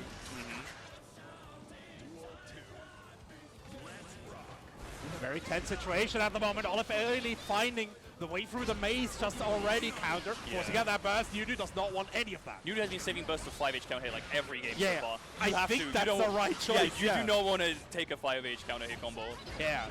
Again, like that's the mana drain that we were talking about. Yeah. Talking about mana drain. Nudu completely out of mana. Olive Oily fights the hit. Fading out. Oh, No. backdashes the throw, and now Nudu back in the driver's seat with the overhead. Hold on. Trying to bait the burst from Olive Oily, but Olive Oily is just saving it. Like they're doing the burst. They're not dying from this, No, right? no, So she's yeah. not. She's really not. Jumping Okay, out, but the there's wave. cubes. And the burst finally comes out. Nudu does have a reverse already, so there it comes. Just pushing Olive Oily to the corner. Giving Nudu some space. Goes for the cross up. Based on YRC, and the cube picks up. And that's Nudu finally taking another game. The momentum's just been swinging left and right right now. Yeah, absolutely. And it's two last interaction every single Yes. time. Nudu and Olive really giving each other what's what, and Olive once again icing. You gotta calm down. You gotta Exactly. process the information. You gotta restock the patience. You know, Yep, it is a resource. It's a human it resource. genuinely is. It genuinely is. Okay, we get the guard crush. Nothing too crazy coming up from that. 5P mash from Nudu, giving him some space. Ooh, dashes under the dolphin, but does get caught out here. Back throw. The other side of the corner. Goal burst, getting a lot of resource here. Very big for Nudu as well. Mana almost Going for the recharged. mulligan. Okay, that's a decent hand. You've got the guard crush lasers. You've got the refresh. Yep. I don't hate this at all. Here, Yep. double lasers immediate cashed Now you out. got teleport Nudu, now as though. well. Yeah, getting Cubes into teleport for the cross up, but actually gets busted out on the second wave. So Olive Oily staying alive in this round still. Oh yeah, now you got to block for like half an hour. I'm sorry. God. Asuka's on the other side of the corner with full mana and a full hand of spells. Olive Oily trying to get out. Gets caught by the last cube. Now getting juggled by the big cube. Yeah, Another big was cube. I think Nudu like constructed the walk under there, right? Yeah. I think Back Olive is a bit too deep in her own head. She keeps trying to fake these throws. Yeah, but Nudu just calling the bluff every single time, or most times at least. Nudu isn't teching. He hasn't teched. Yeah. You don't need to. Oh, where's the throw again? That's Nudu pushing Olive Oily into the corner. No burst. Could be set point as well. The cross up. Hitting out. Okay, 2P mash. The Wild Assault keeping the pressure. 5D. This is going to be a reset into wall, and the wall of cubes gets the wall break here. Olaf has one more chance, but this hand is looking absolutely grimy. Nudu defending against the PRC here, blocking it out. Mashes Forcing out the though. trade, backdash. PRC doesn't anti-air, just, you know, keeps it safe. I think he wanted to drift under here, but Olaf didn't have That's too enough close momentum. as well. What? Alright, we get the Yadama. Did you see that? Yeah. Yamada! That was crazy. Alright, Olive Oily showing that they're still in it. But never mind, Nudu just goes to the counter hit for the overheads. It's not even an overhead, it was during a combo, but you know. Nobody does it like Nudu. Oh, there's the actual overhead. Oh my days! Hit deflect shield, not doing too much against the wall of cubes here. I think Olive that's Oily gonna have to hold back. I think that's actually good for Nudu, that deflect Yeah, shield. because there's less burst now. Like Nudu can mix. There's no burst. There's no deflect shield. Absolutely. Wall break coming Yeah. through here. One more Olive interaction. needs to lock in right now. Yeah. Oh, the Dolphin breaking the big cube. Let's get it. And that's the lock-in we're talking about. Crosses up, does get two. Okay, YRC from Nudu. Oh, but it gets caught trying to get some mana back. Mr. Dolphin into the throw. Nudu getting taken to the corner. Olive Oily needs to find 6P. one more solid hit, but can't quite get that teleport. TP's out of the Keeps it corner. safe. 3K burst coming out. Five Nudu. inch counter hit again. It's crazy. Busted. The 6-8! And that should be it for Nudu! That's top 8! Nudu takes it, gets to top 8 against Olive Oily. Let's go! Had to pop up before the fucking fist bump as well. He's so happy. Yeah. That was so well played. That was a from him. roller coaster as well. Man. Like, both players just playing super clean, but Nudu finding those gaps here, getting those cross-ups, and finding, like, calling Olive Oily's bluffs a lot of the time with those jumps Exactly, as well. exactly. Yeah. Again, these like throw baits in early on into the set just did not work out. Yeah, And super aware of the resources as well. Like, every single 5H counter hit got bursted. Like, even at the end there as well. Absolutely. And once Olive actually went for the throw, Nudu already was locked in and had the backdash. It was just really, really nice. Very well played here. Very excited to see some Asuka in top 8. Yeah. That makes me happy, dude. I think this is the final game now, right? I think. That was the final game. Damn. We got to wrap it up. Right. Absolutely. So, thank you very much for watching Ggst Strive Top 16. Also, a little bit of pools as well. You got to join us tomorrow, I think at 10 a.m., 11 a.m.-ish for Top 8. 11. 11 a.m. 11. Oh, 10? Okay. Oh, yeah, we got Pixel hold on up. the mic. We got Pixel, All right, yeah. The boss man is here. Our bracket runner. Our bracket speed runner, even. Everybody, I wanted to thank you for the continued support. It's so nice to see more international competition here, like today as well as tomorrow and in a few months at Crossover. It really means a lot to us because for years now we try to get more Europeans to come to Germany, get Germany like on the board for everyone because like a lot of our players couldn't travel as much. And yeah, we just wanted to show you what we are capable of. And thanks to BCU and Access Sims, we're finally able to do that. So thank you everyone for watching, thank you everyone for playing, and I hope I will see more of you next year as well. Yeah. And yeah. Thanks so much for organizing everything, running thing. Pixel has been like carrying the Dach community since. You've been putting in so much work. I think that really, really deserves some praise. There is so much heart blood in Germany and like the wider Dach region specifically, and so much of it is from you. Like, thank you so much. Yeah. Obviously, not only me, the Dach community in general. Yes. You gotta shout out everyone. I have so much helping hands. Like I have you, I have Decknut, I have Yoko, I have Jewel in Switzerland. I have the entire VDV in Austria, Vienna, and everybody is helping me out so much. They help me sometimes seeding, they help me spreading the news and stuff. So the entire Dach community, thank you so much for all your hard work as well, and for competing, for being friendly, for playing, for watching. You're awesome. Thank you. Before you leave, I want to know, who do you think is going to win? I need a name. Oh, I know. I can already see the name on you, No cop-outs. I mean, since I did the seeding, right? Yeah. You could basically like just watch the seeding. But I honestly think that Andros will be playing in the finals against either Leffen or Rezel. Yeah. I mean, on average, I would say Leffen is a bit better than Rezel, but recently Rezel beat Leffen for the first time. That was an right? insane set. So if you can carry that momentum, that will help him a lot. But obviously, I think Leffen definitely watched the VOD and analyzed it. So it will be hard. And maybe Shang, because today he was very hyped. He was. Shang played really well today. Semi was his rival for the longest time. Shang never beat Semi before. Really? And he lapped the ABBA matchup for the last 40 hours That's non-stop. crazy. Like the entire Friday Thursday he just was only labbing ABBA. Wow. And it finally paid off, and like he came to me after the match. I never saw him grin as much as today. He was so hyped. Yeah. And like he's one of my personal favorites. I'm very good friends with him. We are both from North Germany. Gotcha. And I'm just cheering him on a lot. Nice. So, yeah.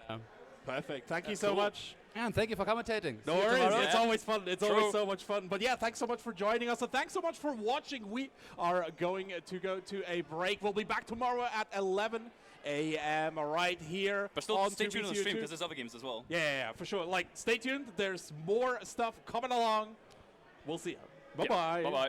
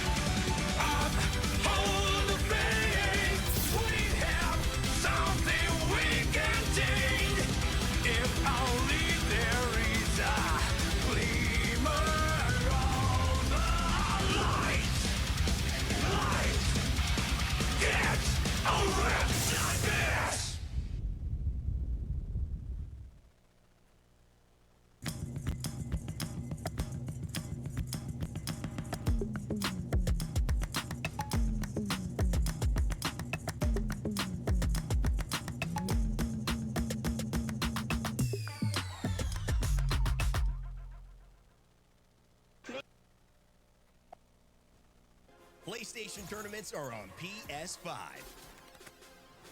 featuring the biggest games, more players, and more ways to win. Get ready to compete on a global stage with new and exciting daily tournaments, all at the press of a button. So whether you're a seasoned competitor or just starting, come for the challenge and leave with glory and incredible prizes. It's time to join the competition. Sign up now on PS5. PlayStation.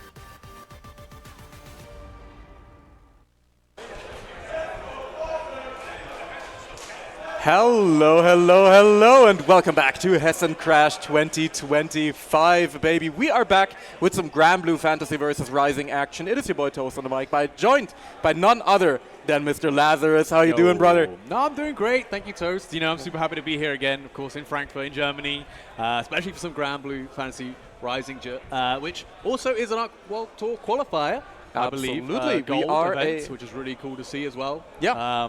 A lot of recognition there, a lot more European events this year, actually. It's really awesome to see. It's been really, really cool to see that the World Tour has been making a lot of stops in Europe. I mean, not just for Grand Blue, but for so many games, of course. Yeah. And we got Gbvsr as well, also part of the ARC World Tour. We got Fatal Fury City of the Wolves, part of EWC. There is so much going on now in Europe, and it really feels like we got an event every other week that has some sort of crazy qualifier attached to it. And it has been really, really cool to see. There's been so much good international competition across all of these games as well.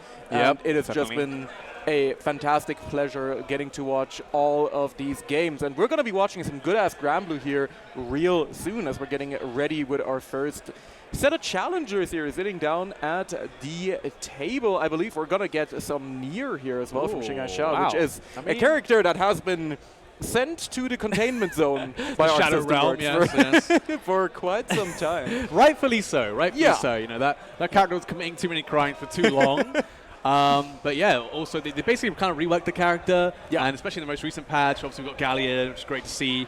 But they did touch up some of the characters, obviously Nier being one of them, which I'm not entirely sure the scope of her changes, how good it really made her. They allowed her to tech throws again, which is something. She can kind of exist again, which is pretty cool. You know, that's cool. We are going to get to see real quick as well, and real soon, if the character is not just allowed to exist, but allowed to cook up some here. As our players are already sitting down, we already got the button check done from the looks of it, and we're going to be getting right into the action here at Hessen Crash. I hope you are hyped at home. and you're ready for some Granblue Fantasy versus action. Yeah, I don't know. I'm never ready myself. You know, this is a kind of game you kind of need to be able to sit down and get enough games in to warm up to, because it can be pretty explosive, obviously, depending on the characters. You know, so it's just going to be whether these players are going to be locked in. I mean, Lancelot versus Nier, that'd be a matchup that start things off if we do see that. Both these characters kind of both got sent to the Shadow Realm, actually. Lancelot for different reasons, but... I mean, Lancelot is one of those characters who's, like, not actually bad or anything. No. He's just underrepresented. He's just a character that we don't really get to watch that much. Of course, we do have a few very, very strong Lancelot contenders. Shout out to Eris, among other really strong Lancelot competitors. Of course, every blue moon where Peter shows up when he's not busy being esports over on he is here, to be fair. Yeah, he's obviously just not for Granblue. He's got other focuses at the moment, you know, obviously with the Esports World Cup for Fatal Fury. Going to be pretty big for a lot of players. But you know, again, this is a gold event. Nothing to sneeze at, for sure. Lots of points on the line. Be a good start to the season, which is basically only just started. But we already got some great news, obviously, with the finals being in South Korea. It's going to be really awesome. Oh, yeah. I'm super excited for that, personally. I mean, I'll probably go. I mean, I've always just been waiting for a good excuse to go to South Korea. Yeah, for sure. They have quite a few nice fighting game events down there. But for the Arc World Tour finals, I mean, that would be pretty sick. Definitely, definitely. And I mean, the Arc World Tour finals are always so hype as well. We had quite a decent bit of EU representation at the last one as well. Of course, between, you know, players like Skill, players like Fidus, and players like Saki, just the GOATs. Right behind us. Yeah. Saki right in the back, posted up with the ferry. I love that sticker. It's so good. Where's the Virum version of that? Where's the Virum version? Yeah, we really do need the Virum one printed out as well. Shout out to the GOAT of EU Granblue, of course, as we are really fine-tuning our settings here. Our players they are taking their time. They're getting ready. Saki is trying to show us something. Okay. Right, we're trying to show. All right, this is allowed? Okay. Watori and the oh yeah. I love that is framed as well. Yeah, it's perfect. It's you know, Inception right there. Yeah. Next Arc World Tour Finals, you know, we gotta get that framed picture to Fukuhara again, and then we can keep doing it. That would be actually kind of peak. Absolutely, yeah. God bless Fukuhara. So the players getting ready to go. Obviously, first to 3. I believe. Definitely, as Dudikov intended, of course. Yeah, of course. Big movement from especially the EU community to try and get this game going. Definitely. As a first to 3 format, definitely deserves it. I don't think... it's not a game you want to play first to 2. Yeah. Definitely the game can be quite explosive, can be quite punishing as well. And of course, you know, we got a lot of characters where you get hit once and get put into contraption. You know, shout out to Grimnir. True, where you just...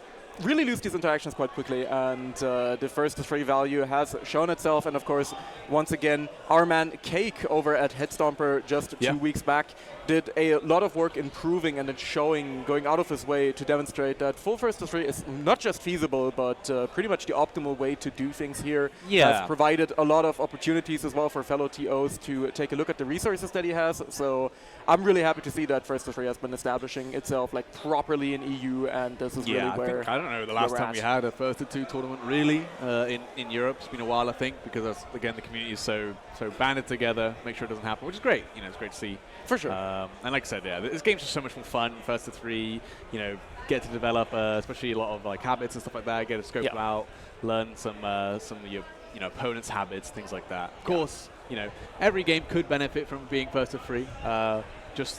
I think for Granblue, some could benefit more than others. Yeah. Is it one way to put it? Yeah. So we're like, our players have been meticulous in their preparation here. We've been picking colors, adjusting the music mixing. We've been adjusting the stages. Like we're definitely getting locked in. These players need the optimal. They're gonna start measuring the distance measuring away the distance, from exactly. Like I think it was Tekken players or something. There was a video of them recently where they pull the chairs back. And because they've got one guy wants to sit behind the other one, so he kind of peep his stick while seeing the monitor. We're gonna start seeing the players doing that. Yeah, I swear. Definitely. That's the level of tech that we're moving at. But yeah. If you want those Arc World Tour points, you got to get there by any means necessary. Is all I'm gonna tell you. But it looks like we're gonna be getting right into our first game right here. We're gonna have Fire Edge on the Lancelot versus Shingasha on the Nier to get us started right here at Hessen Crash 2025. Let's get into it. Again, really, really excited to see what Nier can offer now. Again, a lot of changes, and also we just haven't seen her much, I think is the other side of it. So, you know, the near players have definitely still been cooking. We'll see what they can pull out. Xxii has a lot of work to do against Lancelot, though. It's going to be very tricky neutral trying to catch him. But when you do, I mean, Lancelot with such low health now, it's going to definitely hurt. Yeah, certainly. I mean, Lancelot, this is really going to be a very, very momentum-heavy matchup, right? Like Lancelot is a character who just wants to get the blender going in the corner. Nier is a character who just wants to get her, you know, admittedly nerfed mix going. She does not have 50-50s anymore, thankfully. But she's still a character that can definitely put you in these really strong situations. Right now, this is going to be a swap into the corner. Yeah, not quite. Actually, not getting a 5U ender right there. The 236U coming through, and yup, the first JU mix-up of the game being deployed here by Fire Edge. Messes up the throw timing, unfortunately. Yeah, gets back thrown, and okay. Flying out the corner now with the ultimate blade impulse. Ah, soft reset for the throw. Kind of cheeky stuff from Fire Edge right there. Fire Edge. Gets caught, of course, not pressing the block button, and cross up right there. UDP coming through. The Turbulence gonna be netting Fire Edge away out the corner, but another throw to finish things off here. Xingxia taking the first round. Yeah, that was tough. A couple of mistimed throw attempts, looks like. Paying off Xingxia, taking full advantage of that. Again, sending it with the Turbulence. You don't really see that people actually commit to the follow-up on that very much anymore. Oh, here we go. Wrecker pressure, just keep it nice and sit. Wow, Turbulence straight over the top. Very nice stuff from Fire Edge right now. Absolutely. PC coming out immediately there as well from Xingxia. Does not want to deal with these corner situations. And Lancelot is such a scary character, but we definitely see some level of matchup familiarity here with Fire Edge. Immediately interrupting Death mid block string. This is going to be a pickup using the U Gorilla Blade to restand as well, and that's going to be a quick round going to Fire Edge. Yeah, I love that. Nice recognition as well. Obviously the ultimate, you know, blade impulse going to give you that grounded confirm as well. Don't have to mess around with the combo limit or anything like that. All right, good start. Oh, nice spacing from the blade impulse there. Absolutely, and another yoinky of a mix-up coming out here from Fire Edge. We are really pulling out like the base Grand Blue release mix-ups right now. Whoa, liking the teabag as well, Xingxia. Getting real jiggy with it immediately. Gonna pay for it in kind. 6XL links coming out, and that's gonna be Fire Edge dropping a combo, taunting! No way, and no way! Have the super as well, and the ultimate Turbulence. Optimal super bait right there. Fire Edge. Nah, that was crazy. If he got the punish on the super there, that would have been that would have been godlike. That was crazy. It looked like they both taunted because of the whip animation of the parry super. Believe in victory. I literally thought it was a bit, though. So yeah. I was like, oh, this is clearly choreographed. But I guess not. Yep.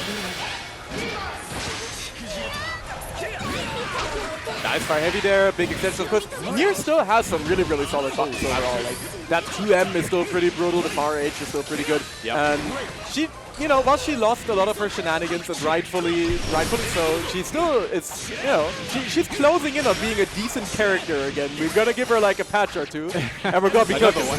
Yeah. Oh, tried to hard call out a jump right there with the air throw, but of course the misfortune will be getting Xingxia out of the corner situation. That is the one thing I do miss, Toast, is like just, you know, wanting people to die to the EX misfortune, you know, misfortune upon ye, things like that. Those are some great memes. You know? Yeah. And now they're lost to the Aether. Absolutely. Oh, very nice. Yeah, very good use of the 2-2 right there, and a nice extension from Xingxia. Gonna be getting them the round on the board right here. Yeah, well, back and forth, but Xingxia going to take that round, see what the round start options are going to be. Neutral Trump, maybe trying to catch out a Blade Impulse or something. Big far heavy into the Wogan Storm. And going to be a full corner confirm right here. Absolutely. And you can definitely tell that Xingxia is a little bit flustered by the Lancelot situations, right? Like, these mix-ups in the corner are consistently hitting. A lot of these JUs and 5Us from Fire Edge are not being punished. Sad drop on the combo, unfortunately, but the U Misfortune is going to give Xingxia another lease at life. This is going to be a decent extension. So yeah, we're going to get the reset with the 5U. Yeah, getting a bit of the back. The fact that they're caught by the ultimate turbulence, and now you'll be worried about chip point, but everyone just mashing that you know, a close light. It does work out to you as well. The bus frames and very nice use of the ultimate wrecker. Very quick move just to close the distance, and it would have put Xxii on that chip point. Player 1. Absolutely, yeah. Battle 3. Fire Edge right now definitely kind of looking in control. I mean, we do have a lot of these situations where Fire Edge just gets the mix-up going, finds a good 5U once again into the turbulence, just to get Xxii in the corner. The mix-up train starts rolling right here, baits yet another throw, and Xxii has been very, very early on a lot of these techs. It's just getting called out for it over and over again. Fire Edge. So yeah, are we going to get the combo this time? Absolutely. Okay. Nice. It's going to be enough. Of course, missing that one BP point, and obviously Near not having the most life. Yeah. That's 2 games to Fire Edge now, after a pretty great start. But again, it's been quite back and forth. I think Xxii has been caught teching maybe a few too many times. Definitely should look at defending in other ways. Absolutely, those throw techs have been getting called out time and time again. Spot dodger from the Fireball, but the 6XL is right there to cover the ground here for Fire Edge, who's going to be going into another nice extension here. Oh no! With the U Fireball, probably wanted the heavy one right there. Exactly. Yeah.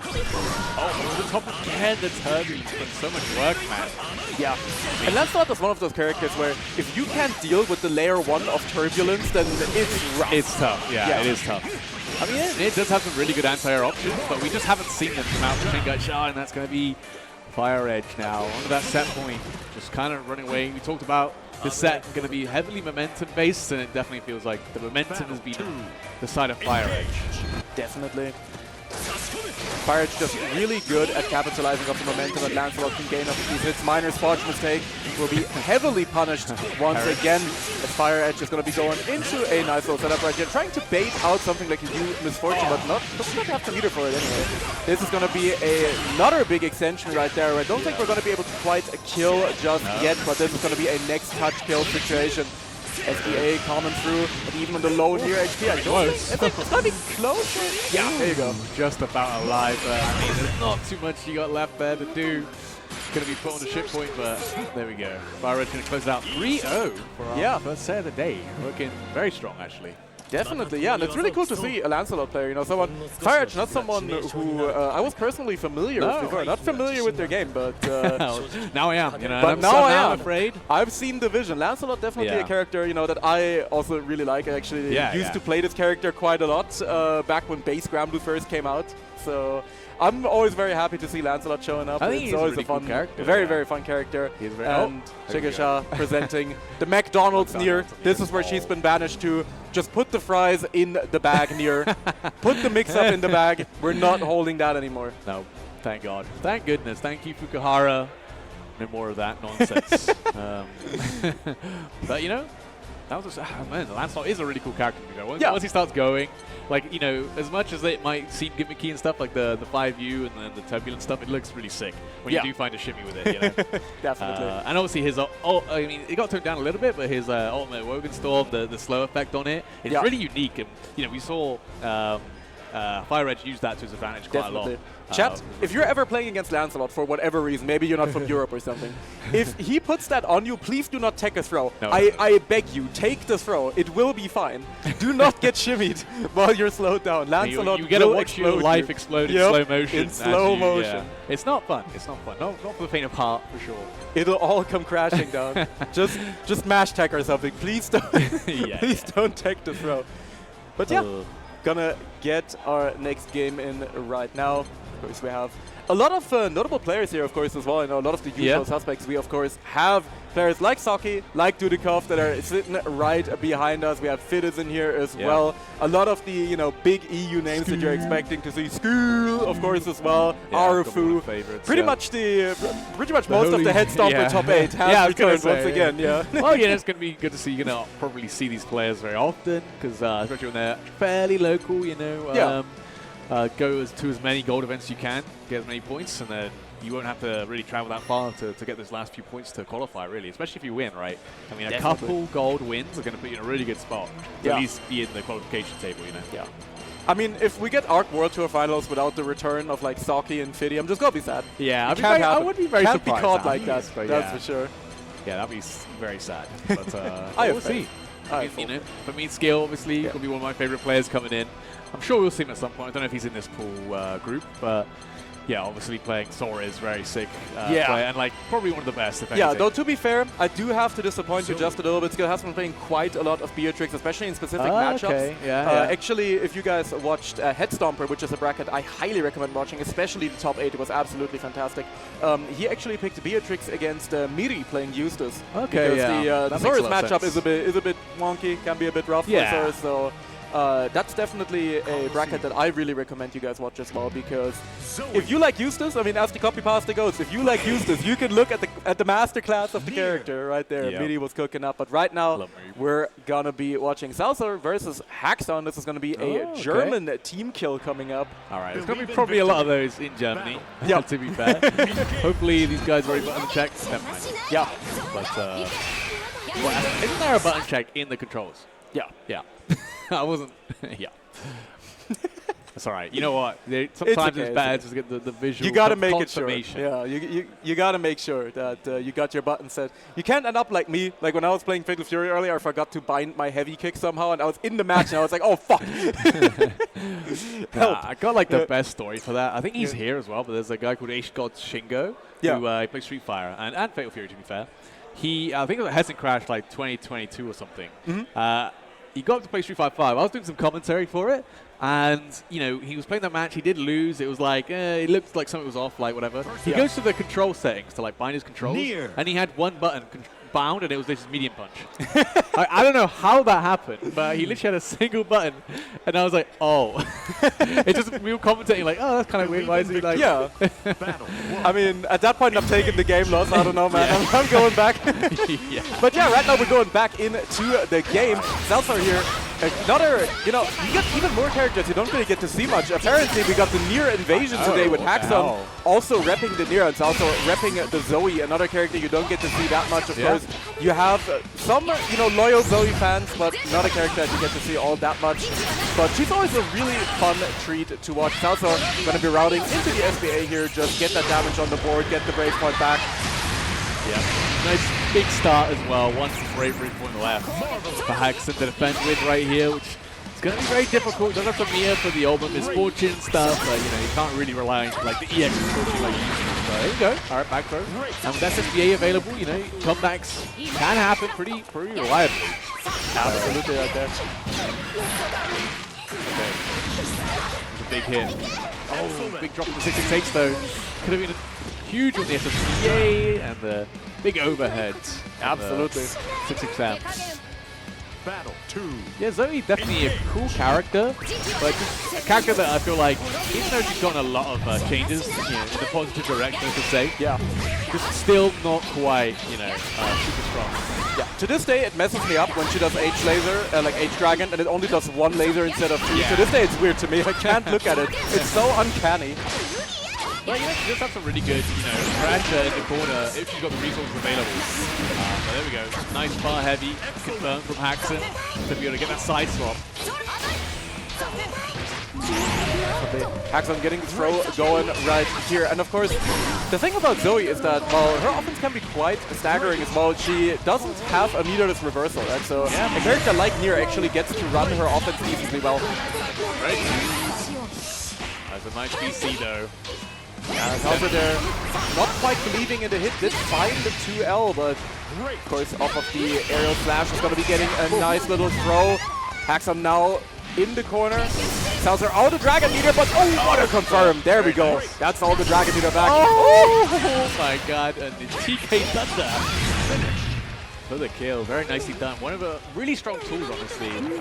That, you know, TK the ultimate Thunder is really strong. So you're going to keep advantage on block there, and it's an excellent shimmy tool as well.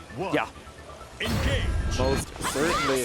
Xxii to start us off. Nice punish right there. Really good awareness from Haxon. That can be a little bit annoying to punish from space, but a really good use of the Nier to M right there. To get a good chunk of damage on the board. Gets most of the death meter back as well. And now Haxon is going to get his corner game going. 5U once again for the bounce, get back pretty much all of the death meter right there. And you can really tell that Haxon has really adjusted to this new kind of version of Nier, really very aware of the death meter resource. comes a lot of ending your combos with that 5U, which is going to give you a lot more of that death gauge back, get her back very quickly. Access to things like that, very nicely done. Excellent poke in that mid-screen. Extremely fast, kind of unmess-wittable. Engage. Flying it.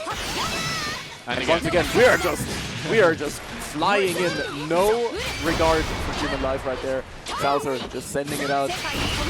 Haxon so far is staying very, very patient on defense this round, not trying to get caught out by any more TK Thunder shenanigans, just backing off and choosing a really nice spot here to counter offense. Blocks the forward F-150 as well.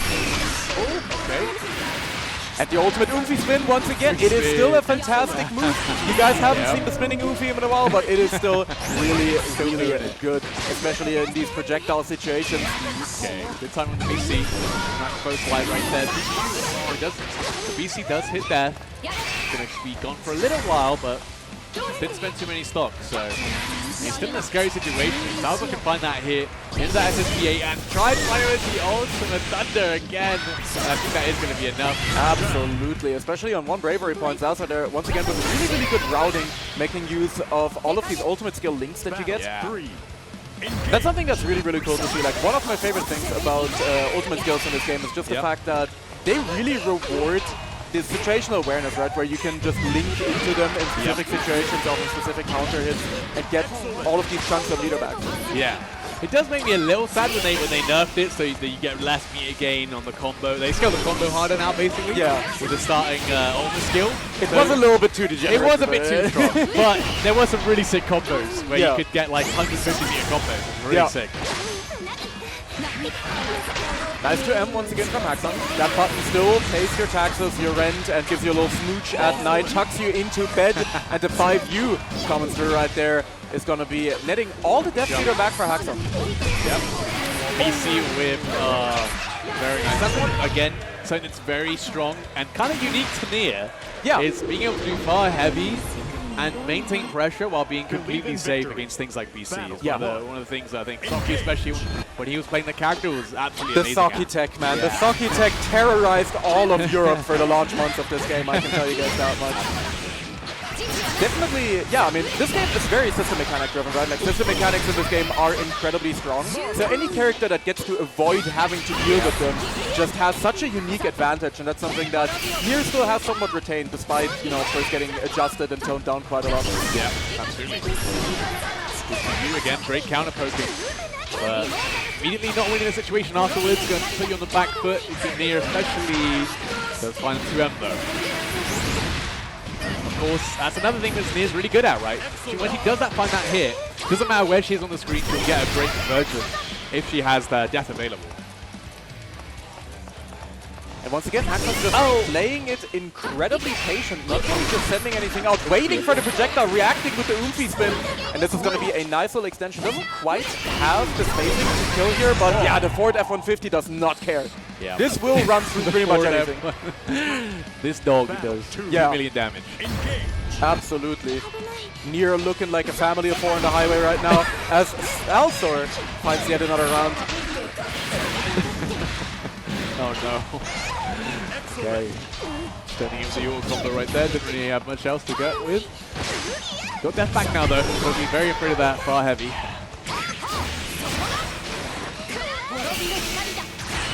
Nice bait on the BC there as well. That's of course one of the main ways to play around it, and this is going to be another big chunk of damage. The shimmy has once again worked out here for Salsor. Yep. Very nicely timed from that far heavy man again. Gonna lead into this side swap combo and the 5U, triple 5U. Yeah, the triple 5U is highly back. That's SBA available, so watch out.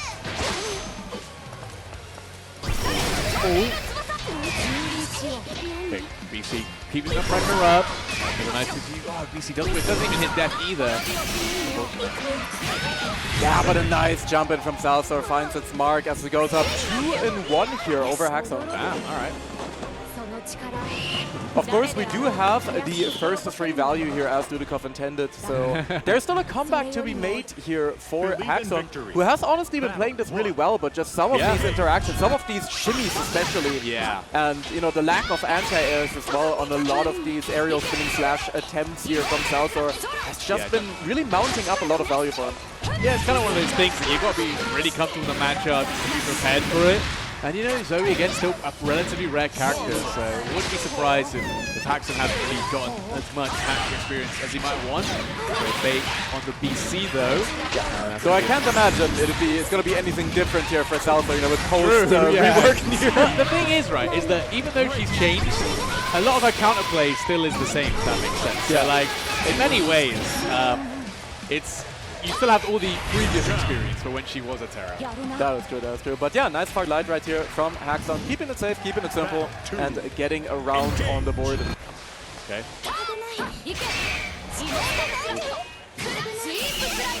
Spot dodge, but trying to contest afterward. Not really your turn, unfortunately.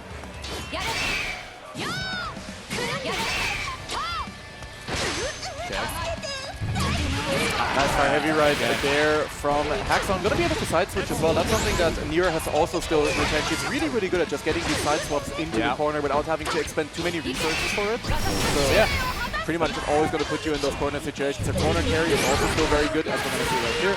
Actually, Haxon, just fully pushing into the corner, getting 2-5 use in the combo again. And again, we pointed it out before, but the meter management has been so good from Haxon. Yep. Definitely going to be very good at that if you're playing this character. Spending 100 just to get the pressure up and finds that empty jump into that throw, baiting that bravery counter right there. I like the JU there from Haxon, like that's still like a real fuzzy. Yeah. Sometimes you got to pull out the intimidation tactics. Yeah. But, you know, it still has merit as a jump in. There, I think it gave some of his death shots back, so, or his meter back. Okay. Oh, quite heavy. No confirm though. Could be pretty big damage.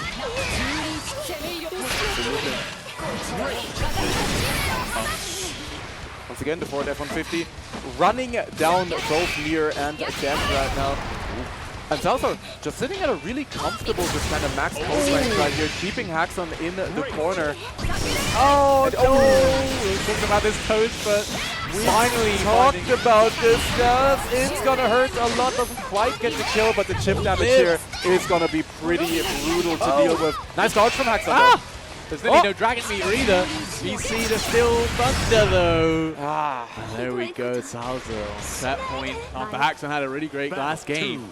Just getting that shimmy once again with that Ultimate Thunder. Feels really good into the Zoe. Everything slash delay back throw. Not sure what Haxon was going for there, but it didn't work out.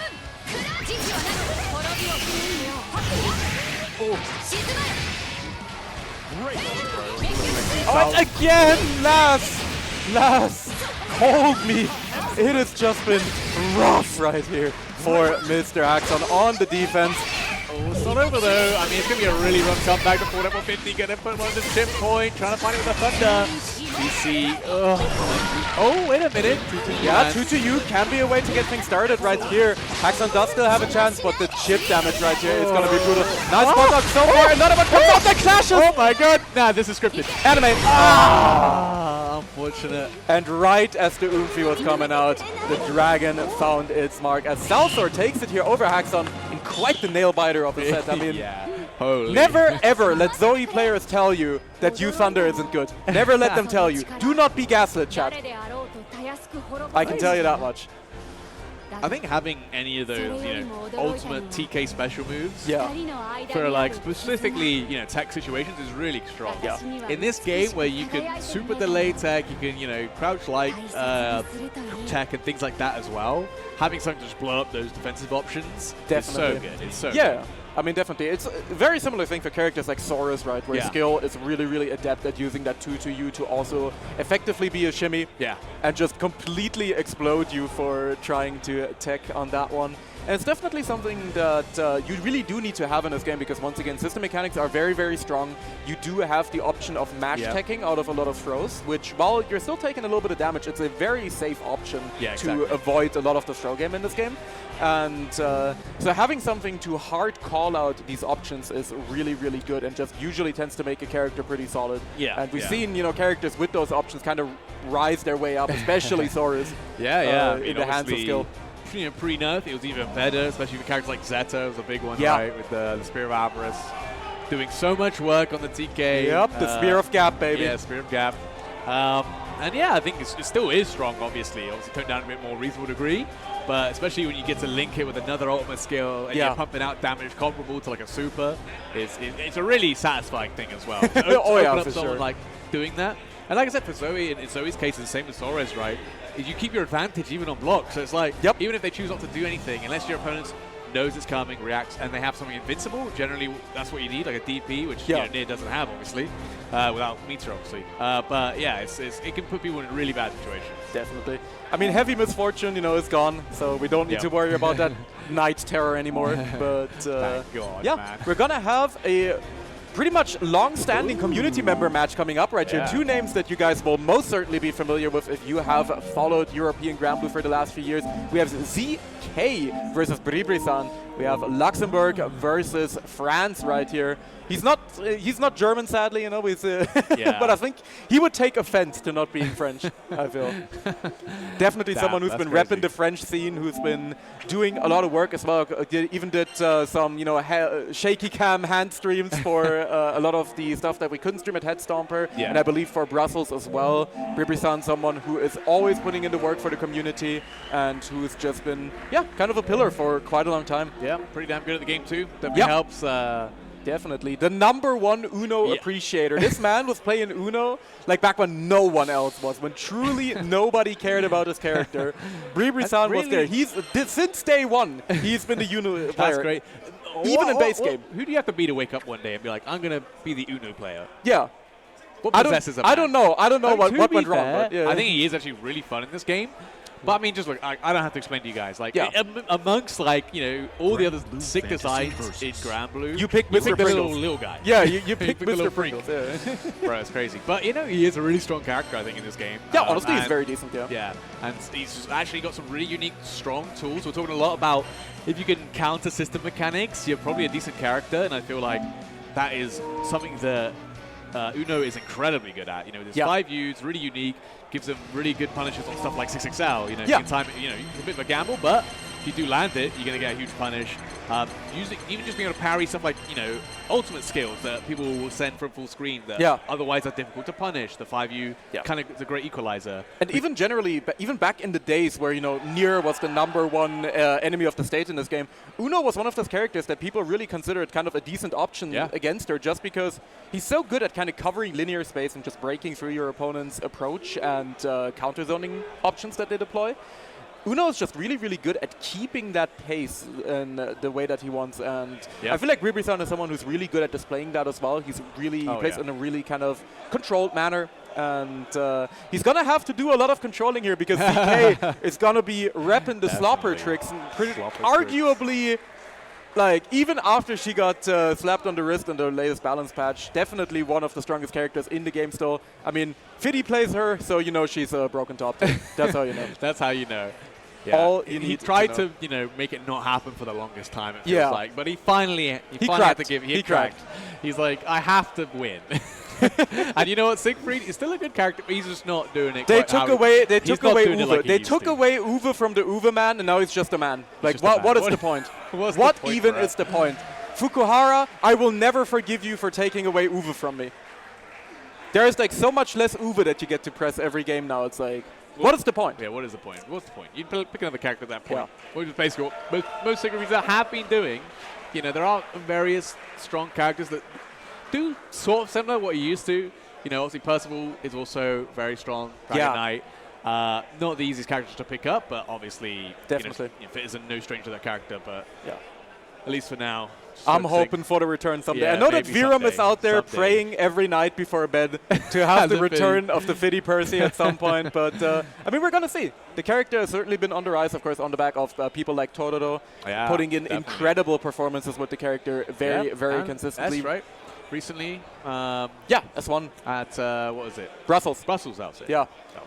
cooking people up with the 236U air fryer and really showing the strength of a character. Yeah, really showing the strength of the character. But yeah, right now we're going to be getting into our next match here. Of course, ZK on the Beatrix versus Bribri-san on the Anrei. Yeah. Obviously, we talked about how Bribri-san's going to be doing a lot of controlling this match, but it's really hard to control Beatrix. Yeah, kind of designed in the way where, you know, she's going to get in, and when she's in, you know, you got to be scared for your life. You know, Xxii is definitely a great help in that, but that's a nice bait on the EX counter already, and that's going to be quite a lot of damage. Definitely. Gonna be getting the hard knockdown, of course, off of the ultimate Thunderbird in the corner. We already got the French cheering for their boy as well. That's something that's always really fun. No one is as loud as the French crowd at events. And let's go. We see some install action coming out. Oh yeah, the mids, baby. I love this install, man. I think it's good as hell. We got mids. We got mids. We got one more mid. Give me the mids. All these mids give me plus frames, man. I gotta be plus like 7 times like, in a row. That's crazy. Dude, I love mids. I love Xxii. Oh, there you go. The mids have sadly run out right now, and ZK is on his way to getting back, but gets shimmied. Oh, very nice. And we were talking about, again, something to blow up the system mechanics. Oh my god, the tweak. Oh, but no clean hit. Hold up, but delay 6-6 out. Very nicely done. Yeah, we're talking about how being able to blow up system mechanics is really good. Yeah. You know, Uno and his EX dive kick and his ult with that incredible moves, honestly. You're going to see those being rinsed a lot on offense. For sure. Yeah, ZK just keeping things simple right here. Going for the first command grab of the set as well. The bonk coming out. It's more plus now, isn't it? That's what they did? Sorry? 5 U's more plus now. Yeah, I believe so. And of course, you still get the stomp as well. You still get the clocked in. Yep. Still clocked in even. Gotta watch out. Any stray hits. Oh! Jump back, EX dive kick coming into that SSBA. Yeah. I really like the usage of the SSBA here from Bribri-san just to get the bravery point economy back in his favor. He has to make quite the comeback here, and ZK is going to be down to 1 bravery point, so he's not going to... Yeah, he almost didn't need to put him in SSBA range there, you know? The next hit would have definitely killed. Of course, the late tech going to be pushing him into the clocked-in state. The French are screaming, but a nice pickup. Locked in, and that's going to be the SSBA. ZK takes the first game. Okay. Clean air-to-air from ZK to close that out. Very scrambly situation, but there we go. That's the threat of this character, man. Especially when she's in that SSBA range or has that buff, right? When she's clocked in, any stray hit, even those air-to-airs, man. Ooh, hey, nice, far heavy, firm. Beatrix is like, her buttons are so incredibly good. We see that really big far heavy just being swung with reckless abandon right there. And there isn't too much you can do about it either. She's just so incredibly strong. Her corner carry is just pretty much the best in the game, and she's always going to get very, very consistent conversions. Very few things that this character doesn't do well. Okay. 2 bravery points down from Bribri-san. A couple, nicely timed bravery counters. Oh, yeah. One of the few advantages that Andre does have in this matchup is that his projectiles aren't really low profilable with the use of Lightning Freeze. Oh, I didn't know it didn't go under. Oh, okay, hit confirmed. Oh! I don't know if you can get anything off the far heavy into the install cancel, but... Mids, baby. I know. Again, show me the mids. Oh, off the power. Let's see it. Hey. Oh, combo limiter, surely. Hey. Oh, watch out. Showing us the mid conversions right there. Beautiful stuff. Beautiful pickup as well. Off of the back of a parry, as we pointed out. That is really, really cool. Yeah, pretty sick. I didn't even know they activated on the parry, right? But immediate jump back. Finally gets the close light confirm this time. Just, brave strike. DK staying patient in the corner for now. Finding a nice jump out and now putting Bribri pretty much just back to the corner. Yeah, that was, if you time it just right, you can still go under that projectile. But yeah, it's a little bit more difficult. Okay. There you go, nice 6XL conversion as well. And another call out. Again, Beatrix doesn't even need to spend the meter on that shimmy. She can just do dash up Thunderbird and it's just gonna catch you out the full combo, but Robson. Bribri. In that SSBA range, you cannot get out of this corner, man. Just getting rushed down by the Beatrix, doing what she does best. even with you know, a parry at your disposal. It's so risky to go for. Okay. Oh, again, nicely timed on the jump back with the EX dive kick.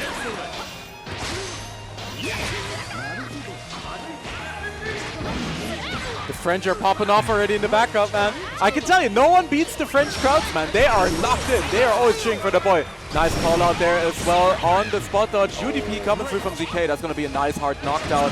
Gets the momentum back on the side right there. Fireball coming through. Okay. Ooh, 6XL, sick conversion on the air here. And honestly, you might be able to kill the... I don't know, the SBA is doing so much. Still alive, just barely. Oh, and the stagger pressure with ZK. Gonna go up 2-0, man. Oh. Yeah, ZK looking very, very comfortable on the Beatrix because someone who played, especially back in base brand blue, played Jita for the longest time. Yeah. But Jita, a character you don't really see that much anymore, aside from maybe Akame in Europe. But I think it's tough, right? When they introduce a character like Beatrix, kind of fulfills that same role while being better but just at it. plays Rising better. Right? Yeah. Beatrix really is a character who is very, very suited to playing Rising. Yeah, and, absolutely. ZK definitely has made the wise decision with that switch and is looking very, very, very comfortable with this character. Okay. We'll see Briri with the corner control now. Using the ultimate skill, keeping that pressure up, trying to bait something, wait for something. Maybe they're trying to get that whip punish from the far heavy. The big driver gonna land. The X dive kick doesn't, and ZK can take that opportunity to BC. Right back for Briri San, gonna keep that corner control. Nice roll.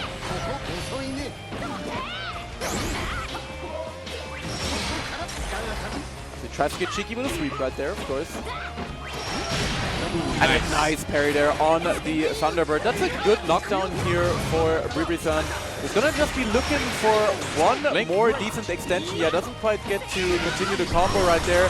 Chooses to spend the meter as well, so no option to confirm it to SBA, but he does not need it. Finds a nice stray hit into the RSRC extension and gets himself around 2. I think maybe ZK thought they had a whip punish there, converted into the EX riding free. Didn't find it though. Okay. But it does land, but you know, not close to the close light. And alright, ZK gonna take that corner control. The last place you want to be against Beatrix. I mean, I don't want to be anywhere on the screen against Beatrix, honestly. She's one of the characters who's just always really, really threatening. Oh, Briri right now getting a nice chunk of damage going in the corner. But ZK, once again, he's been really good at finding these super jumps out the corner. He's been very good at maneuvering his way out without really giving Briri too many options to call him out on it. And this is going to be a brutal extension. They're not killing, but it's going to hurt a lot. We might even be in 5U kills range, which makes this even spookier. Absolutely. I mean, anything kills range. Okay, wake up with that close light. And into that SSBA going to leave ZK with no BP. But San has to be so afraid of the wake up DP here that, I don't know, I don't feel like you can run in. You called it. Can't say you didn't call it. And with that, ZK finds himself on set point here over Gbvsr. Oh my goodness, the active frames. Oh, trying to parry through the fireball there. The Star Chaser there, but the medium one just takes so long to come out.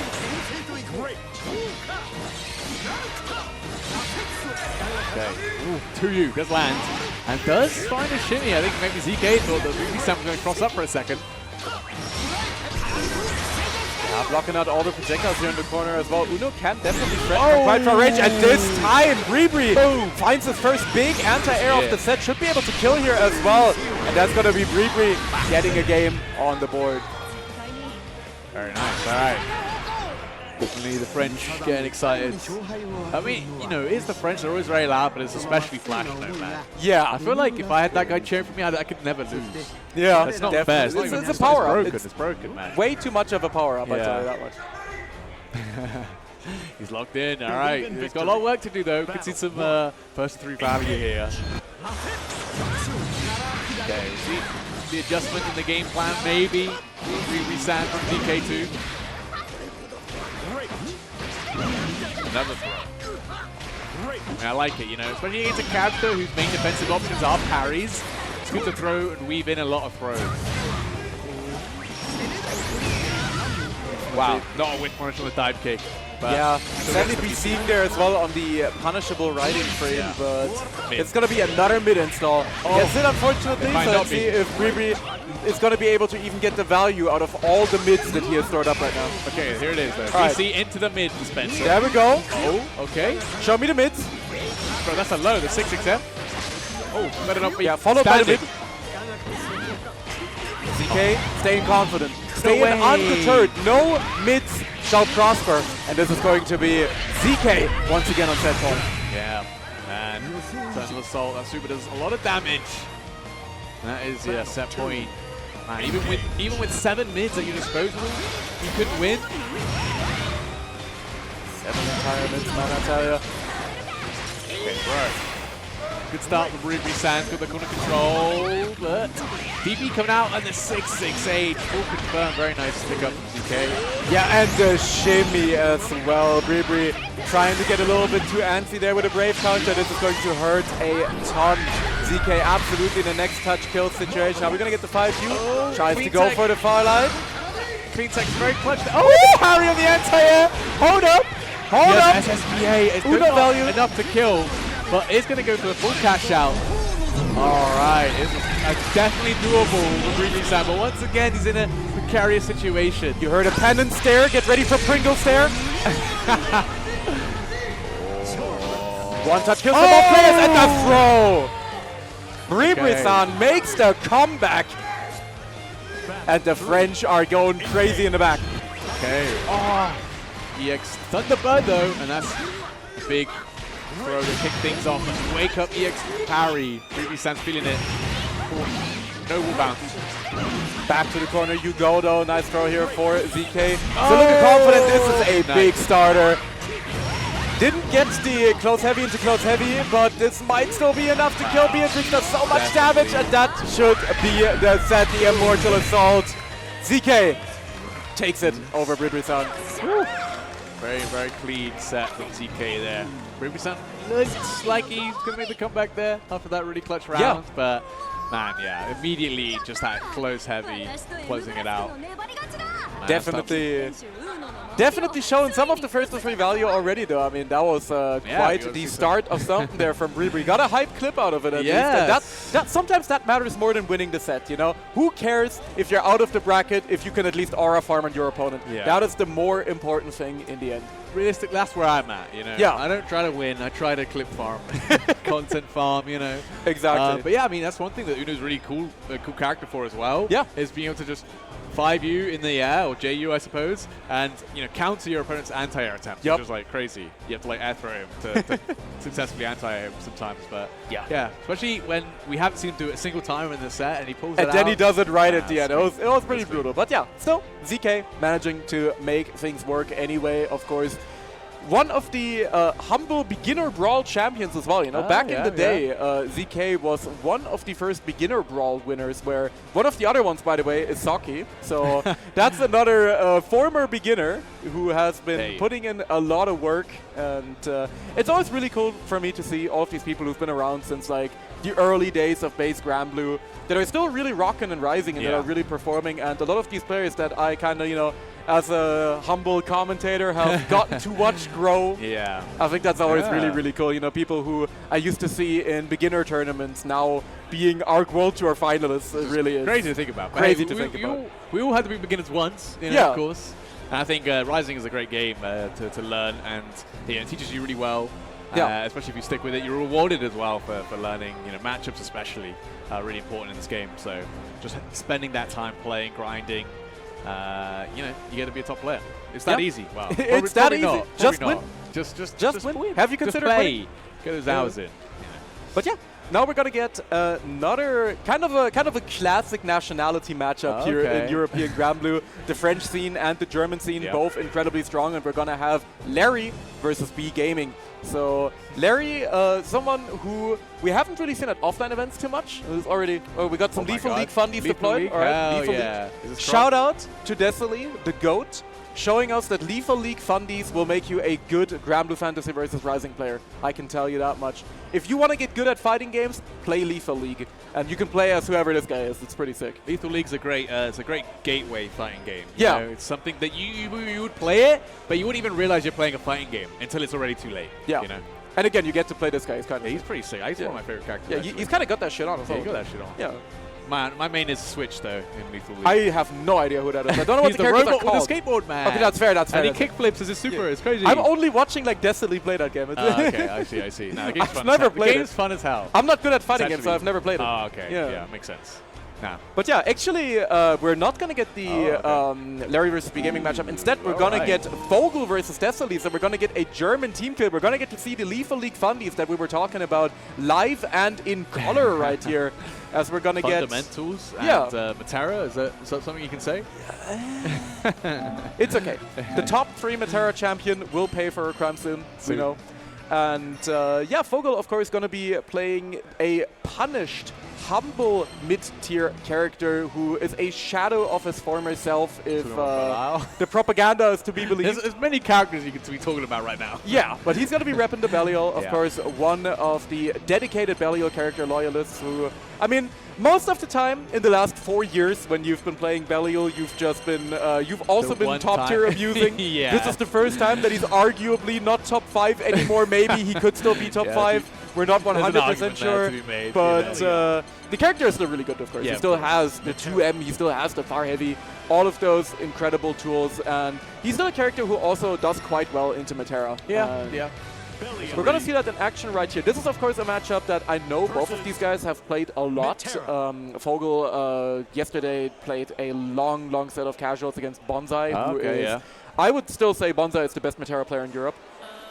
Let me see it. It's my goat right there. Yeah. DNF Duel. DNF Duel launcher. Mentioned. Yes. But yeah, Bonsai definitely one of the strongest Matera players, and Vogel warmed up with a really long casual set against Bonsai. So he certainly has played the matchup a lot. And Belial still is a character who has a lot of tools in the matchup. It's a bit of a double-edged sword, but 5U can be very good at certain spacings and against certain tools that Matera has. And just generally being able to have these controlled fireball follow-ups is really good to keep Matera on her toes as well. I think his ultimate fireball was also just incredible to be able to, not for one, snipe her zoning attempts, but also give you almost immediate Oki, right? Depending on the spacing. It's incredibly plus on hit still, so you could definitely pull up on them as well, which is basically what you need to do, right, against Matera, be able to close the gap. As long as you've got a strong way of doing that and maintaining offense, you know, you can have a good time against this character. Doesn't have the best way out of offense. Yeah, certainly. And I mean, we do still have the Belial, my dearest brother copy pasta for a reason. This character, no matter what, you know, despite everything, once he gets you going in the offense, you are getting put in the blender. You are not leaving the mid dispenser right there. Vogel absolutely vibing to the music already. That's how you know he's feeling it. I mean, well, it's his theme, man.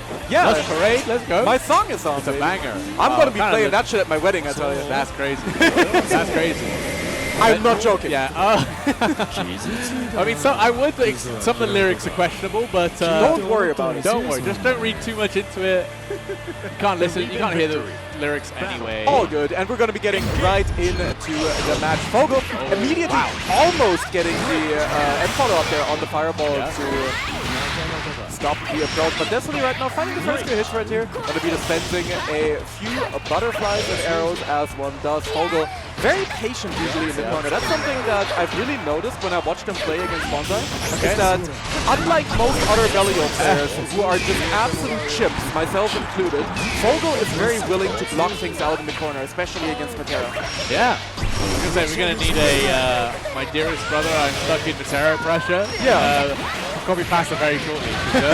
The way it was looking when he was just choosing to block for more than 5 seconds. You know, it's commendable. It's crazy that we've gotten to the point where someone blocks for more than 5 seconds. We're like, Ggst, take this time. Shout out to Brave Conquest. Yeah, big shout out. Big up to Gahar. Big up BC. BC in the building. Okay, still not choosing to go for anything right now. Yeah, Vogel just stuck in the infinite right now, just mids. You're losing. He's not taking chip off of this, so he can block it out. It doesn't matter. For this game, only special moves doing any sort of chip. And so Xxii into far light. Good chill. Very true. But you give a lot of liberties to your opponent as well if you show that you're willing to respect a lot of things. Yep. And oh no way, that's what? still whoa! What driving there? Who's driving? Okay, get over that. Oh, chip down. BC is blocked. Okay, finally finding a 6-6 out on counter here. Going to be a big conversion to Vogel. Yeah, choosing to go for the SPA here as well. Gonna be opting just to get Destiny down to 0 bravery points. And make no mistake, the life totals are pretty much even now. Next hit that Vogel gets, Destiny is dead. Metera on 0 BP has glass bones and paper skin. She's dead. Like 100%, you're gone. See you. Very nice. Told you, Chad. Especially without BC there, it's going to be hard for Destiny to actually chip out Vogel, right? This is the only concern you have when you're that low. Definitely. Pressure up. Trying to find a shimmy attempt again with the TK arrows coming out, but talk about Vogel being patient, not fighting, willing to take the throw. And it doesn't walk. Vogel always a big fan of using the fireball just to get more corner carry and also to sideswap in the corner. Definitely the #1 fireball enjoyer here among the Valio Legion, and I think it's really, really good. I really like his use of the move every time. I think in this matchup, especially, right? Yeah. Where your win condition is you get this character in the corner and you run your very impressive offense. Yeah. Definitely down to a single bravery point here. So, Vogel almost had like a pretty much killing situation right there, but Destiny finds a nice match out. Gonna be able to extend a little bit, doesn't quite get the kill, choosing to keep the meter for the butterfly, and a really nice 6XL pickup right there as well. Destiny with some really, really good awareness, and that's something that I feel like all the Metera players in Europe really have. They are always ready for every janky stray hit that you could potentially hit. They're always ready to pick it up, especially Bonsai. It's awful. Well, it's going to happen a lot on this character, to be honest. Yeah. Especially with things like the butterfly. You got to be so ready, and that's going to set you apart definitely from other Meteras. So how good you are at getting these conversions. Trying to run out the corner, but instead you're getting hit by a full conversion with the butterfly.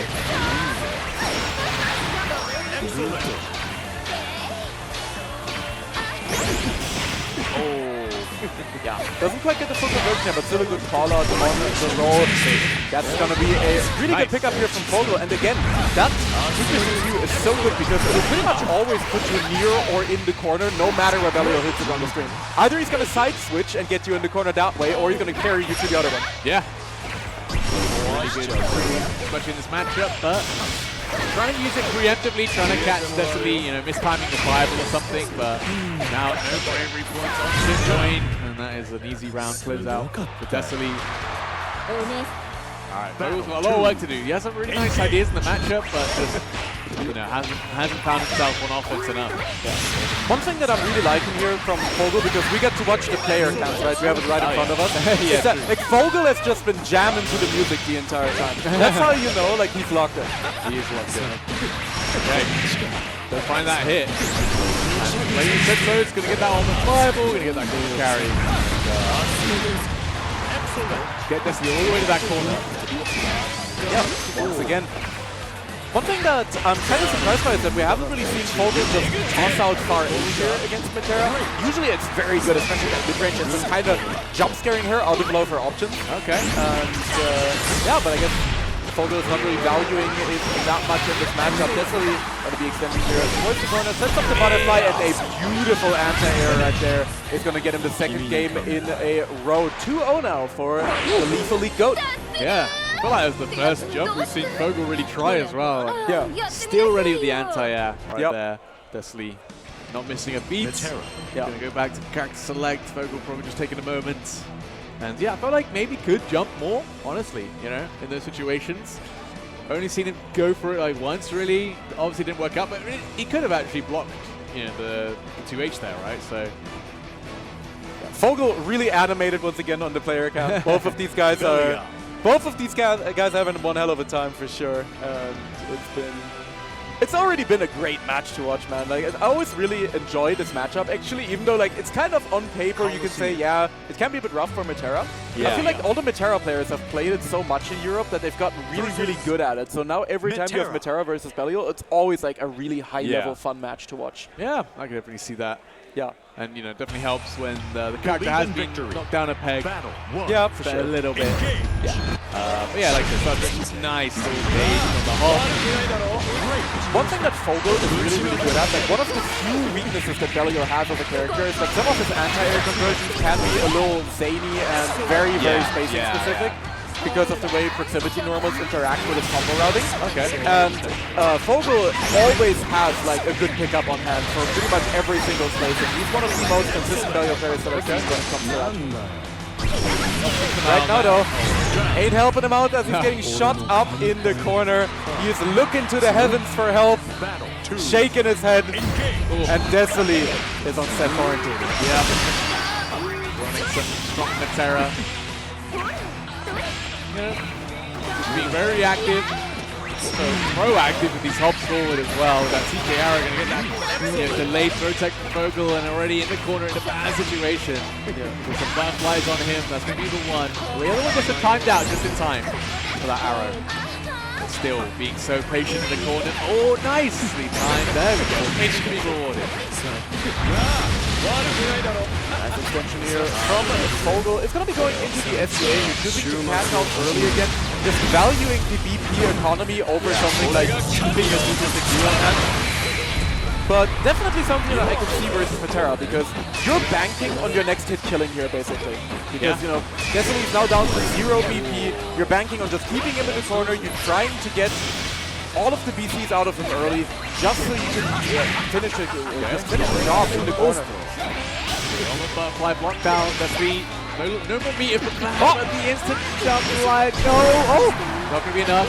Yeah, definitely didn't really have the resources there because he doesn't have a breakaway point left to RSRC, and this is absolutely going to do it if Fogel doesn't drop it. He's gonna build the leader here, gets the super, and boom. Keeping it simple. Alright, when you said, as long as he doesn't drop it, I felt my heart sink. Like, I was like, you cursed him close. I know. I'm sorry. Still alive. It's okay. For now. No Taichi today. We're not dropping her today. It's fine. Okay. Jump out.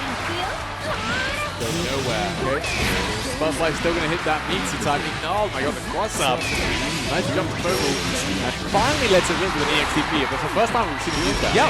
And this time it was just as like a quote-unquote guaranteed anti-air as well. Hasn't really gone for any DP shenanigans on his so far. But honestly, I respect it. A lot of what Metera does ends up being pretty safe to DP. And again,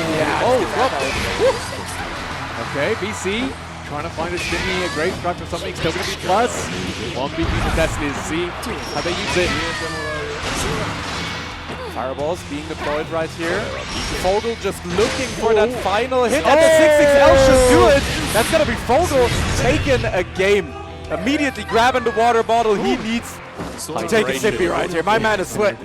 He is sweat. Oh yeah, I mean, these are close games right here. Finally things going his way.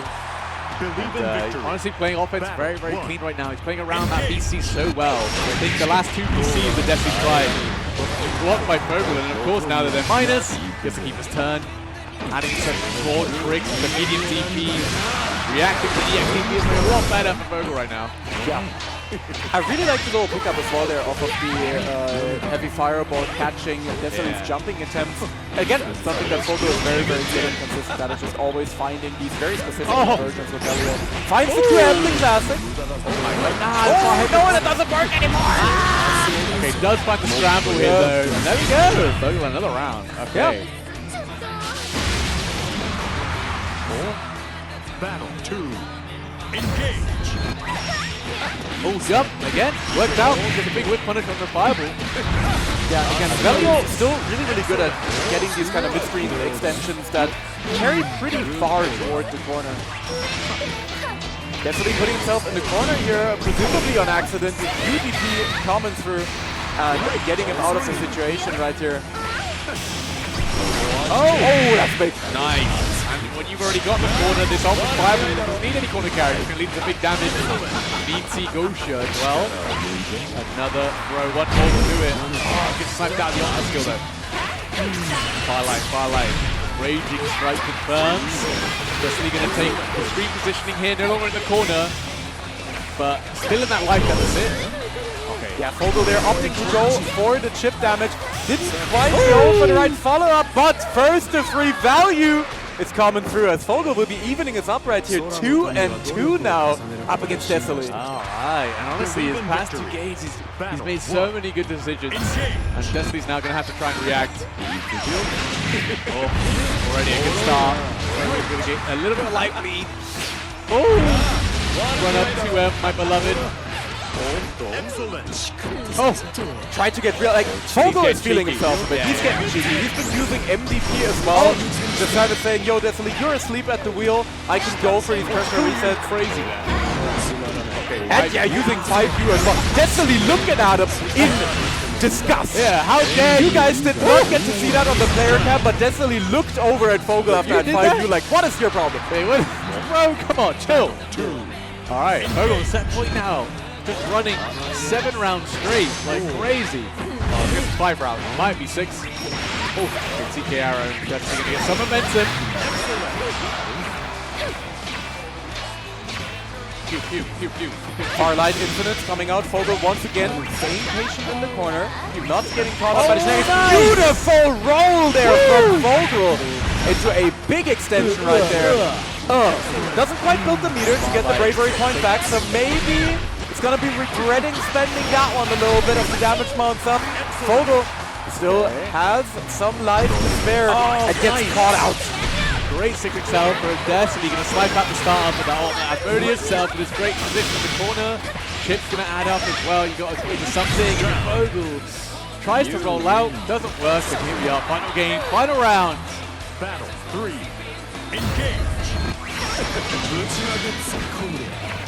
Xxii coming out from Vogel, looking for a big hit to push Ssbu towards that dreaded corner once again. Keeping the patient. Farlight the goat, man, I'm telling you. Oh my god, yeah. Tries to go for the shimmy, tried to go for the Vogel special. He was definitely trying to go for the back dash into far heavy. Yeah, but Ssbu just got that Farlight on him. The Fang is being deployed, and Vogel finds himself in the corner. Next touch might actually kill him here. He's gonna have to hold the schmicks. Yep. He's gonna have to hold it a few times right now. He's got a lot of butterflies on him. Still one more. Does time out. TK arrows. Okay, BC counter hit is big. You get that side swap. Gotta be worried about this BC of your own, Ggst. Gonna get a lot of free space. Oh no! Mistake, and Vogel gets up in disbelief. Unfortunate right there. Messed up the response to the ultimate butterfly. And Ggst manages to clutch it out right there, but that was almost a Vogel reverse sweep. That was but Ggst was protected by John Lethal League. He was powered up. And when he's in that state, he cannot be defeated. Yeah, that was a great final round. Ggst going to be moving on the winner's side, of course. But yeah, what a set. Did that first to 5 value, first to 3 value even. And there we go. John Lethal League. Can't believe you never played it, man. That's crazy to me.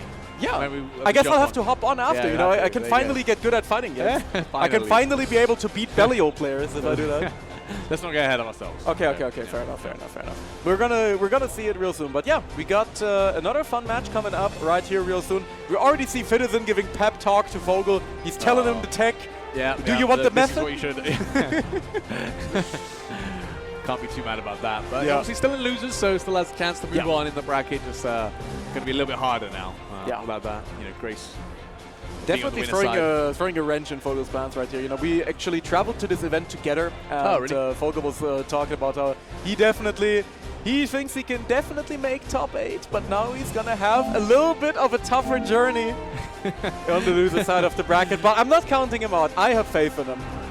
I stand with Vogel. I mean, yeah. If he can play like he played in those, almost that reverse sweep, those 5 rounds, that was crazy momentum. Definitely. Very strong. But yeah, it's hard. That's the thing that's hardest about fighting games, though. Is like being able to play at your best for a long period of time, right? So always, part of the experience, especially when you come to offline events and you play in brackets and the days are long.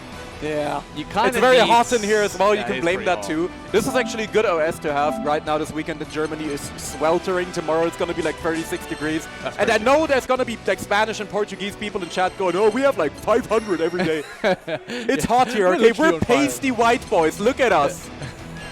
Luckily, I'm a bit more cooler now these days. Yeah. But But yeah, no, it's quite hot. The venue's going to be getting quite warm. A lot of bodies, as you say. A lot of bodies and a lot of PS5s. Definitely. The PS5s are really like, I think we're going to have some molten converters here over the course of the weekend, I can tell you that much. Yeah. I at least brought the tech. Oh, I actually have a little. Crazy I actually have a power bank attached to a little desk fan. And it's actually really nice. Oh, so good. It's so good. So I've had that sitting on the desk here. That's how I'm surviving the commentary. I got a lot of commentary. You've been plugging it into PS5s and like playing.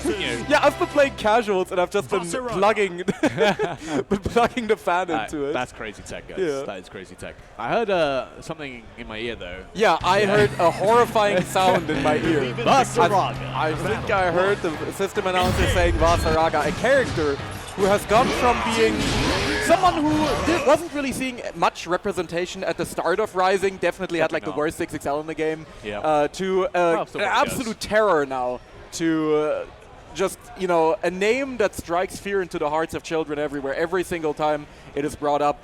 Vasaraga, a character that, with the Galleon balance patch, received some would say maybe overkill changes.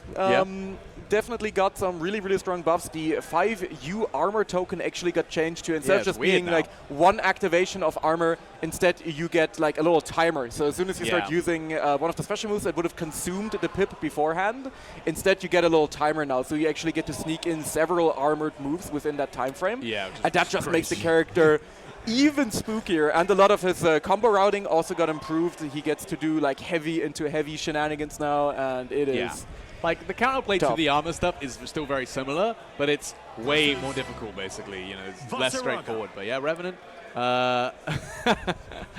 Revenant. I recognize the name. I'm pretty sure I played the. I feel like it was. Pretty sure I recognized him from Elden Ring Night Rain. No. They were playing Avatar Belial though last week when I played them. So this was like at some event. I don't know which one it was. It might have been UFA even. I can't remember. But I do remember. I mean, that's definitely gonna be like, if someone is an Avatar Belial player, you can take the Avatar, you can take them off the Avatar Belial, but you can never take the Avatar Belial out of them. Every time someone plays Abel, you can just tell. And you can tell by their playstyle. Look at that. I mean, that's some new stuff. I think Vasaraga is really cool in this game. He's got a very sick design and his moveset's really unique. But he has definitely been juiced to the maximum. I think he's been bugged like every patch that we've seen in this game since the start time. Oh my god, he recovered in time. Oh my god, that's a bugger. Yeah, that's the upward follow-up, or the upswing follow-up to like the what's it called? Savage Rampage is like, it's plus on whiff. It's plus on whiff. It's plus on whiff because you see it and then your brain goes to, I can whiff punish that. And he's already. And then you already get, he's already pressed the next thing and you get stuffed out by that. It's brutal. Alright, first round good rep. Vittori played. Zoe, what were you thinking about this? Yeah, I mean, Vittori will do anything except play Anila. Like, gun to his head. Number one Anila fan will literally like rotate through the roster before he plays Anila again. I don't know, this guy cannot be trusted. I've been saying it, he's a pretender. And right now he's repping the Zoe, of course, a character that, all jokes aside, he has been a fan of for a while. He's a character that he has represented for quite a bit. Of course, last time we saw him perform in tournaments, especially at Outplayed, we saw the Beatrix from him. But this time, going for the Zoe, and so far it's working out decently well. Of course, you know, just got a perfect round here over Revenant. Yeah, definitely. Obviously, Vasaraga still has some pretty unique defensive options in the ultimate GSG. He's got the ultimate tactical, he has the ultimate savage ramp. All his ultimate skills, basically, can be used defensively, and they're all very threatening in their own way. Yeah.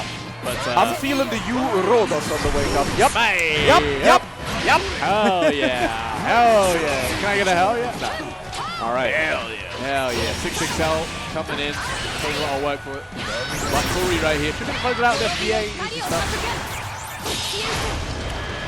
Evil. But he's dead. Yep. Hitting him with the final flash. And getting the first game on the board here with Tori, the Zoe Tori coming through here. And getting the first game on the board here over Revenant, but They've been doing some scary stuff here as well, I can tell you that one. Oh yeah, Vasaraga is one of those characters where like, every time you play against him, like no matter what, even if you double perfect the Vasaraga player, your heart rate is gonna spike.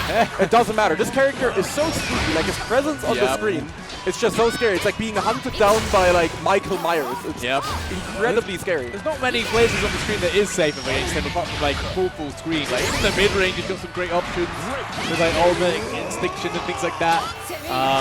Obviously, when he's up close, having to throw that command throw is really scary. We'll see so far with Tori just doing the rushdown game plan, which has worked out pretty well. Yeah, for sure.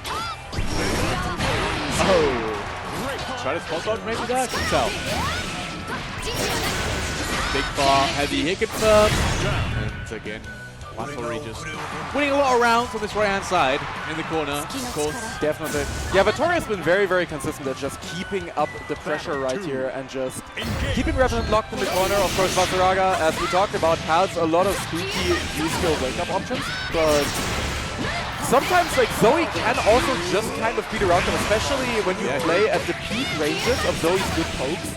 It can actually be very scary to try and get out of that situation. It's going to be a nice roll down with extension here, the forward F150 as well, resetting the dragon meter right at the end of the combo. Oh, okay. Boom. The ultimate GSG coming through, far medium, of course. Moving forward now for some reason. Oh, okay. I don't know why either, but Xxii coming through. The plus up whip setup gets challenged by Tori. And he's going to be taking the second game here in a row over Revenant. But Tori looking confident on the Zoe so far. Yeah, it feels like Revenant won that first round, and ever since then just has been struggling to get anything going, right? Yeah. Especially defensively, it is difficult. Again, he had great armor skills, but you need the space and time to use them. And Tori not giving him anything to work with. Chat, I'm gonna have to translate that Soulforge copy pasta later. Very interested. Like Arabic or something? Yeah. Yeah. Very interested in seeing what that says. Oh my, wait, what? Nothing good, I'm sure. Probably not. That is good though. The Grand Blue community, particularly the goats of copy pastas, you love to see it. Absolutely. Boom. Back. Soulforge, activate. Elongated even. Reset. Neutral overrated, Soulforge activated, baby. There we go. Yeah. Tackle in the corner, gonna be extending with the Raging Strike, and that's gonna be Revenant picking up the round. Scoop him up. And this character is sick, honestly. I do love Vasaraga. Like, as a commentator, first and foremost, I'm happy he's top tier. Yeah, I mean, if you have to play against him, I don't think you're going to be happy about that for a very long time. I'm going to keep it a buck with you. I'll just stop playing him, man. That's the vision. The Lazaraga going to be coming through. The Lazaraga's crazy. Yeah. I did play him when he was bad, so I should just play him again. Now he's good. Absolutely. You can steal all the tech from Mundo and Gatekeeper. It's fine. It's going to be fine. And Revenant, apparently, because they've been cooking up as well here. Right now, though, Tori looking real strong in the corner. Going to be routing into the SBA, of course, Vasaraga, a chunky character with that extra bit of health. Can take a little bit more punishment, but right now we are in throw kill range. So Revenant is going to have to make a bit of a miracle comeback here. And yeah, Xxii finds it smart. Tori now on set point. Yep. See if Revenant can just get one game back. Maybe start thinking about that comeback happening. But it's definitely playing better as the set's gone on. But just still not able to close it out. All right, Extended Rampage into the GSG. Big tackle on the counter. Going to get that wolf bounce as well. And that's a lot of damage, man. I remember when Vasaraga was one of the lower damage characters in this game. They changed that very quickly. I don't remember that. Oh, really? I only remember like a Riot lying about it. That's the only thing that I remember. That's crazy. All right. Oh, great challenge. That works. That's sick. SBA. There we go. Very nicely done. I thought that was a drop for a second. I thought that was a Taichi moment, but instead we got a nice crouching Soulforge extension there from Revenant. Yeah. Taking the game here now over Tori. Once again, fellas, we've been saying it all day. First 2-3 value. Every single game so far pretty much has been... Yeah. Someone goes down 2-0, would have been knocked out in the worst formats, but now has another reason life. And we get more content, more Vasaraga. More chance of an upset here, really. Maybe a higher chance for a Nilla too. Who knows? Depends how the next game goes. Oof. Okay, be patient. Trying to wait out for the GSG maybe.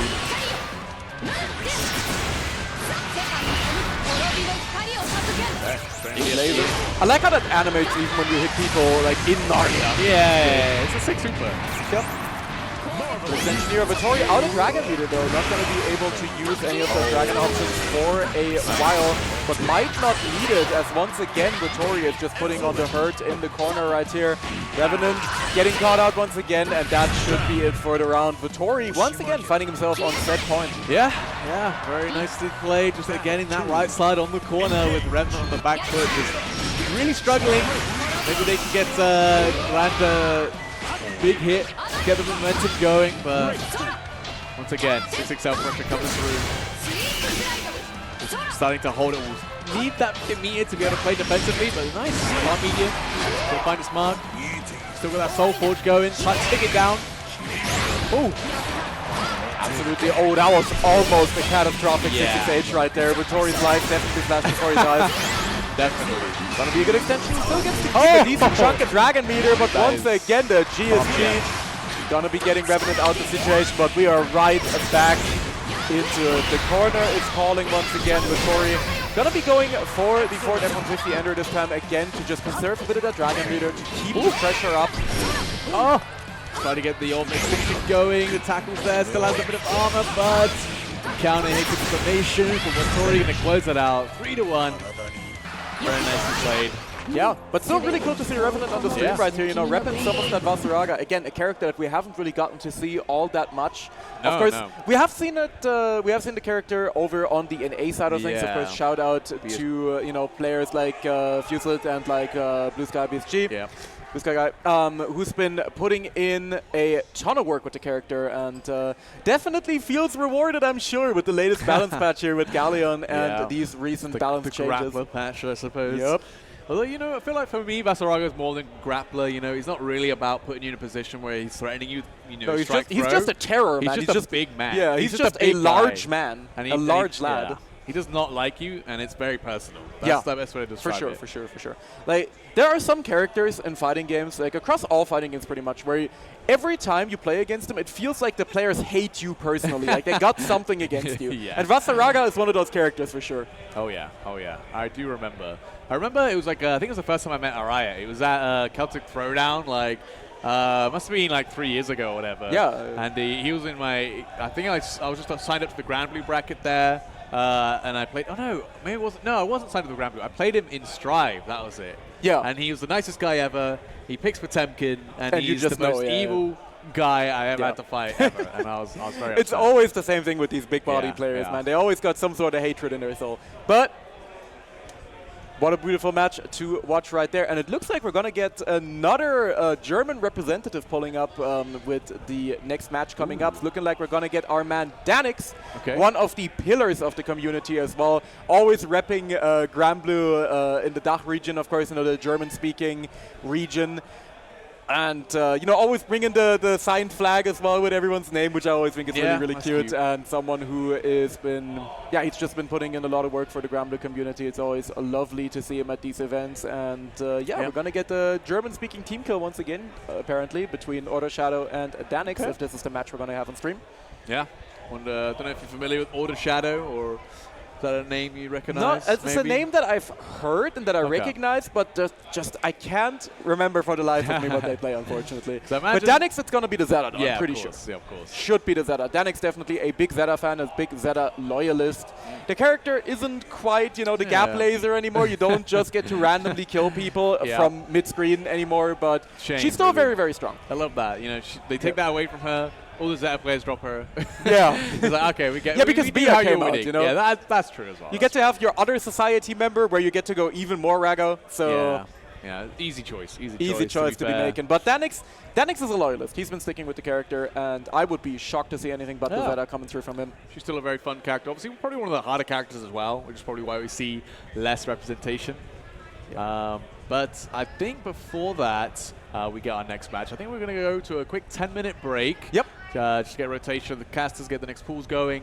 But it's been a pleasure to toast. Absolutely, my until the boy, next as time. always. So we'll see you guys in 10 minutes. Just a bit.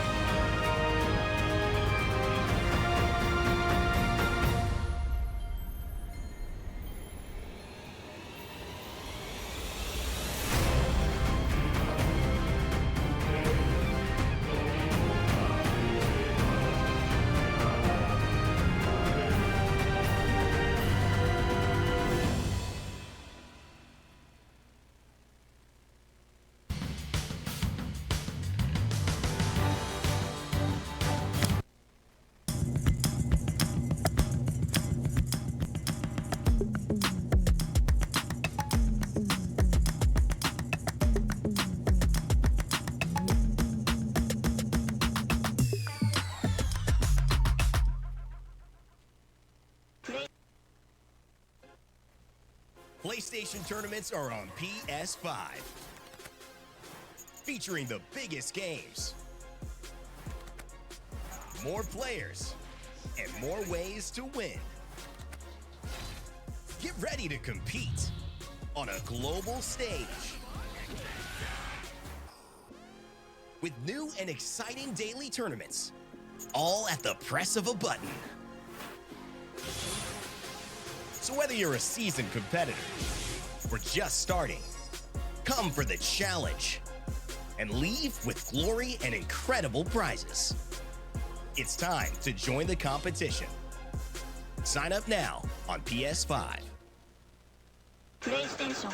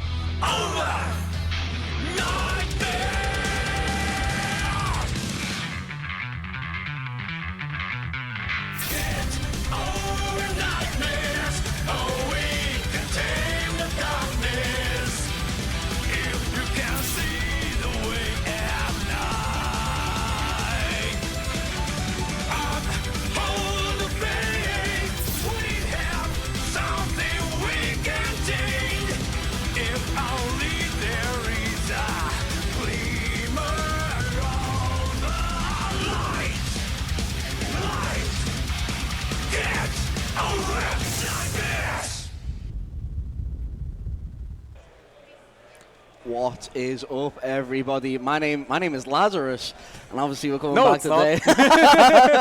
Obviously we're coming back today with some more Grambley. We're doing obviously pool 3 and 4 for the rest of this set. We've got some fantastic people obviously coming into this. Back again though is obviously Toast. You enjoyed the first half with Lazarus over there. Are you excited for the second half? We've got Absolutely, some fantastic my players man. We have had some fantastic Grambley already, a bunch of known and some new names as well, so it's been really cool, and it's been a fun time watching some good-ass Grambley. We've had a lot of first to 3 value already, so once again, shout out to Dudikov, the inventor of first to 3.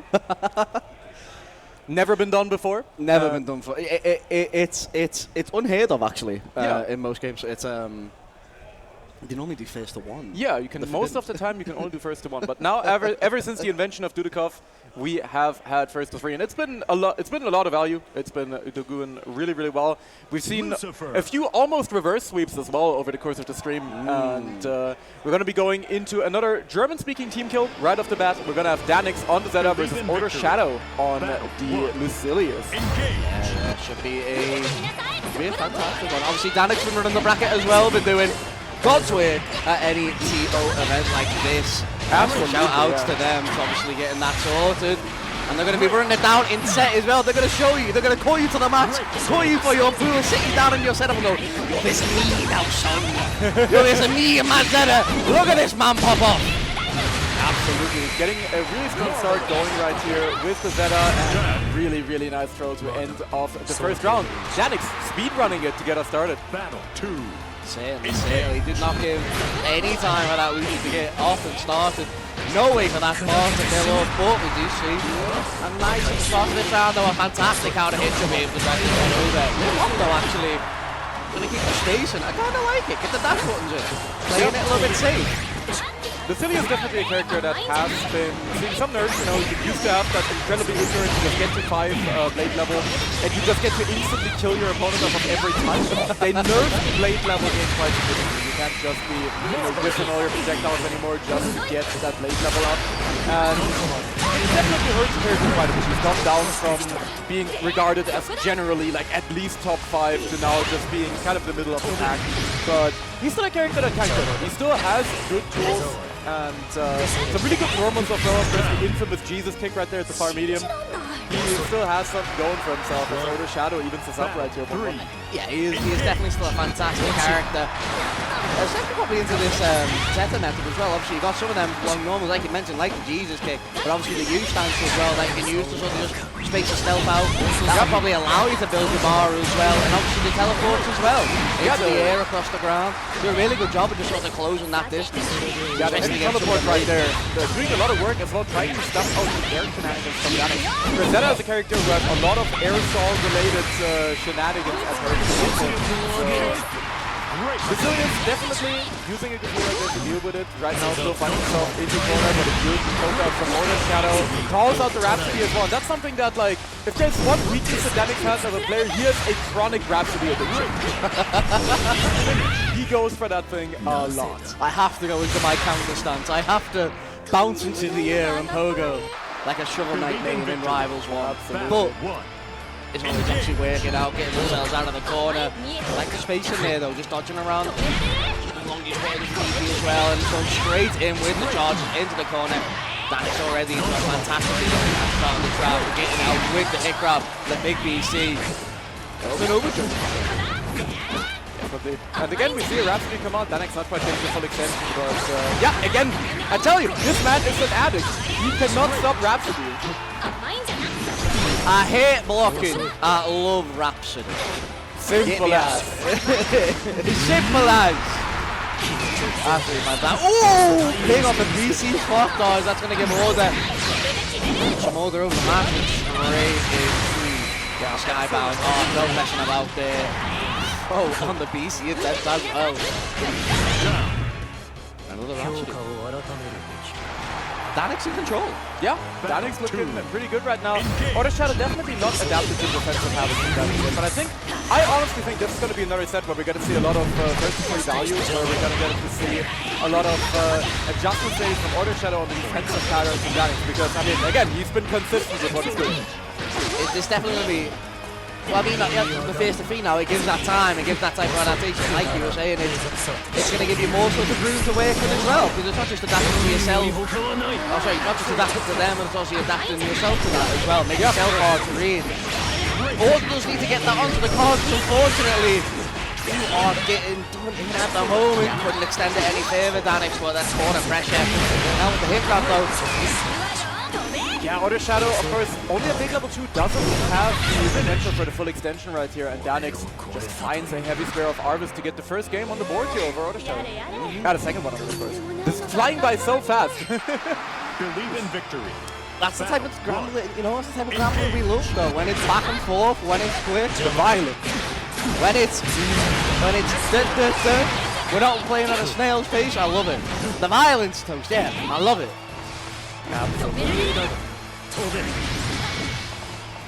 Absolutely.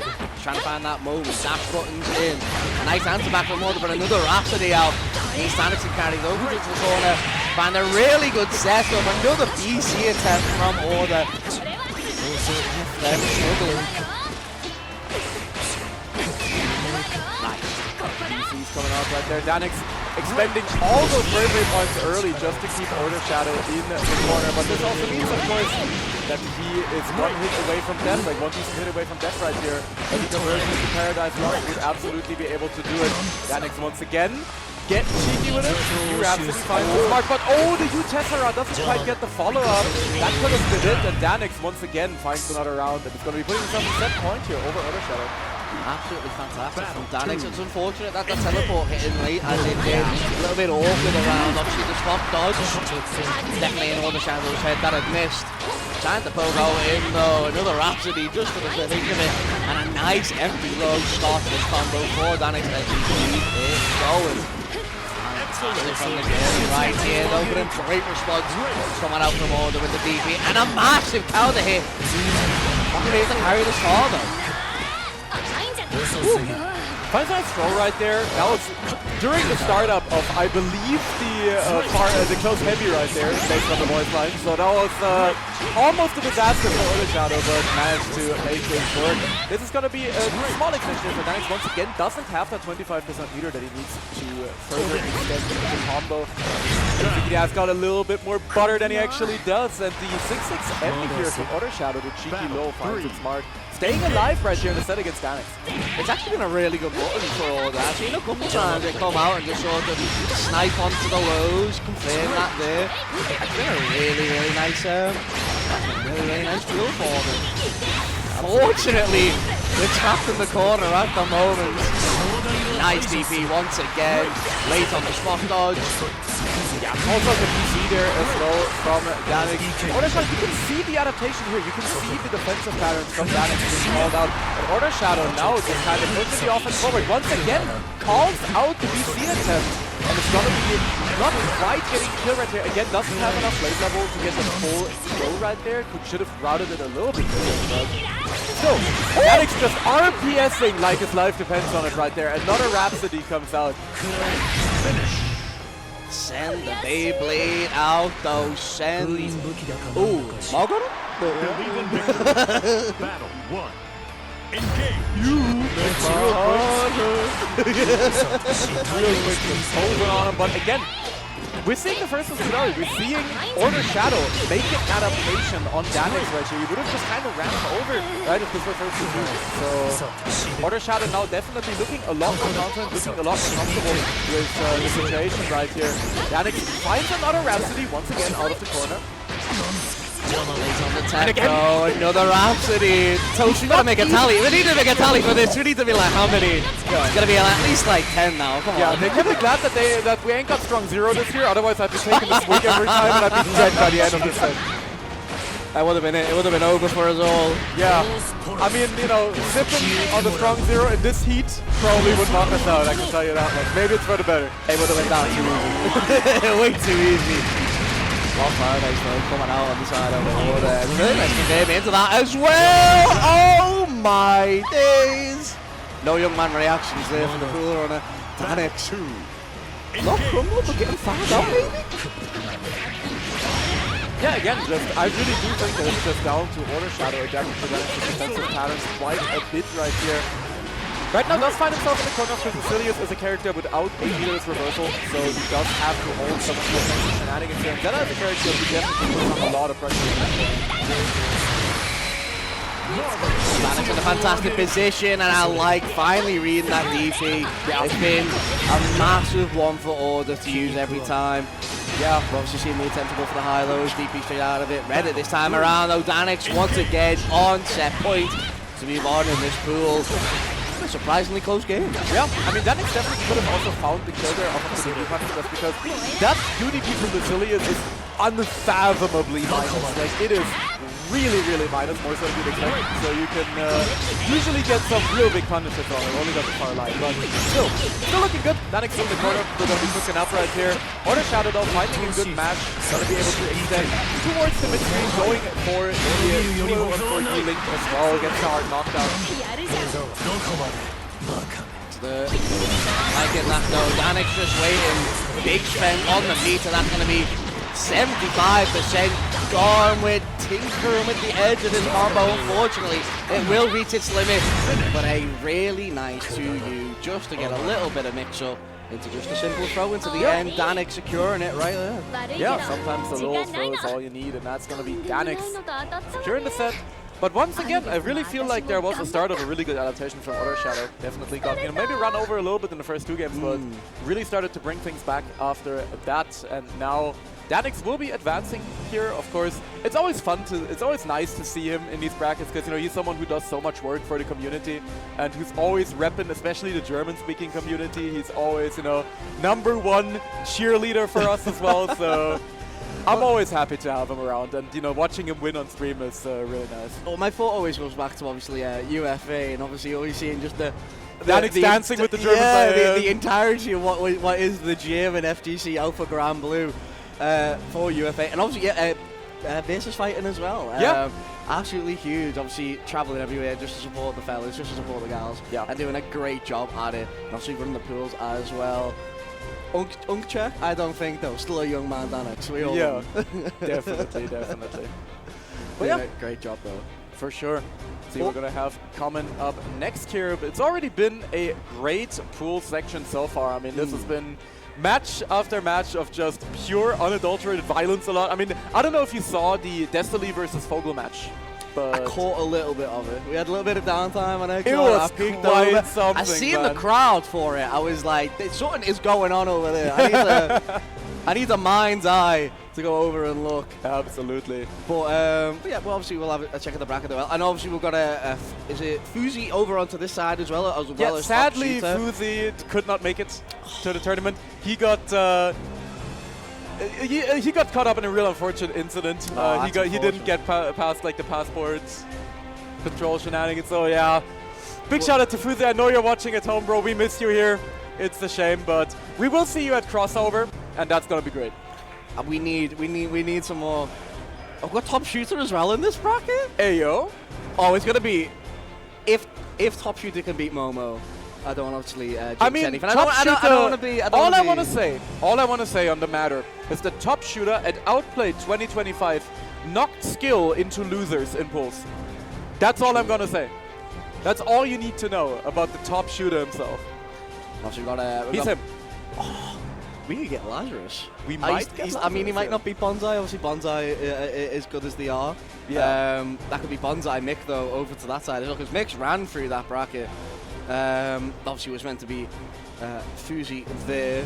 Fitterson obviously already in that semi-finals. Yeah, I mean, as expected. No surprises right there. But from the looks of it, we might be getting Nexus versus Gideon the Great on stream. Now this is going to be a really good matchup. Nexus, of course, an old friend as well, someone who's been around since like the beginning of Base Grand Blue. I remember back before I even used to host the Hard Edge weeklies, I actually used to play on the weeklies against him. He was playing Gran in Base Grand Blue, and he was going crazy with it, I can tell you that much. That was some of the most violent Grand Blue that I've ever played, especially back in Base Game where the pace was a little slower than in Rising. This man, he was going in. Repping the 2B now in this game, of course. One of the few. We got a little 2B plush as well. Is the scene on the? Can you see her? Okay, there she is. There she is. She's not as big as John Lethal League, who we had on. John Lethal League? I don't know what the character is. Are you calling Latch John Lethal League? My alligator? I'm sorry. I keep getting called out for not being a real Lethal Leaguer here on the Grand Blue stream. You're crashing. You don't know Lethal League. That's it's crazy. Toast, I'll teach you. Don't worry. Okay. I'll teach you everything about Doombox. Yeah. I'm gonna teach you how to float with Doombox. All right. Just keep parrying it into the floor until you build speed. Don't worry about it.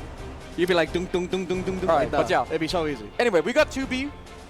Who's going to be represented by Nexus here, a character that you don't really see too much over in the European side of things. We have, of course, we have Nexus. We did have Ggst playing the character for a long time. I'm not sure if Ggst still plays her. I'm not sure if he's maybe even gone back to Fairy, but I'm not sure. But I definitely know that Ggst has represented 2B at a very high level as well. She has had some representation. She's definitely fell off a little bit. Because obviously, to be fair, I'd always like to say it about 2B as well when I get the chance. She's still a very good character. Some very good long-range normals. Yeah. Her A2As are still insane, I think. Especially if you're just trying to approach that. Obviously, if you're someone like Percy, Siegfried still, any of the Dragon Knights actually, if you want to try and anti-it with just a 280, it is simple as. But Bubs on the Gideon? Bubs coming out from Gideon here. Not a pick that I've seen him on just yet, but maybe I'm just unfamiliar with his game here, honestly, because I know, of course, back during the last Hessen Crash, Gideon performed a really well-made top 8 with Nier, of course. But that was the pre-rework Nier, so that was the criminal, El Fugitivo. That was the 2B. I'm not working my 9 to 5 yet. Yeah, that was definitely the jobber pick back in the day. But now we do have the Beelzebub coming out, which is a character that has been kind of getting consistently better over the course of the lifespan of Rising. He's a character that has gotten more and more just nice little changes here and there, a lot of buffs, consistency, a lot of things that Cake can definitely write you a novel about. Shout out to Cake. Shout out to Big Man Cake, you will be missed. I will say though, it's kind of one of them. They gave this man a costume. Yeah. By DLC law, he needs to be good. Very true, very true. Yeah, there has been obviously some very good buffs in regards to obviously making some of the stuff a lot faster. Yeah. Obviously positive on plus as well. Positive on plus, positive on block. And it's just been obviously a really, really good turnaround.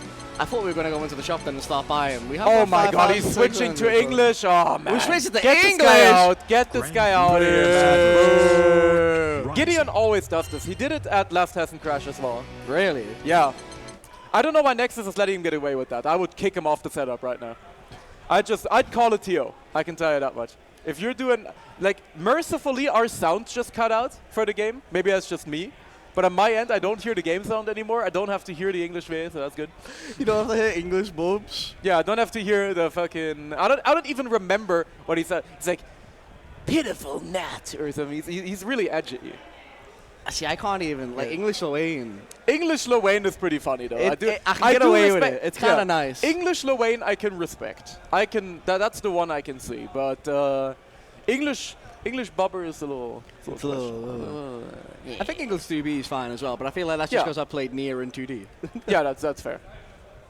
Of course, not the same returning voice actor from that. But yeah, going to be getting right into things right here. We have Gideon the Great on the Bubber versus Nexus on the 2B. Of course, 2B is a character that still, especially over in NA, sees quite a lot of representation. There are quite a lot of strong 2B players over there, so definitely a character that's just kind of underrepresented in Europe. It's always fun to see that, like, there are so many regional differences with this game, right? Like, there are so many different, like, character specialists where a character like Metera, you pretty much mostly see, you know, Senpai Spider and Monarch doing well in NA, but in Europe we have like the Metera infestation. There are so many of especially Lowain as well. There are so many Lowains in Europe. Also, we love all Lowains in Europe. Yeah. Shouts to Tunington, shouts to Bogus. Except for if you're a Riot, you probably don't love our Lowains, but it is what it is. Shouts to Edinburgh Brawl. Make sure you go for that. But get into it though. Obviously, you missed a little bit of this match here. We do apologise. Gideon on the front foot. Yeah. New tattoo. Why not go for it? You got that range. He's rotating. Bub's definitely a character that's... Yeah, he's just gyrating, bro. The oomsy gyration.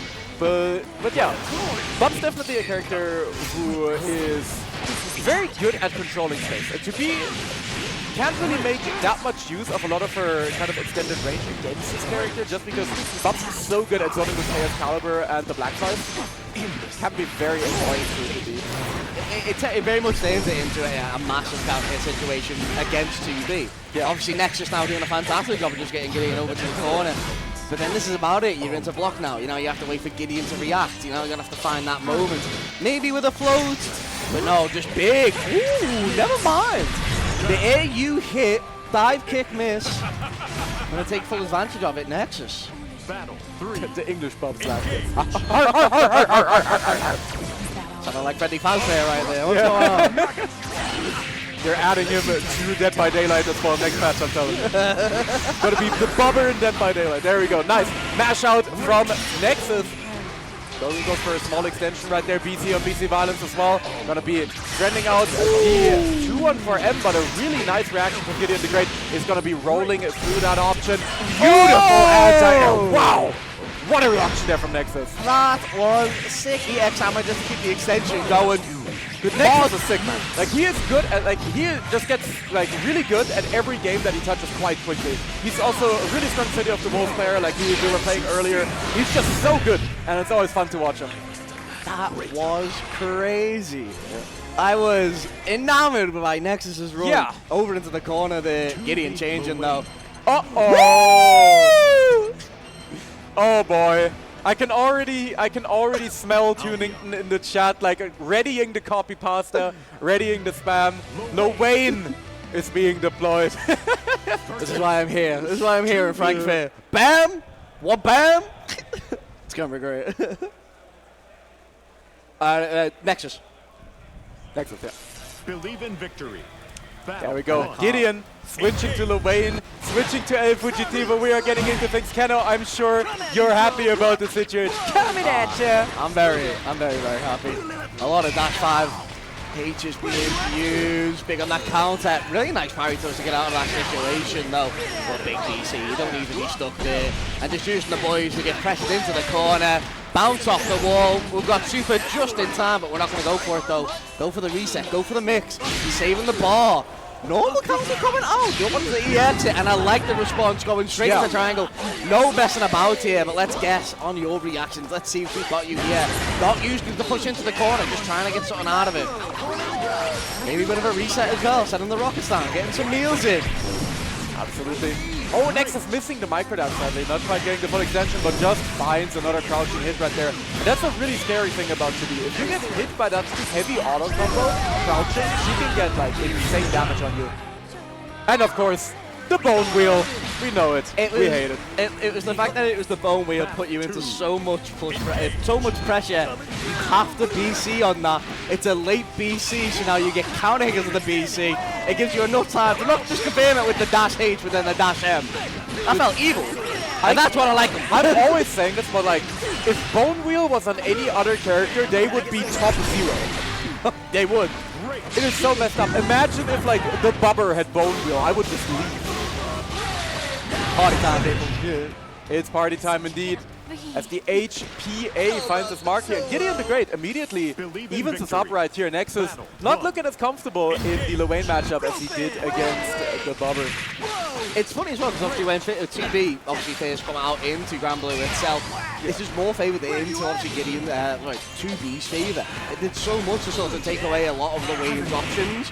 Obviously Bone Wheel was the only one that could really sort of keep 2B in sort of check, where you run full screen, you charge that meter with your bones. But the fact that obviously we've seen the nerfs to chain, 2 meter, to the beam, there's so much for Gideon and obviously the Lane now to get into it, and they're doing a fantastic job at just sort of keeping 2B kind of at arm's length. When they want to mix, they can go with the mix. They send Scott and Tommy in, they go for the high-low, nice BC, Bone Wheel in, force the jump, rockets aplenty.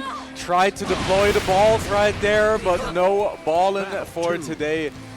Nexus getting stepped out unfortunately, but finds a big counter. A nice counter conversion there as well, using the 6U to cancel it. Slide in there for even more damage. And the nice 2H. Oh! But we're quite ready for the pickup. Certainly not. Trying to dash H out of it. Twice it up. It's going to punish them, but Dash L so good on the lane. Along with the laser, just knows to look at those. Very nice knowledge check coming out from Nexus right there. Let it go roll though, and that's last of your BGs. Movement coming through. This it's gonna be real close with the ender. Yeah, the thing is with 2B, her stuff actually starts scaling pretty hard towards the end of the combo, so I was a little scared. That would actually barely killed. I mean, it's one of them. There's been so many hits, isn't it? You definitely feel like it's going to take away some of that damage. Yeah. Just trying to play it a little bit more. Oh! Now, that is going to hit straight into the corner. It's going to allow for the setup as well. We've got to go for it, but we're a bit late on it. It's going to give Gideon the chance just to get out. Not going to be able to get Kata laser off. We'll just see the chain to come in. Won't be able to end it just yet, but it's another setup for the 2B. Nexus with another option. DP out, though. Woo. Catabot getting shot by the vintage laser. Once again, coming through. Just getting joined up. My man is getting ripped up right there. And that's going to be SBA Pods. Crush a skull. Thank you. Fantastic one out from Nexus there. Yeah, just shutting Gideon down from eating food. Don't want that getting too out of hand. Absolutely not. This is where obviously 2B can sort of thrive. When you've got that life lead, Lane wants to start trying eating. You have so much sort of to get rid of what's on the screen because they're playing a lot more passive now. You need to be active against this character. Boys coming in though, going to be nice block onto the low. Unfortunately, Dash H not going to work this time around again. It's going to get caught by them big buttons of 2B. Just doing a fantastic job of just keeping Gideon under wraps. Absolutely right there. Gonna be going into the HPA. Let's see, can he block this out? Has he read the document? So far it's looking like it. So far he's rolling through him. Gets caught right at the end. and almost perfectly defended against it. The document has at least been opened. It may have not been sullied, but it has been opened. There we go, another heavy follow-up, and that's going to be Nexus putting himself on set point right here. Nexus doing a really good job of just shutting down a lot of Gideon's pressure here. Was great at the start, but a lot more. Ooh! Dashing into that Catalyzer though. Forcing source being used, a really nice perfect to get in. A counter hit on the Radiant Strike attempt, but it looks like a BC instead on the overhead. Could actually kill here if we can get this well. Watch a dome piece. We're going to be going into the HP. Oh, never mind. Never mind. We're going for the full corner-to-corner experience right there. I like choosing that over winning the round, just, you know, to tell him. Just to let him know that you do not mess around. However, though, this might come back to bite Gideon the Great right here. Nexus getting the offense going. HPA coming out once again. Let's see. The do the document needs to be invoked. Never mind. Watch a dome. Absolutely fantastic coming out from Gideon. Could have cashed out with HBA, like he said, against the wall. Could have flicked it up, gone for full air flames, but we went for drills. Let's style it up. Let's show the maximum of what this character can do. Absolutely. Right from the BC counter as well. Going to catch an extended hitbox. We're not going to go for the 2U into Awesome Sauce with his head. We're going to throw boys out. Play it a little bit safer. Get some spaghetti in us. Nice with a health onto the board as well. And that's a throw into the corner. Another chance to set it up. Nice block. Should be it for Gideon now. Are we going to style once more? I think no, we are not. HPA. Simple. Hey, hey, hey! And there we go. Toast, I like Lillian. He's a really I know. I know you do, buddy. I'm well aware that you do. Don't worry. A lot of people in the chat also do. Shout out to Tuni. Battle 1. Honestly, like, I can't, like, as much as I hate playing against him, I can't bring myself to hate Luane because, like, the players love him so much, you know? I'm not like a Riot. My soul isn't quite that bitter. Every time I see people hype for this character, I can't help but smile, you know? I got a little bit of that left. He's a goofy little chef. Yeah. You know? Oh, ran in a little too early. You're going to get the full combo from that. As Nexus needs to start building that beta. SKL Beige is just going to be looking a little low, but on the tier, Nexus has got the opportunity to take this away from Gideon. Absolutely. HBA coming up once again, though. So far, he's not perfectly defended himself against it, and we will not see it today, apparently. Nexus going for the double jump. Tried to go for the far medium, but does not quite get the pickup right here. Good DP. Yeah, gonna get out of that situation. Double jump on out, but we find our opportunity. Gideon getting the stray hit. Chain that with the strike, and it's match point for Gideon. Yeah, actually a set point for Gideon now after, you know, being down quite a bit at the beginning of the set, but now he's just adapted. He's gotten in there, and Nexus fighting his way out of the corner. Deploying the pod. Really nice BC, get over to the other side, you ult in. Nexus trying to be quick with some of the lasers though. Rockets are coming out, and I like the double jump attempt just to get over it. Use them big normals to try and control that space. Scoot in right there. Ooh, still doing a really good job. Getting the tackle. Gonna get set up after this. Absolutely. Oh, keep it normal, keep it safe. I like it. Oh, that's punishable. Yeah, that was maybe a little funny there from Nexus, maybe not intended. And they got it. Another HPA. Oh, my knees. Gonna get punished for it though. Not enough to push Nexus over into the corner. Absolutely. Nexus this time. He studied up on the do the document in between rounds, I can tell you that much. He is prepared. He is ready. He needs one more hit to even things up. Once again, we might be going to a final game, final round, but not if Gideon the Great has anything to say about it. Nexus working toward the chip damage right now. And the laser does it. Nexus locking in. Final game, final round, ladies and gentlemen, here between Gideon the Great and Nexus. Chat, we're giving you value here. This is the most that you could get from your Grand Blue offlines. All the Grand Blue that you could ever ask for. Are you not entertained? You woke up today and you said, I want to watch some Grand Blue. We're giving you some gosh darn Grand Blue. Oh, yeah, baby. Big grab onto the counter, nice in, another throw once more. Gideon on the ropes. HBA on 100% now if we want to get it out, and we certainly will. It's a wake-up option. Keep ourselves sensible. Oh! Oh, no! B-balling! That is a big chunk of damage. 0 BP on the side of Nexus. But Gideon maybe getting a little too funny right there with the Unk check. The SBA will be coming out. Pods crush his skull. Was a little too early on the Rockets and Garcrush situation. Nexus reading that and going for the jump straight away. Putting them in that punish. This is 2B. Doing a really, really good job against Gideon there. And you know what? That was fantastic. Absolutely. Yeah, that was a one hell of a set. My blood pressure is going up, ladies and gentlemen watching at home. I can tell you that much. I'm telling you what, it's one less Lane in top 16. That you get on like that. It's gonna be positive. But Gideon still obviously in loser's side over there. Still has a chance to make it off through. It's in multiple games. Oh my god, this is messed up. The chat, I just want to point out this is messed up. We're seeing like the work in progress, like production update right now on our screen, right? As a commentator, and Gideon lost, and they made him British after he lost. He's no longer crazy from Wales. He's now British. He's debuffed. You're debuffed. You now have the British flag. Yeah. Production apologizing profusely in our ears right now. So far, he lost and it immediately switched to the UK. That's what you go to leave the venue. British. You've lost it. Right, mate, you lost your British now. You lost your British now. You've got to love the king.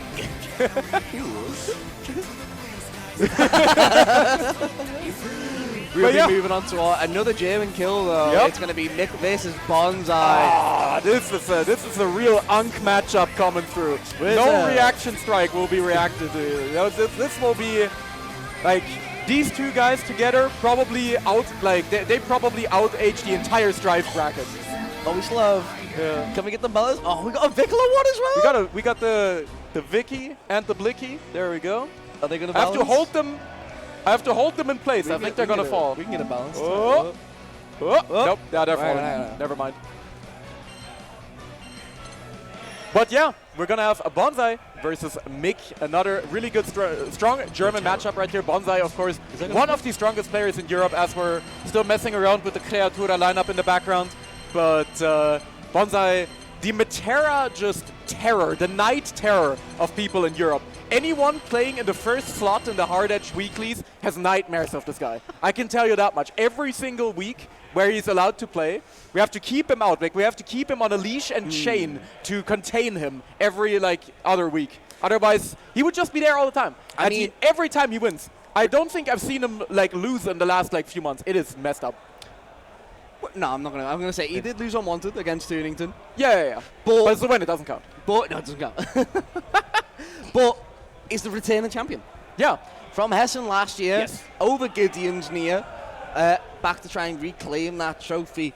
Obviously, we have the demons themselves coming into this bracket in the form of Edison and Saki. Obviously, both world final entrants from last year. Yeah. Hopefully, we can get them back into Seoul, back into South Korea. Yeah. I would hope so. I would definitely. I mean, I would be surprised if they, if we don't get at least either Saki or Fitizen. But I think we're gonna get them both.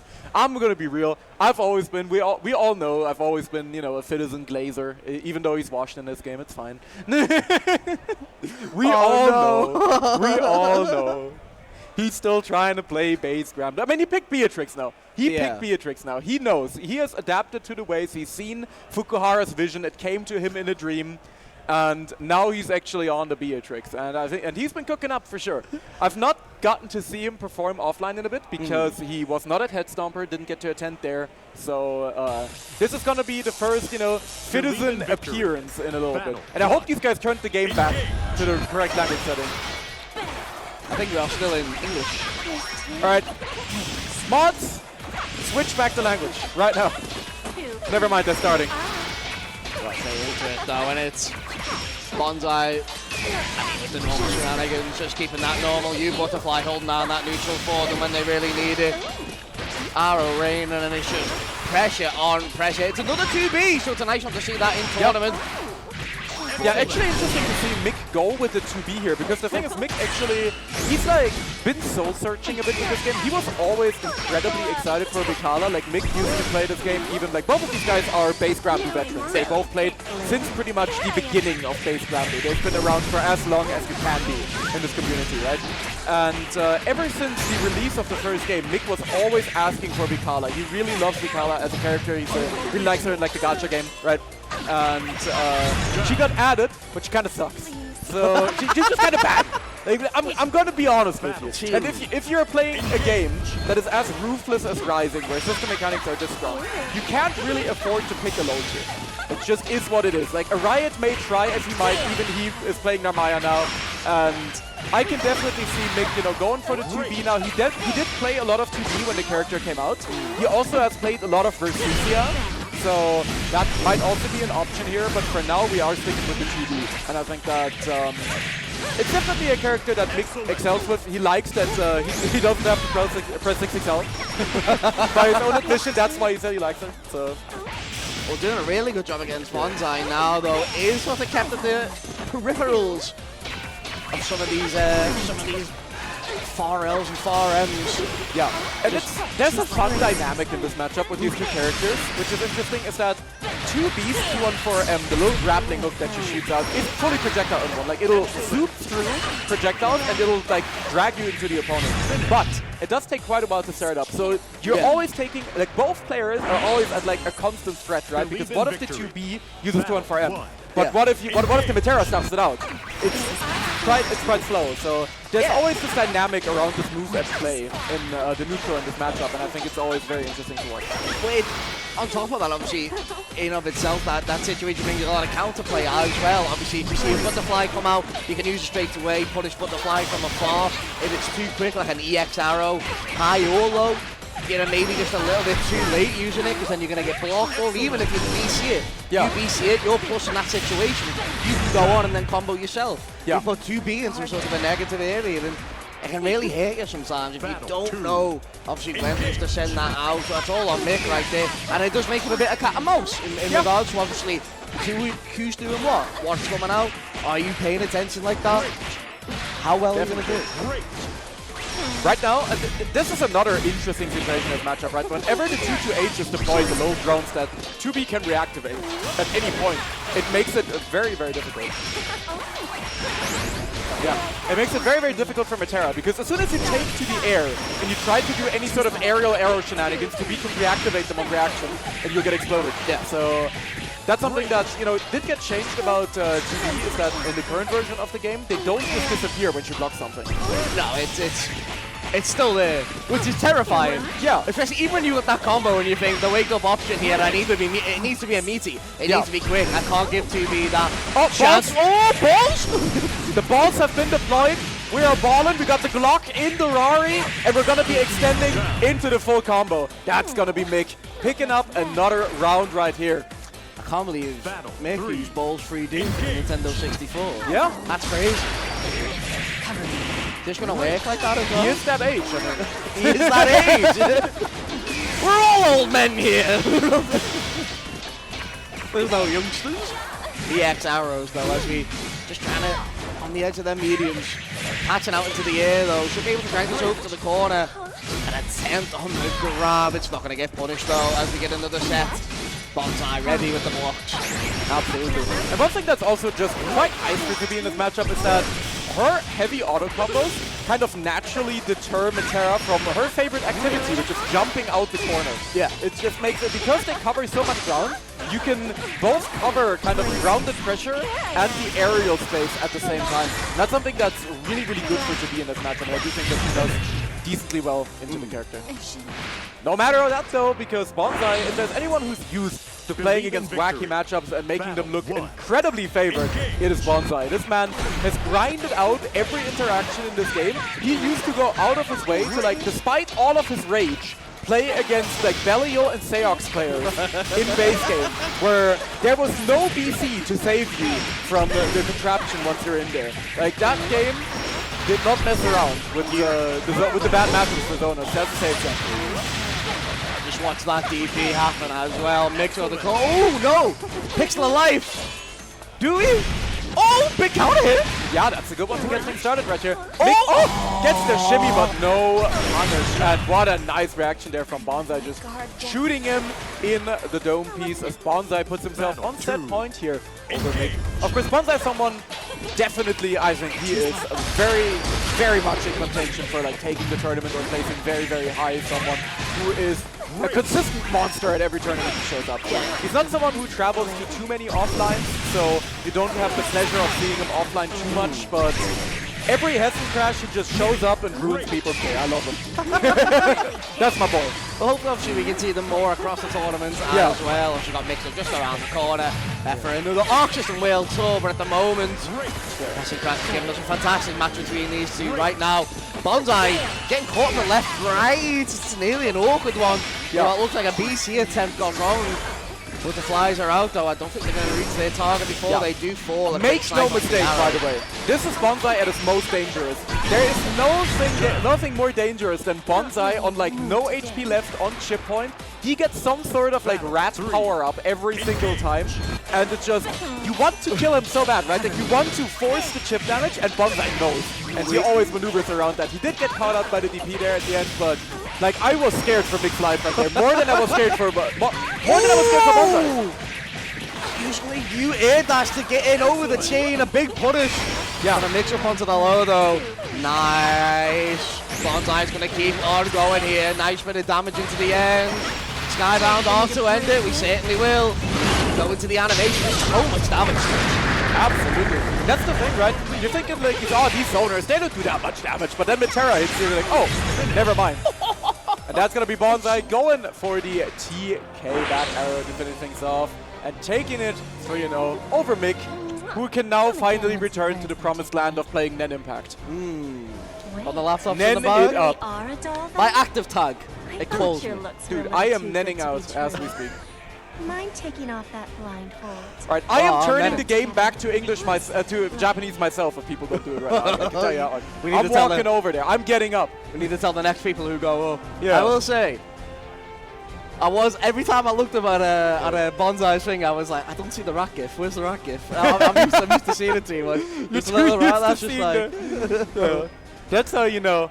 That's the real hard edger right here. That's the real hard edge enjoyer. That's a true hard edge enjoyer right there. Hell yeah. Edging out.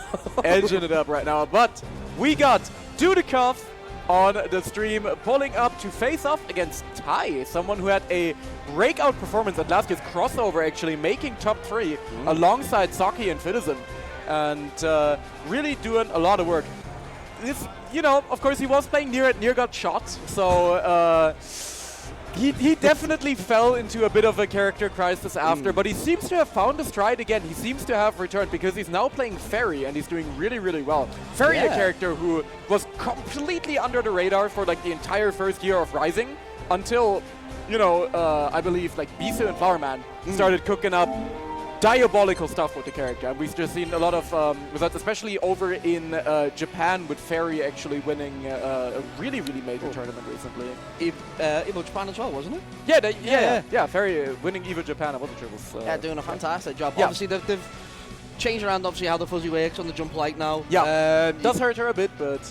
She's still a fantastic character in terms of just keeping that range, zoning people out if you really want to do it, and obviously, you know, getting the grabs and pulls in, setups with the dog. What's the dog name again? Niffy? It's Ggst. Ggst, that's it. Yeah, which is short for Ggst, hold down the neutral. And Ggst, shake my hand. Is that no, I see. It'd be like that. Yeah. Also, that's not skill and destiny. Don't let the overlay lie to you there. Okay, you guys don't even see it yet. Anyway, we have Dudikov versus Tai coming up. Of course, Dudikov, no stranger to competition here in Gbvsr, someone who has also been around since the dawn of time. Like, Dudikov has been around longer than First of Three, since he was the one to invent it. And he's someone who... Making him sound prehistoric. Yeah, I mean... From the old ages. Yeah, prehistoric gamer coming through right there. And yeah, someone who is always pulling up to every tournament, someone who is consistently putting in the work, both on the Metera and the Seox. Of course, we have seen, you know, there's the two variations. We got the Do the Rat and the Do the Slop. And recently we've seen quite a decent amount of, for a long time he pretty much exclusively played Seox, but we have seen the Metera make a bit of a comeback in recent memory. Like Dudikov has been representing the character more again, which I honestly like to see because he kind of gave up hope, but Seox then got nerfed to 14k HP, and ever since that's like... I mean, it's what Dudikov started on the Metera. It's what, you know, we've won championships with, especially obviously Celtic Throwdown obviously named to one of them. Did fantastic on the character themselves. Oh, God's work. Are we seeing it? Yeah, we're seeing it. We're seeing it. Bless you. Thank you very much. That's my goat. Thank you very much. This is why I'm a Dudikov fan, not just because of the first three, but also because he just knows. He's just real. Just know. Unable to. We need someone to lay down the law. Yeah. To get us our English to Japanese Grand Blue, our first to freeze. Yeah. And it's Dudikov and it's cake, and that's what we need. If someone's going to do it, it's going to be Dudikov. It has to be Dudikov. Sure. He's going to do it to him. If someone needs to jump on comms, it's Dudikov. It's Dudikov. Someone needs to set the consoles up, it's Dudikov. It's Dudikov. For sure. I mean, we've had Dudikov on comms actually quite a bit over on the Hard Edge weeklies, and honestly, usually I'm not a fan of like player commentary, right? Because a lot of the time it's just such like a different skill set, right? Yeah. But I think Dudikov is actually really good at it. Like I think he's actually really good on comms as well, and it's always fun to listen to him. And right now it's going to be fun to watch him play. And we see the Duda being deployed right here. We do see the Metera pick to start us out. Especially here against Ferry, which is interesting because like you would think that Xerox has a favorable matchup into Ferry, so we'll see. Well, it's range for range, really, isn't it? Against both of them, it's how much obviously you can send Ggst out to sort of get the lockdown into it. It's how much you can sort of zone out TI in these moments with the Ferry and just make sure that they can't really do anything. How much you put Butterfly down to fight against Ggst. Yeah. You know, it becomes a sort of a back and forth in regards to if you can keep that zone and then sort of slow it down when they need to, speed it up when they need to. Ggst in the back is popping off though, Butterfly's there to hold it down from Dudikov as we keep it going into the corner, and this is the area where Metera wants to be. This is the type of pressure that they want to achieve. Big BC to get back to that corner, and nice support coming out from TI. Yeah, absolutely, that's a nice side switch as well. And that's an air unblockable, baby. That is going to be the first round. Go to tie. Apologies, Tunas made me laugh. Dudikov from Lee, you are correct. Big on the drag in though, going to be able to end that with the DP, sending GG out. Caught with that far light though. The wrap button as the Butterfly flies by. Butterfly coming out to try and hold that down in neutral. Activated a bit early unfortunately, but TI in a really good position here. Doesn't need to stress too much. Yeah, absolutely. And I would not be surprised that if Dudikov loses this game, we might see the Seox come out. Because I do still think that that matchup is favored. Ferry, of course, does no longer have a meterless defensive option in this game. They changed that from base game. And Seox is just good at just running you down. But yeah, we'll see. Right now, I look in a pretty commanding position. Ggst once again holding down the neutral, even up against Metera. And this little deployable rat is just so annoying to deal with. Nice attempt there with the UDT. Didn't quite manage to catch Dudikov, but the vision was definitely there. Yeah, definitely. I could, like you said, I could see the Seahawks coming into this. Because, in all honesty, Metera just didn't have really any opportunity to sort of pop off from against the Ferry from them moments where we sort of got them one hits in, we got Butterfly hits in. We couldn't really do much more from that though. There was a counter to that every time coming out from TI from the Ferry, whether it be DP, whether it just be a BC to get off straight into the GG to control that neutral. I could see a Seahawks here. Get in close, get that mix in, dive kick, shadow clone, Jiu-Jitsu.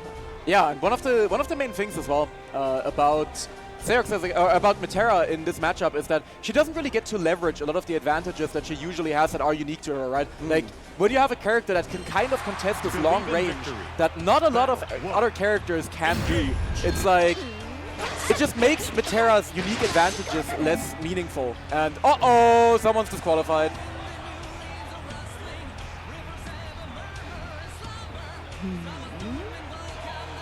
Well. It's a good thing it was just the start of the round. Yep, thankfully it was the start of the round. We're probably going to be running that one back, but... PS5 people. PS5 people. PS5. PS5. Chat, I'm using this opportunity to tell you right now, if PS5. you are a pad player and you play in a tournament, if you don't disconnect your pad after you play, I will find you. Chat. I know where you live. I will be there. Disconnect that controller. Disconnect your controller. Disconnect that controller. We will find you. I know where you live. Yeah. I am in your walls. I live in your sink. I can tell you. But yeah, genuinely, it is something that, as you can see right here, we're currently going through and removing 400 different DualSense wireless controllers. All my homies hate pad players. Play on stick or leave. I say like I'm not playing Hitbox when I'm traveling, but... Pad players.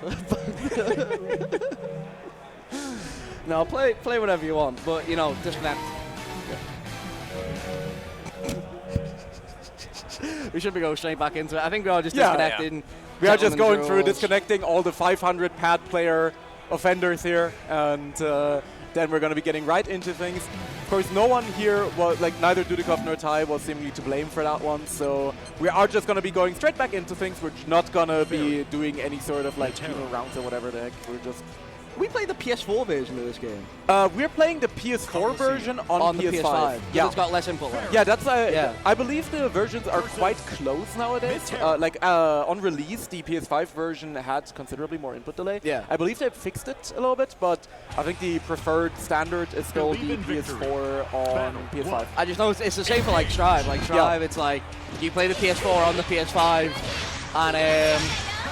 and yeah, you get less input. Like, same with Street Fighter as well, but obviously Street Fighter is now all PC. Yeah, funny enough, I heard that Strive has like the least input lag on Nintendo Switch 2. Yeah, yeah. Time to buy all of those from scalpers. Buy your Switch. Nintendo Mind Control. Buy your Switch today. I'm a Nintendo hater. I'm going out on record and saying that.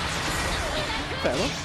Anyway, we're getting right back into things. Tai, once again, getting things started and putting on some good corner pressure. We did not see the switch from Dudikov, notably. We are still on the Duda-Rat. Currently trying to get some pressure going, pushing it back towards that mid-screen. But we saw it here again, right? Like, Fairy is one of the few characters in the game who are able to counter-poke in that situation. You're in a post-Throtech situation, you have butterflies on you, and most of the cast is really disadvantaged in that situation, right? But Fairy is still able to use those medium buttons to counter-poke, and that actually makes this matchup very different. Like, you really do need to adjust very heavily with your Matera in this situation. I am surprised that, obviously, that Dudikov has stuck with the Matera. Obviously, they see something I don't see. But obviously, they are a pro at their game as well. I am just a mere mortal on the commentary desk. But it is obviously a surprise. TI had so much dominance in regards to obviously just shutting down a lot of Matera's options and dancing around them arrows as well. Yeah.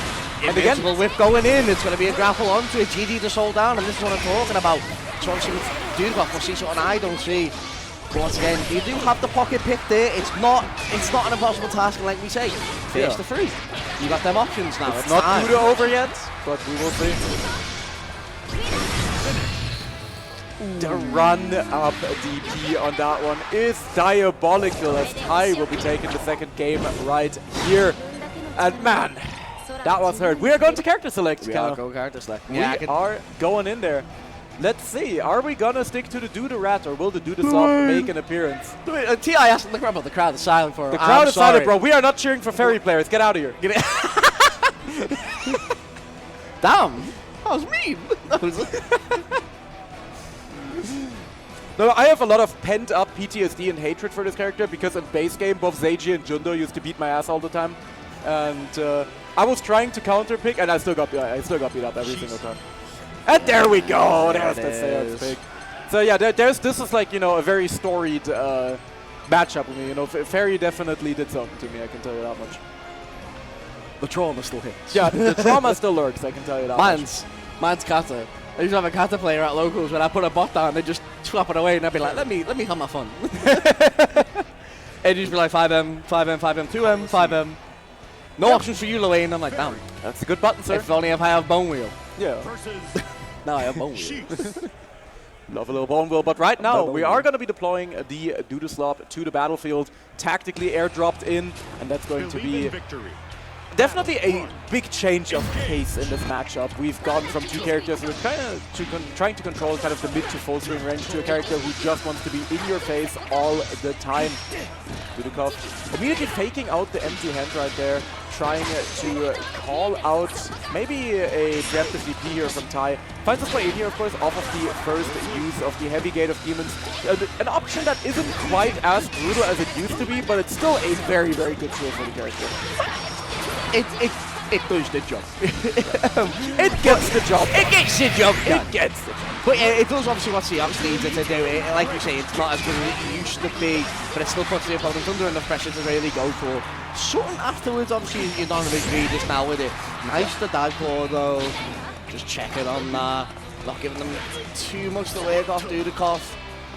You just need to find that one moment though. Nice on the dive down. Once again with the X Factor. And there it is, the counter hit against the grab attempt. We got the super as well. Looking much better.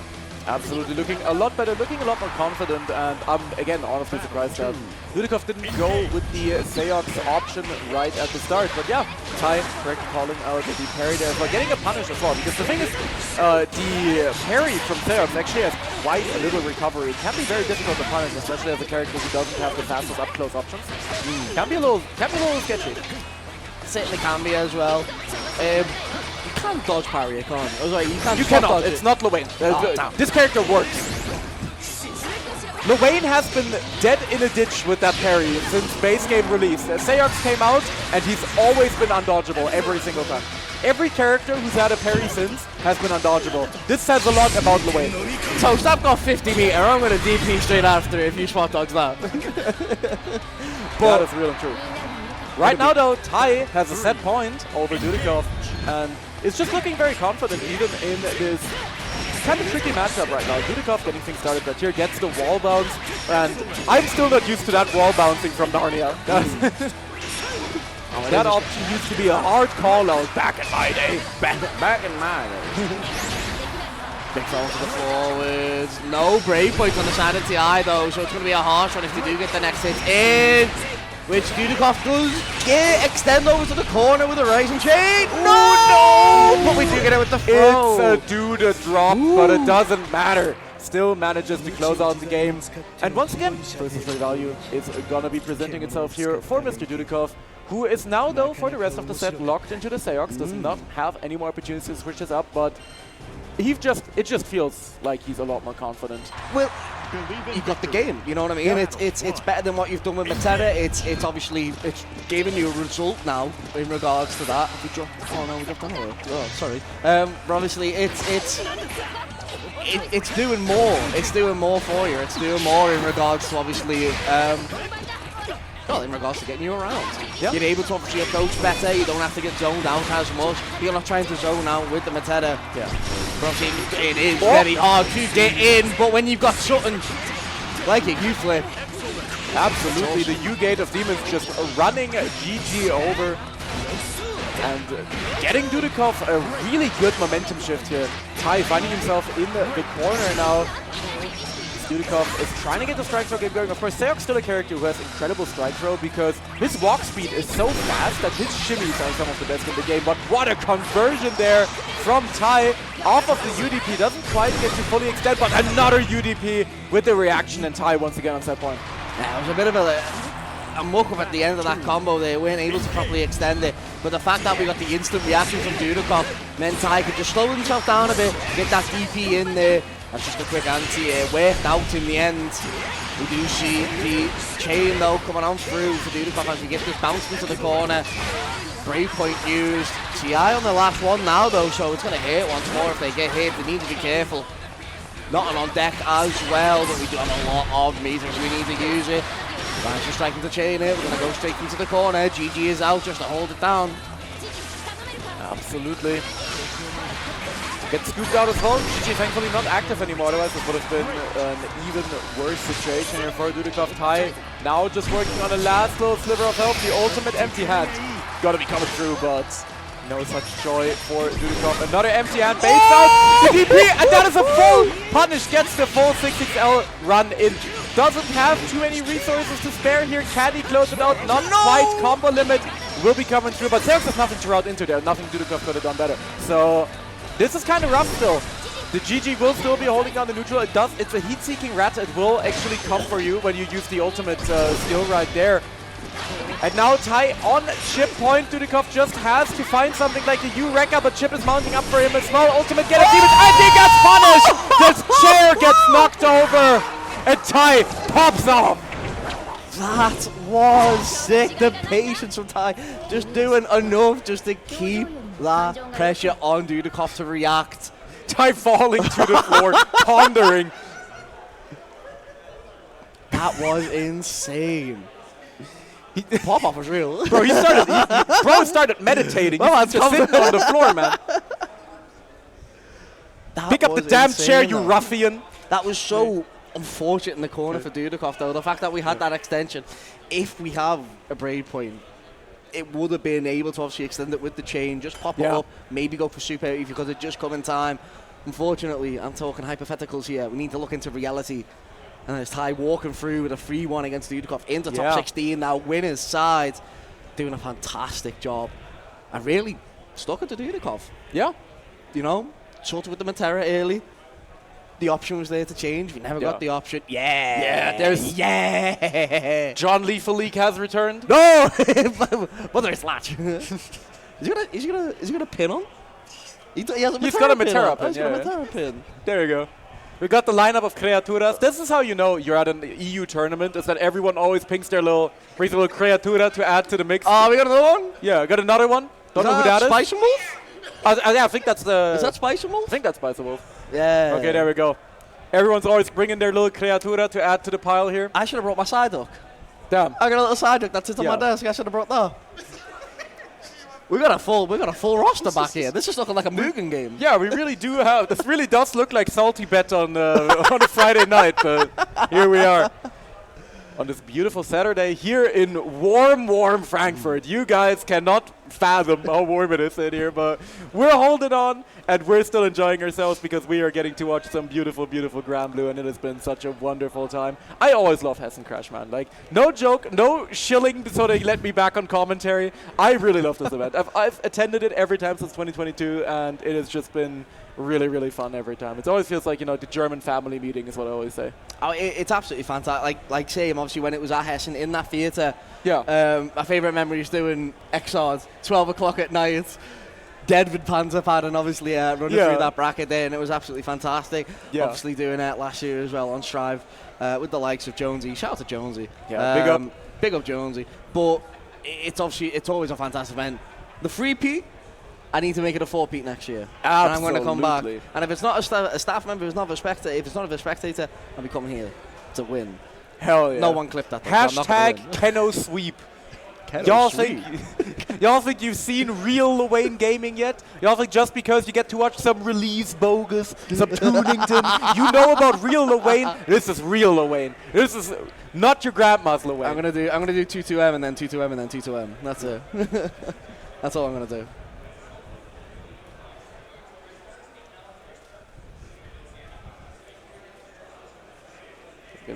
We doing player interviews now?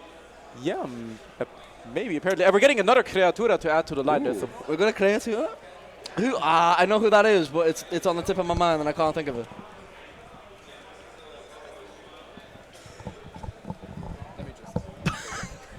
Commentary is so production. Chat, I got 2 mics. You can hear me doubly loud. Oh, sorry. How are we doing though? It is very warm in Frankfurt. I didn't realize Central Europe could get this warm. I should have packed shorts. I didn't pack shorts. It's like 34, 35 degrees. I'm a Northern English boy. Like, make it 10 degrees, please. I want to wear a jacket.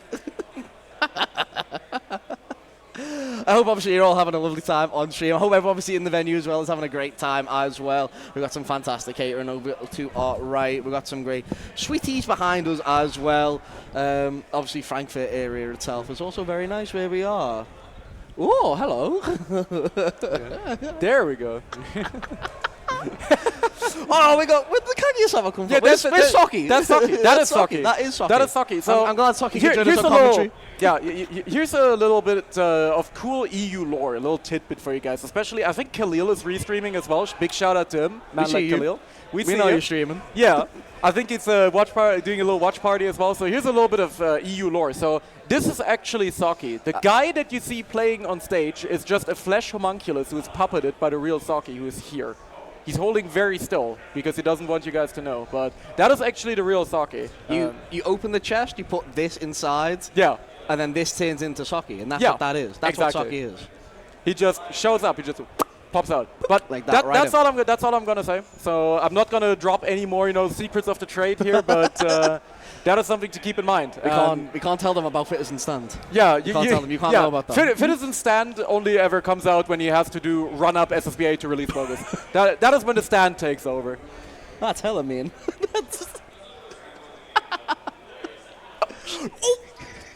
You lost Saki! He needed the bracket. I knocked him over. We needed. See, the homunculus has got a no. The homunculus is grabbing it now. Yeah, there we go. The homunculus has arrived. Oh, sorry, Jack. We're waffling too much. We're waffling too much. But we are getting. The only reason why we're waffling is because these guys keep doing 20 button checks every time. So we love it. We love the button checks. We're coming up. Obviously, we're moving into top 16 now, and we see the master themselves. Sorry, chat. Stop yelling at me. We see the. Oh, I can't even express how much I love this man right here. Is that skill? I don't think that's skill. That is think skill. That's the dragon. I thought you were calling me out wrong. I didn't realize it was a bit. That is skill though.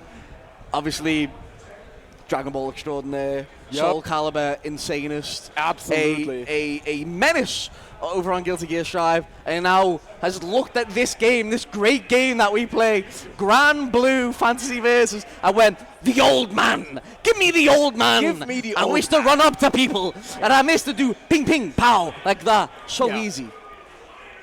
That's not the old man. Never mind. That's not the old man. I mean, congrats to her, I guess. But minus 10 to skill. What the hell? There we go. But skill has minus 10 points for that. As you guys can see clearly on the overlay, skill has to start at a minus 10 disadvantage. That is how good he is. Actually, I was getting. I had a conversation with Saki yesterday actually about this. Obviously, skill's run did include some Materas. He has been creating, he has been sort of getting used to having a Beatrix as a sort of pocket character. Absolutely, and if you guys watch Head Stomper as well, where Skill once again put in an incredible performance, actually making top 2 in that tournament as well. He pretty much played Beatrix for the entirety of the top 8 because he had to deal with, specifically Miri Eustace. So definitely has been practicing the Beatrix up a lot, and he is putting it into practice immediately. Just crushing Desilly with a brutal combo right there. And of course, I can respect it. The Matera matchup is still pretty miserable for Soros. It's just a drag. So going with the Pat to Via option where you can just kind of riding free to victory is pretty good. I always love riding free to victory. But Skill doing fantastic on this character, just showing that they can do so much in terms of obviously just expressing themselves, expressing the skill set. And obviously that doesn't take away from how good Gbvsr is, and I mean, oh my days. I still go back to obviously Clash of the Olympians last year, when they run that through against space, and I was flabbergasted. Yeah. Because they needed that to get to World Tour Finals, and they got it. Yep. And I can see them definitely making it this time around, and you know what? I'll call it out now, I can definitely see them winning. Yeah. It's in Skill's hands. Definitely. Like, Skill especially, I feel like as soon as he popped onto the scene, he was immediately unfathomably strong, right? But I feel like within the last few months, he's really coming to his own. Like, I truly think that the Skill from, like, this era, from, Head Stomper era Skill, is just a completely different person compared to what we saw even at the Arc World Tour Finals. I really do think that he's leveled up incredibly, and he was already so strong. This man is a self-contained anime. He has sagas within himself. Absolutely. Like, that's insane. How much he can carry, how much he can evolve, especially in this game as well, with how much he's done over the last couple of years. Obviously with this game's release. Right now, really bringing it to Destiny and just forcing him into awkward situations. TK Arrow is not enough to keep this man down. Spot dodge against it into a fantastic combo. Take away some of them blast points. Tap on the door. Knock, I'm coming in. Skill, fantastic. Skill currently, I mean, you can tell he's a Dragon Ball player because he's moving like Cell right now. The perfect evolution of a player. You're simply perfect, or you're not skill. That's how it is. Pressure into the corner, tapping away at the door. Nice on the edges. Desi needs to find a way out. Unfortunately, we're riding free to victory once more. Fantastic. Ending it with the Thunderbird U. Tapping on the door, just going to the ground. Instead, had the opportunity to extend it, but not get it. Desi finding the opportunity now, finally getting the opening. Toast, I love riding free. Yeah, I mean, they made, you know, it doesn't matter that they made it more punishable if you just always hit. Exactly, just hit it. Just hit it. Just hit it. Yeah, and I just want to point out real quick, this is the same Ggst that really that made the Bellio matchup like look good.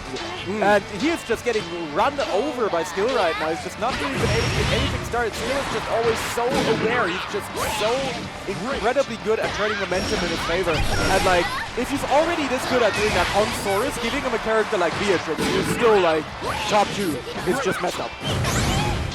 It's insane. Sometimes it's speechless. And that's against my job. Yeah. Doing a good job here though. BC'd into the corner though. Destiny just trying to find that opportunity with the backdash just to try and get away, zone that it out, create that zone between you and Skill. It's starting to work out now though. We got Arrow Storm, we got Butterflies out. Unfortunately, it's a little bit too late on the hit of it, and it's an answer back from Skill. Pressure in their hands now. Absolutely. Definitely just really trying to find a hit, but the U Star Chaser is going to find him first. U Butterfly disappearing, and then another good anti-air. Skill is so consistent with anti-air goes. That's a no-fly zone right there. Yeah, absolutely. My man is getting shot down right there. And once again, overhead as well, going through with the bomb.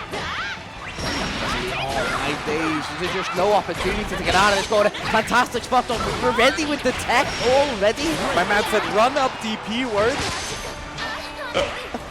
Word? That's how we're feeling? That's what we're doing? Oh god.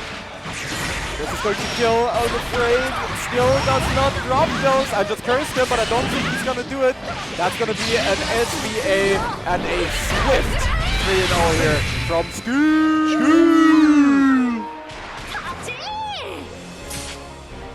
Yeah, oh, and the copy buster started already. Yep.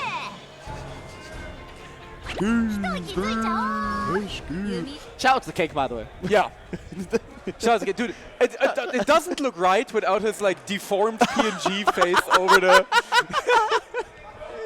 the texture. I don't remember who made that mod, but you're a legend, I can tell you that much. So I like how we really do have like a full lineup of dubious little creatures now behind us. Little creature. Getting up to mischief. You can see right there. I'm still, honestly, my favorite is still John Lethal League. It's just cool. I still hate that you call him John Lethal League. I wanted to bring my match as well. I completely forgot about it. Because I knew... it's okay, you're going to have to teach me. I'm gonna, you and Destiny, you're going to have to show me the ropes. Quick shout out to obviously Team Reptile, because they do sponsor this event sometimes with Lethal League, because how much it gets ran. A country based in Netherlands. Yeah. Worked on obviously Lethal League. Cyberpunk, the skateboard game. It's in the back of my mind. My brain says Cyberpunk Bomb Rush. Bomb Rush Cyberpunk, I think? Bomb Rush Cyberpunk. Chat correctly, please. I think about something like that. But make sure you pick that up as well and support that studio. They do an absolutely fantastic job of obviously, just helping out Hessen Crash, and you can do a fantastic job by helping them out as well. One of my favorite studios, in all honesty. I'm privy to the vision now, and I've seen what Destiny has done ever since he started playing Granblue, and I respect the Lethal League fundies, bro. I got to tap in. I can tell you that much. It's a fantastic game. Make sure you pick it up. Obviously, we're moving on to the bracket, though. We do obviously have top 16 coming your way. That means obviously we've had Skill already up for the job. I want to see obviously how Gideon got on though, because obviously last time we seen Gideon lost out, unfortunately. We do over on that set. Oh, top shooters down there? That's crazy. Top shooter versus Revenants? That's a sick matchup, but Yeah, one thing that I am really looking forward to is our next upcoming match, because we have Arefu versus Tai. Now, Arefu, if you guys watched Head Stomper, you know that this guy is cooking. Played some of the best, like unironically played some of the like calmest, most calculated Grand Blue that I've ever seen in my life at Head Stomper. This man was down to like almost chip point and was calmly challenging with like close light on people's pressure. It was insane. Like his Sandalphon, I think like Arefu definitely the best Sandalphon in Europe right now. Definitely, yeah. And I always really love watching him play. Like he's someone where he's always had this really like cool, calm and calculated play style that he really excelled at with Ggst back in base game. Yeah. Of course, a long-time Ggst player, but now he's actually playing a cool character, which makes it even more fun to watch. What's wrong with Ggst? Boring. What do you mean, what's wrong? I wanted to say that because I don't think there's actually that many Sandys obviously in Europe as well. Yeah, we really don't see that. We really don't see that many. I mean, I know that I don't know how active he is with the character at the moment, but I know that my boy Roku is a really big Sandalphon enjoyer. And I don't know if he's only browsing the Twitter artwork or if he's actually playing the character at the moment, but yeah, I know he's a big fan of Sandalphon, so big shout out to him. And of course we have Arefu. And I think I recently saw, I don't remember the name sadly, but I recently saw a really strong Sandalphon player in an online bracket in Europe as well. Sadly I can't recall the name, but so there are definitely some Sandy bros around. Yeah, there is obviously the one or two that we can pick up in places. Yeah. But in terms of, like high-level competition, there's not a lot that I have seen, and unfortunately. There was a couple over on a CEO, obviously over in America, over in Florida itself. Get just a quick button check over there, even back at the Arc World Tour Finals, we actually saw Xxii, I believe, putting in a really strong performance with the character just after the character became tournament legal as well, which I think is very interesting. You know, of course, Xxii previously a Nier player, Nier wasn't the same at the end of the season as she was when the season began. Let's be real. We talked about this earlier with our earlier polls, and Xxii, you know, managing to pick up the new character and pretty much immediately putting in an Arc World Tour like finals performance right after the character became tournament league. It was really cool to watch, and I really like Sandalphon. I think it's really cool. I'm always a fan of these kind of like what I like to call like Shoto plus characters, where it's like they have like like the basic, some of the basic Shoto tools, their combo extender, the fireball, the DP, but they always have some sort of like interesting gimmick around it as well. And you know, with Sandalphon, not just his elemental wings, but also like his stance, the sheaf stance. I think it's always. Those characters are always really enjoyable for me to watch, so I'm really looking forward to seeing this one. I was going to say, they're always really interesting to watch. It's always fantastic to see obviously how you can expand on top of it. I was just going to mention as well the fact that obviously they are legal now, but we've not seen a whole lot of Galleon as well, obviously on top of that roster. Yeah, so Galleon, a bit of a specialist character. Definitely a character that has very clear strengths and weaknesses. Like, she does have a mix of her neutral and especially her walk speed with like a down speed with her 6XL is a bit tough. So we have not seen too much Galleon, but I know that Virum is actually cooking with the character. Virum's always cooking. Yeah. Shouts to him. Absolutely cooking at the moment as well. Look at the damage from the Celestial being himself. Big BC to get out of that corner. Xxii needs to find some way to get back into it. That's a big Raging Strike. Not going to be able to do not much with it because we've only got 12% of our meter. Big spin onto the whip. GG is out. Nice block dodge. No punish on the DP. We will eventually get it though. Yeah. After we taking the first round there. And one thing that I really like about Arefu with his Sandalphon specifically, of course, Sandalphon does have 4 different elemental stances that you can go in, including and then also the just base light stance that we see now, where he doesn't have any of the elemental affinities. But Arefu very clearly favors the fire stance. He will usually go into it whenever he can after a hit, and really make use of the enhanced fireball and the, of course, 2-on-4 jump scare. You can make yourself plus in the opponent's face. It's an incredibly strong tool. We're not going to get to see it right now as the contraption is coming out. Tai is balling, and we got Arefu getting opened up. We did get out of the corner here though, so this is a decent way to make a comeback. Oh, big change. Ooh. JU, I mean, there we go. That's going just right, and we've got it to Air Elemental. We've got a Raid Dash if you want to spend it. Yeah, the thing is as well, like, wins usually is a really, really spooky thing to go into, just because you take 20% extra damage, but if you're gonna die in the next hit anyway, it just doesn't matter. You get to have the walk speed for free, and this is a big combo right there, the Paradise Lost coming out. The Arfu still has the stock loaded, he still has the air dash, he still has the 2-on-4H jump scare. There we go, air dashing in. And yeah, the 2M actually finding the comeback right here, and Arfu takes the first game after, you know, after really being down in a massive life deficit against Ferry here. That was sick coming out from Arfu. Just kept sort of, kept in that range, kept the pressure onto Ferry. The fact that the turnaround in the round as well was so good. Really nice jump into start as well, straight into air elemental. Use that air dash, use that pressure. We're going to spend it straight away though. Gonna get the bounce off the... No, yeah, it's a little too early. Yeah, I mean, that one just doesn't work, it's just combo limit. But, got a little bit lost in the sauce with the routing there, but it's all good. The low prism, the hit grab follow-up always does a lot to add to combo limit, but it won't matter right there as Arfu takes yet another round in a pretty dominating fashion. And is going to be putting himself in a really good position here up against time. Yeah, fantastic coming out. Alpha just seems to be in command. That's a lot of zip damage going on through. Straight to fire though, trying to spend it into the combo. Very plus on that fireball right there with the enhanced state. Ty just trying to keep to that range though. Bit of off bar that spends over to Arfu just to try and apply some pressure. Ty's slowing it down a lot more. I kind of like it. Definitely slowing it down right there, and he also has to. Every time Sandalphon has an elemental stock up, you really do need to slow it down against him, because otherwise you are in mortal peril. You can't go for that jump scare with the 2-on-4H into the follow-up, making him plus right in your face, or giving him a little combo on hit as well. But right now it won't matter, as Ty manages to really slow down the pace of the game and just finish off that round. Tapping away, gonna be able to lock the door and get on in. Yeah, BC, you don't be caught in that situation, but it's a big DP to get in and back into Arfu's favour. Projectile sent out, nice DP on the side of Ty, and CD is sent out. And I'm liking that, the challenge of the U Fireball against the GG. Make sure that we can't approach, make sure we can't be too aggressive with it. Really good jump in once more. We've got them pulse frames now with the fire. Absolutely. The fireball coming through, of course, that's a hard knockdown, and that's what you really want. You don't really care that much about like the damage, but the hard knockdown is what really matters. This is a big extension. It's going to build the meter, not quite, doesn't quite get to have the super, but it's not going to matter that much. Arfu taking the second game in a row here.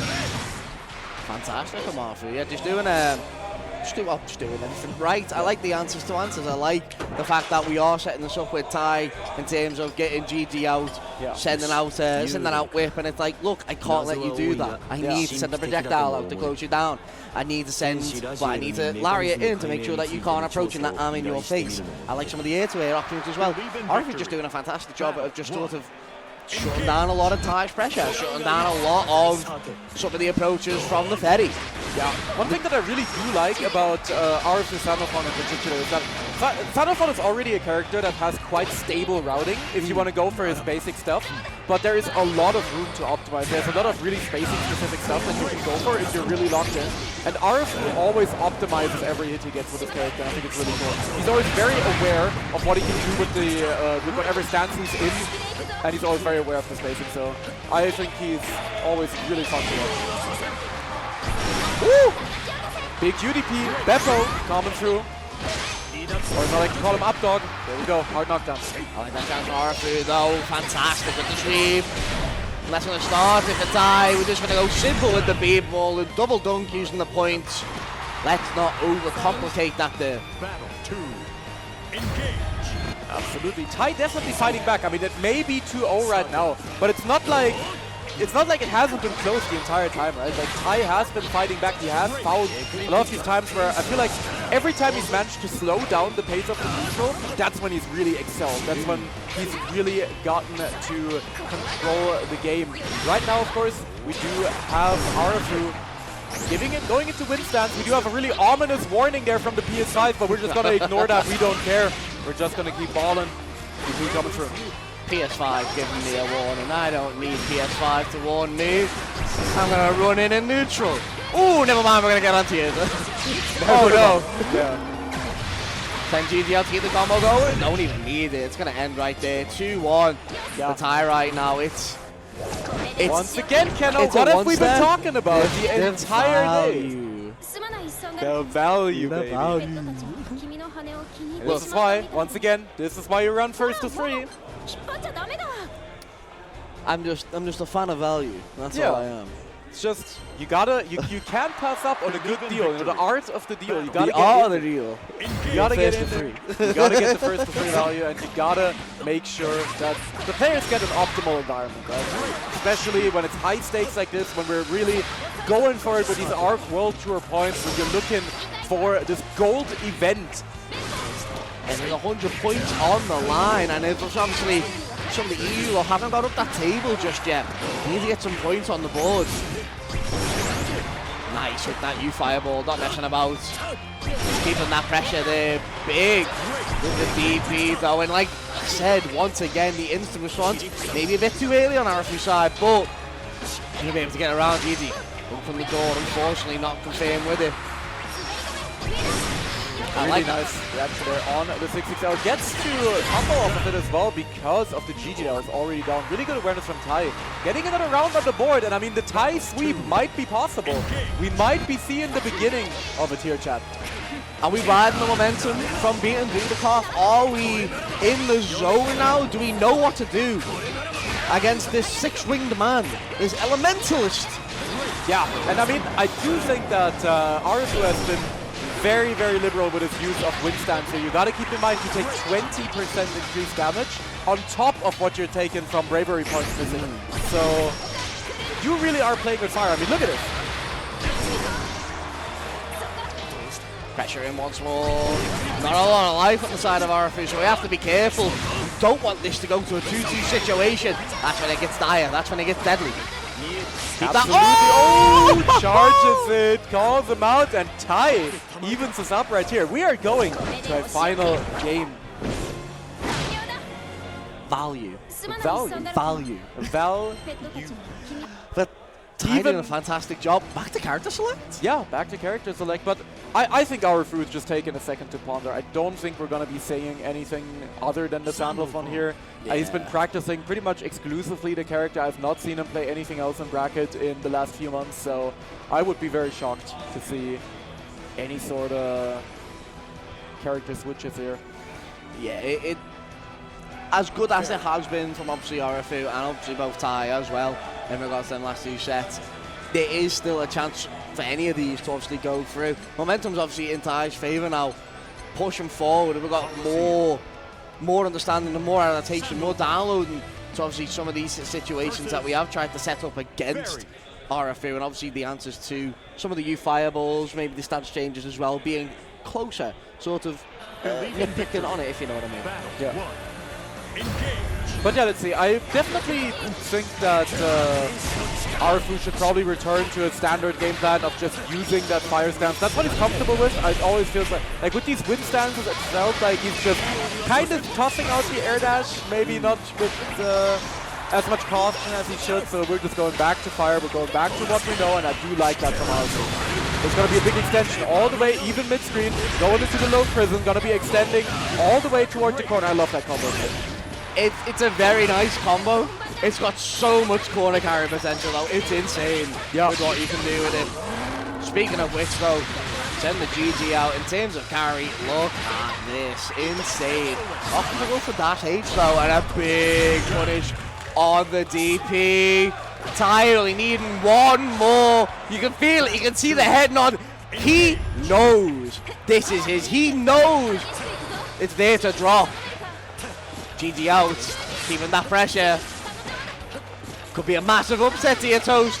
We could be looking at that right now, but RFU is definitely not out yet. Slowly but surely making his approach, but these random stray hits just kind of keep getting up here, Kenno, and it is looking a little bit rough for RFU. Trying to get a little cheeky there with the Rago 2-4, but it's not going to work out. GG, shake my hand. Gonna be coming out in the neutral.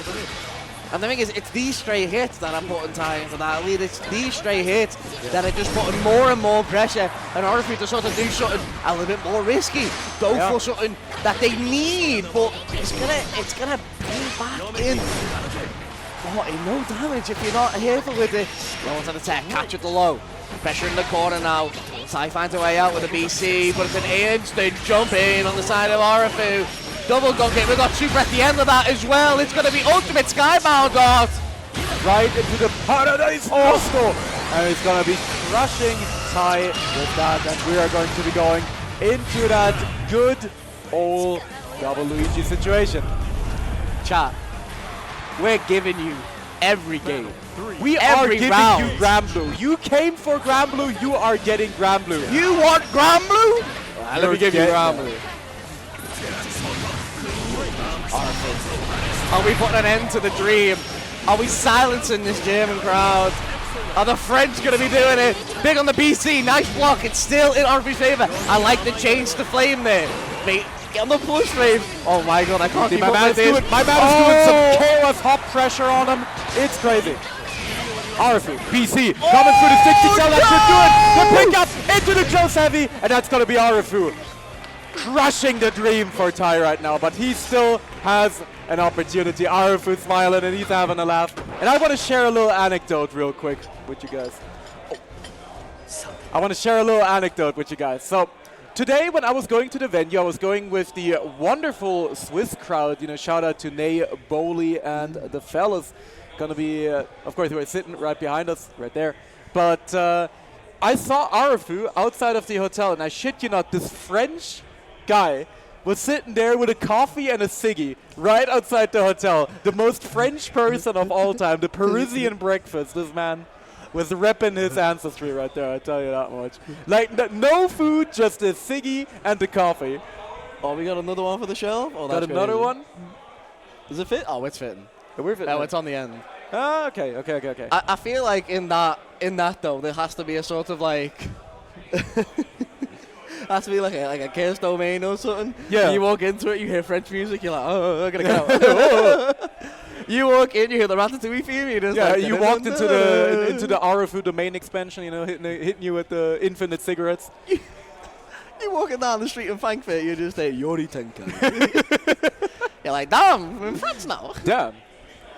But yeah, gonna be going into our next match right here, and it does look like it's gonna be another big one right here. We have Saki, of course.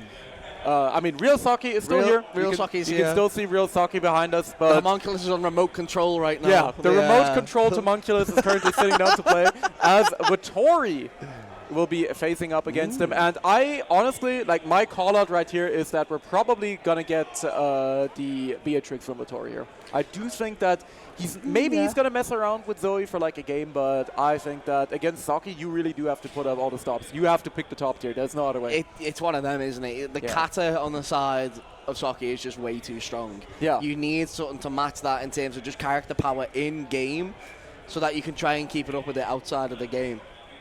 As good as you are with your characters, and this means no disrespect, Saki is just some levels ahead. Yeah. Saki is that good sometimes. Yeah. And there's nothing you can really do about that.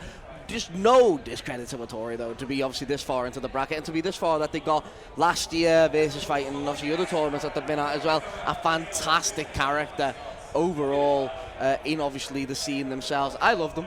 Yeah. Obviously, I miss the Anala, but it's understandable why, you know, she's not getting picked anymore. Yeah, of course. I think we are going to the Zoe, though. We are going to get a button practice, obviously, whilst we I are, mean, this is probably going to be a button check to get us started. And then but I still do think that we're probably going to be seeing the Beatrix, especially if things go awry here for Vittori. He has been practicing the Zoe, but I believe that in casuals earlier, I did see him pick the Bia as well. So I do believe that he's going to be warmed up with the character. And, yeah.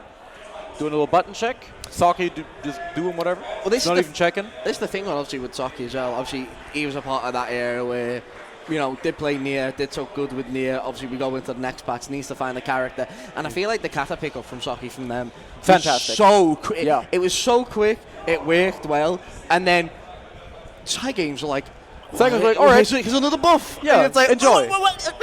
enjoy your character. Obviously, had fantastic corner carry combos last patch. Obviously, it's been a little bit nerfed this patch around now. It's not something, obviously, you're doing so much more. You just spend a little bit more to get into it. But Xxii themselves has been fantastic in regards to obviously picking up Kata and taking her as far as she has. Yeah. Makes it look like a true force to win it. Honestly, makes it valid when you put her up that high in the tier list. Yeah. You know what I mean? Definitely. But it does always crack me up. Like every time I see Watori in like kitted out in 19 pieces of Anila merch just to pick anything but Anila every single time. Every single time. We've got to love our characters, all right? We've got to understand that sometimes our characters are just not. Love is letting go. Love is letting go. If it comes back to you in the form of getting buffs, then that's true love. Absolutely. But yeah, we're going to be seeing the Zoe coming out here to get things started. And Xxii, you know, no surprises here. It's going to be opting for the Catalina. And yeah, I mean, the character that you already said it, he picked up incredibly fast. He picked up at the exact right time where she really is a top contender currently in the game. Even after she already got nerfed a bit, she's still an absolute top contender. She's still just a very consistent character. And that's something that I know Xxii values a lot, and why he also doesn't really represent Charlotta as much as he used to, is that Xxii has really come to value tournament consistency. And I feel like Catalina is a character who just embodies tournament consistency. Yeah, it is the embodiment of like, it is going to do it for you on your 9 to 5. It's going to get that hit. You can carry it over with the U stance. You can do a super straight after it as well, and you end up in these situations where you are practically full health. Yeah. You know, you are against Watori in this moment, and there's not a lot you can do wrong here. You might get counter hit, you might leave a bit of damage, but you're winning at this moment. Yeah. You are locked down by the dragon, though. Meter isn't that far built, so you do need to wait around a bit. Big on that BC though, but it's just it's a character that works so well for Xxii. And like you said, Charlotta doesn't really give you that. Charlotta has too much give in defense. You know, you tend to be flipping. You have a DP that you tend to sort of block at too much because it comes back down. You can get punished on your way down if you get blocked like that. If you want to commit, you have to commit with obviously the blanket ball. It's too much to give in regards to obviously a character itself. And Kata sort of ties out all up for Xxii, and it does so well for them. That's a huge counter hit though. Definitely. Watori tries to get some damage on the board, does it with the lightning, and ends with a really nice charge DP. Has a lot of Dragon Meter to spare right here, but Xxii is going to fight his way out of the corner. One thing that I do want to point out though, and you guys are not going to be able to unsee it at home after you've watched Xxii for a little bit, he still does Charlotta player fuzzy jumps and pressure every single time. Like when he's getting pressure, yep, there it is, there it is, yep. What did I say? It's not lost. It's still here. And the thing is as well, overspending it now. Going into the Snyder Cut. Yeah, I was going to talk about obviously the stagger that Kata now has. Obviously with you Fireball, the stagger. We see a lot from Xxii where you do stagger, run up one hit, stagger, run up one hit over into the corner, and then it's just like the pressure. It's a demon when we're on this amount of meter as well, because look at this. Xxii putting Watori to a world of hate. Absolutely, and Xxii just staying calm, bringing it back, and that's another thing that, like, once again, I can only describe Xxi's playstyle as consistent. Like, that is, I think, is the perfect word for him. He just doesn't panic, he doesn't, like, go for too many wacky callouts. He just plays things by the book in the best way possible. And we really saw it right there. Just got one hit, immediately converted it into just a standard corner sequence, just played it by the numbers, and it worked out. He got the comeback. Watori cracked under pressure a bit. And we're also, interestingly, sticking with the Zoe here. We're not going for the Beatrix. No. But it's confidence in the character bit. He did something right last time around. He did get Xxii down to that pixel.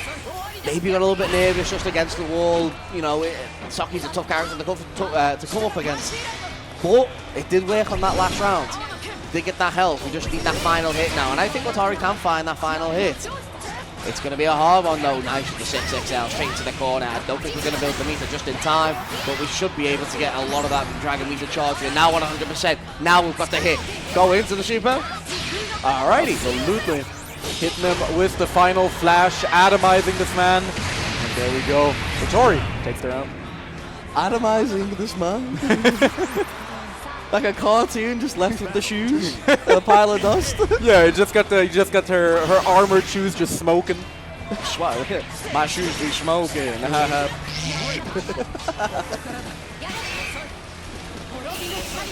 Dragon behind. Nice buff dodge against it though. Not going to be able to do too much. There we go. Nice Gets on the crumble. Gets the old classic. Gets the U skill extension right there. Astro, of course, getting things started in the corner, and Ssbu, once again, just is going to be playing around the tip range of Catalina's poke normals, because Catalina does very slightly outrange a lot of the poke normals that Zoe has, so he can just play around his tip range of things like his far medium, his 2M, just to basically fish for a hit in the corner, and without even having to go too close to him, he can still put on a lot of pressure, and that's a big strength of Catalina.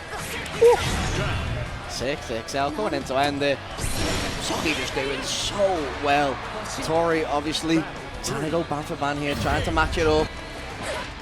Just getting fortunate now. That really nice catch with the cat and owl. Pressure into the corner, trying to play at that raid. Dragon is out though. We want to try and get a beam, but it does return. Ooh. Oh! The attempt to PC. Yep. No full combo from it. Oh! We can see what Tori, like, we can see the player cam the entire time, and with Tori, you can tell when he's unhappy about the situation, I tell you that much. My man got some just physical pain in closing. Got his head in his hands, pondering his options right here. Ssbu just looking like a bronze statue, he does not care. The homunculus feels no feelings. Yeah. No fear. We will have an interview with the true Ssbu after this. Yeah. He is on the commentary bench. We are going to maybe see a character change, maybe just a little bit of a second to themselves. Maybe they do believe in the Zoe that much. We've gotten around now. We know we've gotten that chance. It's just, it's not you, it's him. Yeah. it is just Ssbu. Ssbu is that hard to play against. That's why they got to World Finals. That's why they got as far as they did in the tournament. Obviously didn't do that well in World Finals itself. You know, I had a conversation with them out that yesterday actually. Wish obviously next year, or this year I guess, from this tour, that they go even further. And I hope they do as well. Obviously Ssbu's a fantastic player. And I think it's a great representation of 100%. Like Ssbu is such a wonderful representative, as I said, of the EU Granblue community. Someone who really pours his heart and soul into the community, who, like, literally since I've known him, which has been a long time at this point, has always prioritized helping others, has always prioritized helping people improve, does like free set reviews for people, has done a whole bunch of like beginner related like advice and such. He's always someone who puts others first, and so, you know, can't ask for anyone better to represent the community. Absolutely fantastic player. And I mean, look at this now, got Tori locked into the corner. It's going to be a tough situation to get out of. You don't have a lot of resources though. Sorry, if you do want to try and get out, and you know what, Ssbu, respecting that, just backing off, doesn't want to get too antsy with it, doesn't want to throw too much out the window. But we found an opportunity. EX in. With Tori shaking his controller in violent rage right here, it is looking bleak. Violent rage, there you go. Tapping more at the door though. Goes to the corner, nice combo coming out from Tori. Yeah, that's extension. I always really like watching those. They're always fun. Like, Zoe is such a cool character for how underrepresented she tends to be. But to be fair, we did actually get to see two different Zoes on screen. We have seen Tori and Salzor back in the first Yeah, actually, yeah. That into the corner though, and like it's another thing I love about Ssbu, the fact that they'll respect that what you have. They know their own life. Getting caught out now though, and this is what they're trying to avoid when they back up from the corner like that. They're trying to play to the tipper of Cat's range. BC getting blocked though, still in Tori's favour. We've got 100% meter here, and not a lot of BB on the side of Ssbu, so we need to go all out now. Double up on the crumble and straight over to the corner. Oh my days, the corner carry. I know it costs 100 bar. That's so much. Yeah. Oh! No, doesn't get the auto combo extension right there. Ssbu going for the chip damage with Tori cursing the heavens, and Ssbu just with a calm smile. Another day at the office, another day on the job. It's a shame because obviously with Tori, believed in the Zoe. And to be fair, I believed into the Zoe as well. It had its moments, it had its rounds. It just didn't have its games. It didn't have its winning factor against Saki. But I mean, got it in some moments, but yeah. Let me put it like this: if you're gonna lose to someone, you can lose to Saki. Yeah, that's it. You can't feel too bad for losing to Saki because Saki. A fantastic character into themselves. I love the crowd for Ramblin'. Yeah, I love this game. So anyway, obviously we're gonna just do a quick post. Yeah, we're gonna do a quick interview with real Saki. So what do you think of that match, Saki? This guy is free. That's crazy. That's mean. Thank you, Saki, for your insight. Yeah, we're taking the mic from Saki now. Yeah, we're taking the mic from him. He's going. Don't drop him down the hole again. No. I will try not to drop him, though. You nearly dropped Saki again. No, he's nestled in here, bro. There we go. There we go. Okay. Saki's in. Chat is gonna yell at me again if I drop Saki. I'm really trying not to. Chat will drop it. We gotta respect the true visage of Saki. That's what it is. Very, very true. Ooh, we're getting Fitterson next. Ooh. Against Bonsai? That's crazy. That will go hard. That will go hard. Of course, we've not seen Mr. Fiddy on the stream just yet, but I hope we're gonna get the pleasure of doing so. Of course, always one of my favorite players to watch. One of my, like, a really, really long time good friend of mine for like 8 or 9 years at this point. Like, we've known each other for a very, very long time. We used to play like Blaze Blue Central Fiction together when it was new. Damn. So. Old. Wow. Don't worry, Toast. I'm old as well. I remember when Skullgirls came out in 2012. Damn. Yeah. Damn. I played the beta for that game. That's crazy. Unk's on the mic right here as well. Unk's on the mic. Damn. Anyway, yeah, we were getting into Fitterson Bonsai after this. I think that's going to be our last game of Winner's Side. No, it's going to be our second to last game of Winner's Side. We do have one more in that contention. No, I'm lying to myself once more. That's going to be our last game of Winner's Side, Fitterson Bonsai. That will make up our top 8 over on... Well, that was going to be our Sunday for tomorrow. It's actually going to be here. Yeah. Same stream, so also make sure you do catch it, chat. It's going to be about 4 o'clock. Yeah, like 4-ish is going to be, like 3 to 4 is going to be, of course, you know, if things go to schedule, as you know, at offline events, things can go a little out of whack. But so far, production has been incredibly fantastic, as always, with Hessen Crash. It's always a wonderful time with our production homies. So, with that loss there, apologies to interrupt, I was just obviously looking through the bracket itself. Mick lost to Yuna, so we've got Yuna versus Desi, which is insane. We've got Ty versus Top Shooter. Man, the German representation in the top 16 has been crazy, man. And then Nexus beat Fire Edge. Ooh, so nice. Then we've got Vittori versus Dudikoff as well. Oh, over on the loser's side. Lord. I mean, if Vittori picks Zoe against Dudikoff, this is how you know, like, he truly is, like, locked in on the character. Yeah. Like, that's how we're going to know. But, yeah. But this does mean that we're going to find our opponent. Wait, if Fitterson's visit, the winner of this obviously goes into Saki. Yep. That's a crazy top 8 Yep, game. that is going to be the matchup, TM, that we pretty much have at every German offline tournament. Oh, so then we have the French kill on the other side, and Orafu versus Skill. Yeah. The German team kill, the French team kill. That is crazy. Only one can go through the true representation from said country.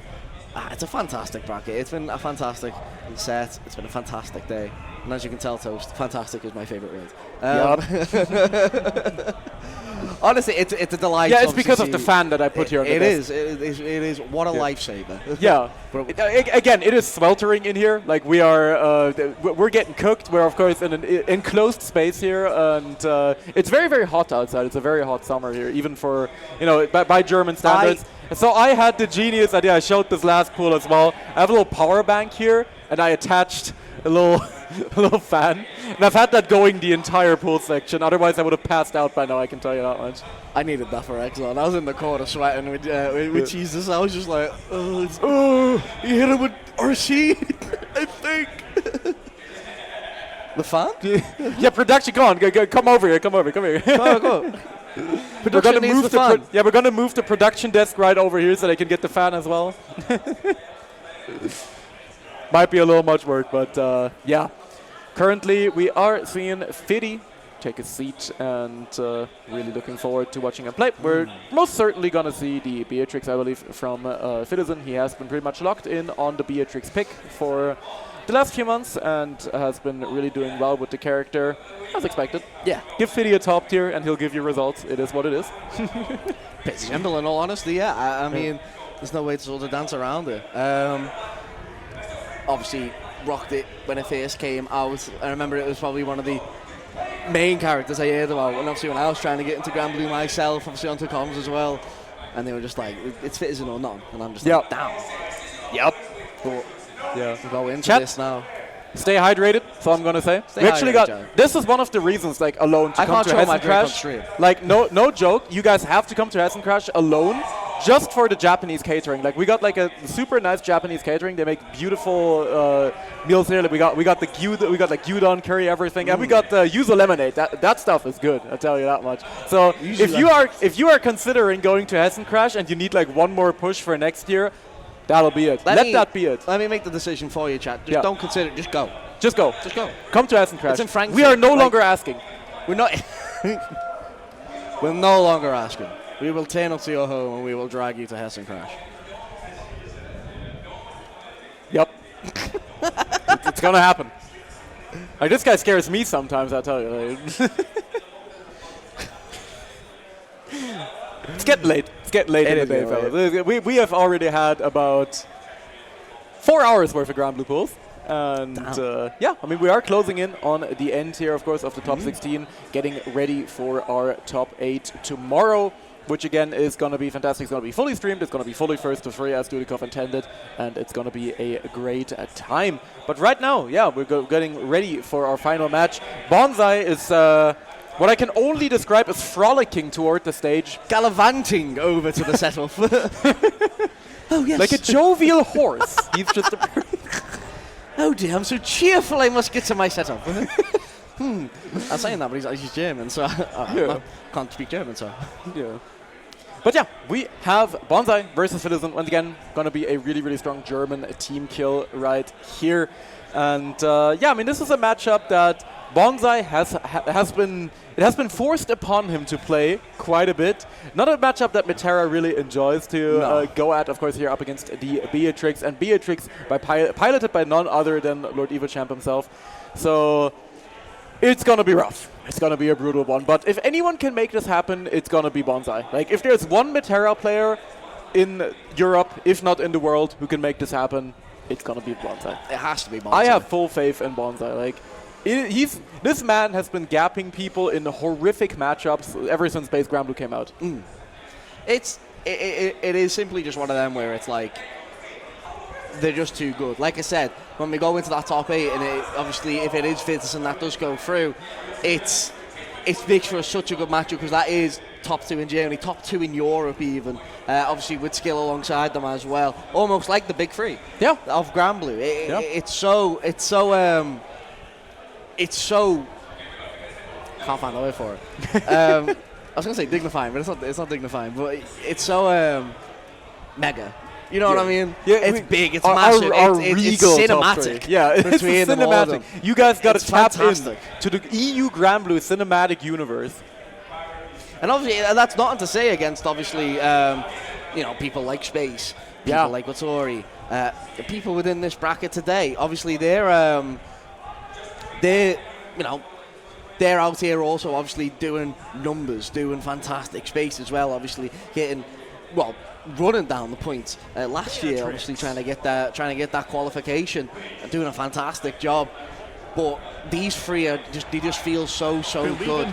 Yeah. Not too much ahead of the pack, but definitely some of the leaders. Yeah, but here we go. As we're getting into our final match before we go into the top 8 tomorrow. We have Citizen versus Bonsai, Beatrix versus Metera. 2 titans of both German and just in general European Granblue. Just duking it out once again. Bonsai getting a nice little hit to get us started right here. Big pressure coming out in the corner. This will, of course, rotate into the butterfly cooldown. So he's going to be able to set up something right here. BC coming out. Pressure on. BC and right back. You butterfly out the riding feet just to get away from it, but no messing about, and I'm liking this. Fitterson just trying to dance around it. Yeah.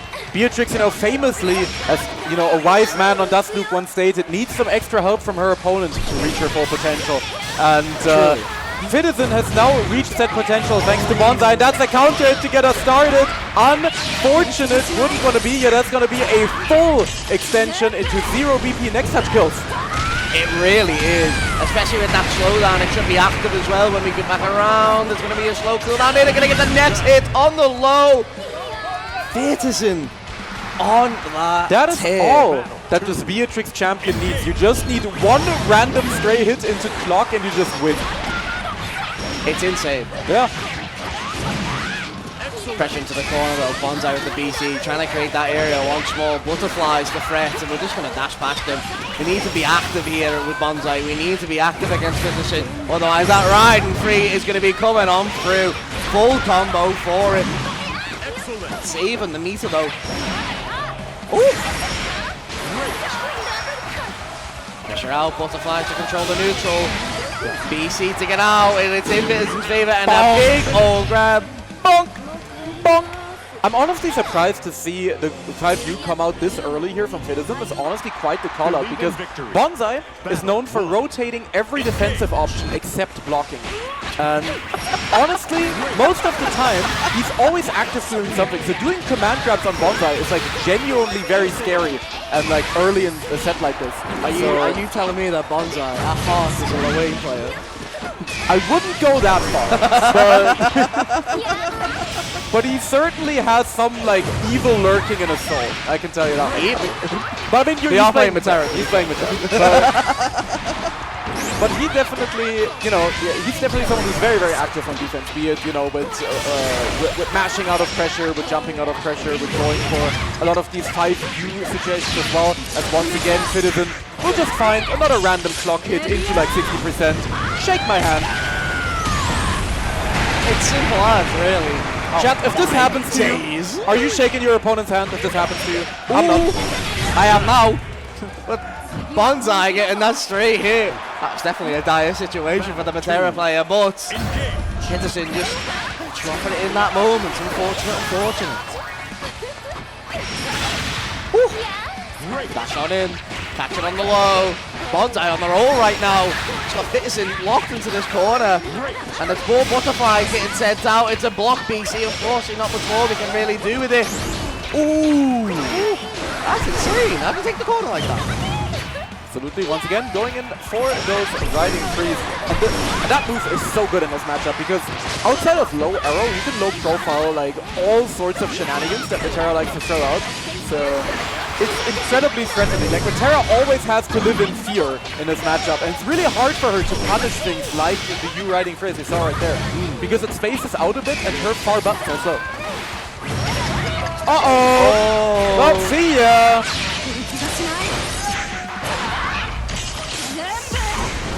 Chat, I asked a simple question.